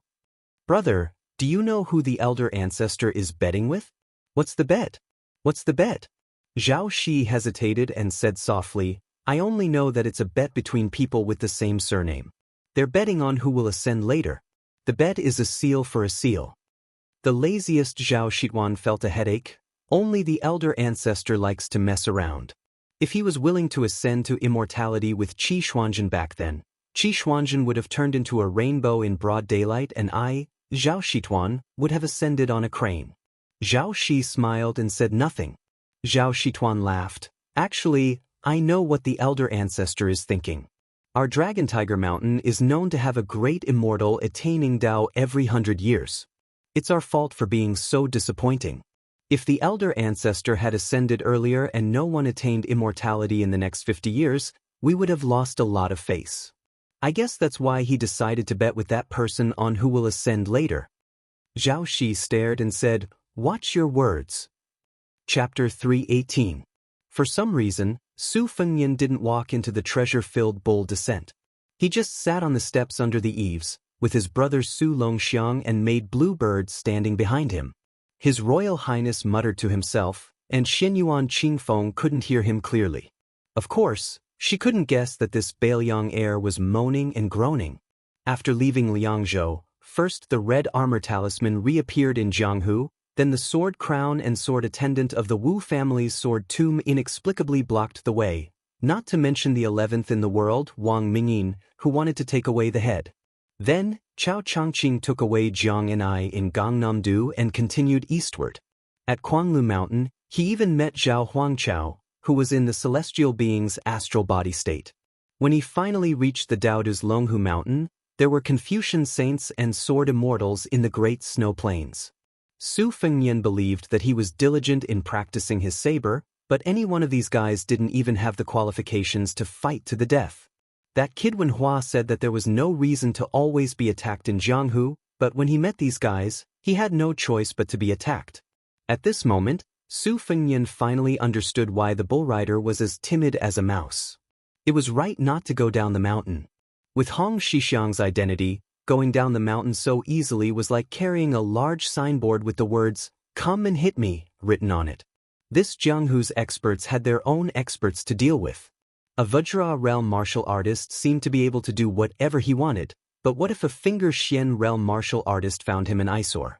A Finger Xian realm expert was awe-inspiring, but a heavenly image realm thousand-year tortoise would come out of the pond to teach him a lesson. Was a heavenly image realm invincible enough? Didn't Xinyuan Dandan study for his grandson Xinyuan Jingqing and become an earth immortal? After 100 years of hard work, he didn't even leave behind a handful of ashes, let alone a complete corpse. Su Fengnian lay on the ground, sighing again and again. Jianghu was dangerous. Xinyuan Qingfeng waited for a long time, but Royal Highness didn't return. Finally, he said impatiently, "Your Highness won't enter bold descent? The things here are too dirty. Qingfeng will definitely not take anything away. Your Highness can take whatever you want." Su Fengnian still did not respond. After a long while, an unfamiliar young girl walked out of the mansion. She had the same demeanor as the young man who had previously delivered the brocade pouch. She said softly, "First Master instructed this servant to deliver a brocade pouch if your Highness does not submit to the bull." Su Fengnian finally regained his senses. He rolled his eyes and said, "Are you done yet?" While muttering to himself, he hastily took the brocade pouch and opened it to take a look. He waited until the young girl had walked back to Yunio Town before whispering to Xinyuan Qingfeng, "Your father said that there's a treasure house in Yunio Town. The door was made by the Mahis School of Shangyin Academy and is indestructible. The male and female Jiao salamanders are the inner and outer rings. If you want to enter, you have to drip a drop of blood into the male Jiao salamander's mouth. The male Jiao salamander will then drill through the door and swim through the mechanism to meet the female Jiao salamander. If your Xianyuan bloodline is broken, won't no one be able to open it? Xianyuan Qingfeng frowned. What do you want, Your Highness? To tell you the truth, the male Jiao salamander died last year. I went to Yunjin Mountain to look for a new one, but I couldn't find one. Since the young prince is studying at Mount Longhu, I believe Your Highness must have a good relationship with the Daoist Master's Mansion. I heard that the Daoist Master's Mansion raises several Jiao salamanders in the Dragon Pond. Your Highness might as well ask for one of them to be given to Mount Huishan. The treasure house can be considered a reward from the Xianyuan family for Your Highness's hard work in coming to the mountain. Xianyuan Qingfeng's face was filled with mockery as he spoke. It was obvious that he wanted to make a fool of himself. He had clearly taken advantage of his Royal Highness' weakness when he used the old God of Swords to say, "Fart," to the Daoist Master's Mansion. Su Fengnian, who was lying on the ground, cast a sidelong glance at Xianyuan Qingfeng. He said lazily, "What? You think I don't dare to ask for a Jiao salamander? If the Daoist Master's Mansion isn't willing to give it to me, then I'll snatch it. If I can't snatch it, then I'll steal it. If I can't steal it, then I'll talk nicely and beg for it." Xianyuan Qingfeng's lips curled into a subtle arc as he said with a smile that wasn't a smile, "Your Highness doesn't bother with trifles when doing things. In the future, you will inherit the title of Northern Liang King. As long as you use this method to deal with the Northern Mang dynasty, you will definitely be able to achieve victory and leave your name in history." Su Fengnian stood up, pretending not to hear the mockery in her voice. "I'll take your auspicious words." Su Fengnian then changed his expression and smiled warmly. "Not only does the brocade pouch say that there are several items in the treasure house that can catch my eye, it also says that there's an item outside the armory that's even more precious than an entire mountain. It asks me to treasure it well. The words on the brocade pouch are, 'Far in the horizon, yet close in front of you.'" Xianyuan Qingfeng's expression changed slightly. Su Fengnian laughed heartily and jumped down the steps. "Silly girl, your father is willing to give you to me? Besides, even if he's willing to give you to me, I'm not willing to accept you. You don't have any breasts or buttocks, and you're always wearing a bitter face. You can see female ghosts when you look in the mirror." Xianyuan Qingfeng stared at Su Fengnian's back with a complicated expression. As they approached the edge of the snowfield, Blue Bird whispered, "Young master." Su Fengnian had a telepathic connection with her and knew what she was thinking. He smiled and explained, "It's not that I'm deliberately making things difficult for Xianyuan Qingfeng, but this woman won't listen to your kind words. If you really want to confide in her, I'm sure she'll treat your kind intentions as ill intent. If you really think I covet her beauty or her family fortune, wouldn't I die of injustice?" Ignoring the gloomy Xianyuan Qingfeng, His Royal Highness had just descended the snowfield when he saw a large group of people kneeling in front of him. There were no less than 30 people. Su Fengnian only needed to think for a moment to realize what was going on. He held down Xiao Chunlei and looked down at them with a smile. "Oh, you all know how to sail according to the wind. You're in a hurry to serve me so you can go to Bailiang and ride roughshod over them? This matter is fine, but I'll say the ugly words first. If you really have some ability, I won't send you away like your beggars. I don't care if you used to be a wanted criminal or a thief. My rice bowl is very big. Not to mention a few dozen people, even a few hundred people will be full. However, if you don't have any ability and want to eat and drink for free, I don't care if you're a guest of Mount Hui or some martial arts hero from which path, scram. Once you're caught, I'll take your heads to the authorities to exchange for some money." Most of the Jianghu people who relied on Mount Hui were stunned. Wasn't this Bailiang heir a bit too ignorant and incompetent? How could his words be more straightforward than a thief? At that moment, a dozen or so fence-sitters stood up cautiously and tried to change their minds and leave. Half of these people were proud and arrogant and didn't want to be bullied. The other half were just here to make up the numbers. They wanted to go to the wealthy Bailiang heir and ask him to live a luxurious life. This group of people didn't have a high status in the Great Bull Gang. They belonged to the category of nobodies who weren't loved by their grandmothers and uncles. They wouldn't be able to obtain the most lucrative position of a guest of Mount Hui. Normally, not to mention an entire secret manual, even if it was just a single page, they would fight until their heads bled. Those who had relatively good relationships with each other were also deceiving each other. Those who weren't of noble status could only borrow secret manuals from the aspiring Cauldron Pavilion for a limited period of time. They couldn't take it out of the pavilion. If someone secretly copied it, they would be expelled from Mount Hui once they were discovered. Many martial arts heroes who had similar martial arts styles would each memorize the manuals by rote. The more the better. After the event, they would exchange secret manuals with each other.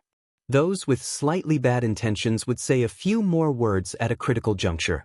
This wouldn't cause the other party to go crazy, but it would cause the other party to take a detour. There were only a few dozen guests of Mount Hui. Su Fengnian actually became absent-minded at a time like this. This was because he didn't want to stay on Mount Longhu any longer after hastily settling the affairs of the Great Bull Gang. He was going to head to the northeast of the Jian province. Martial Emperor City.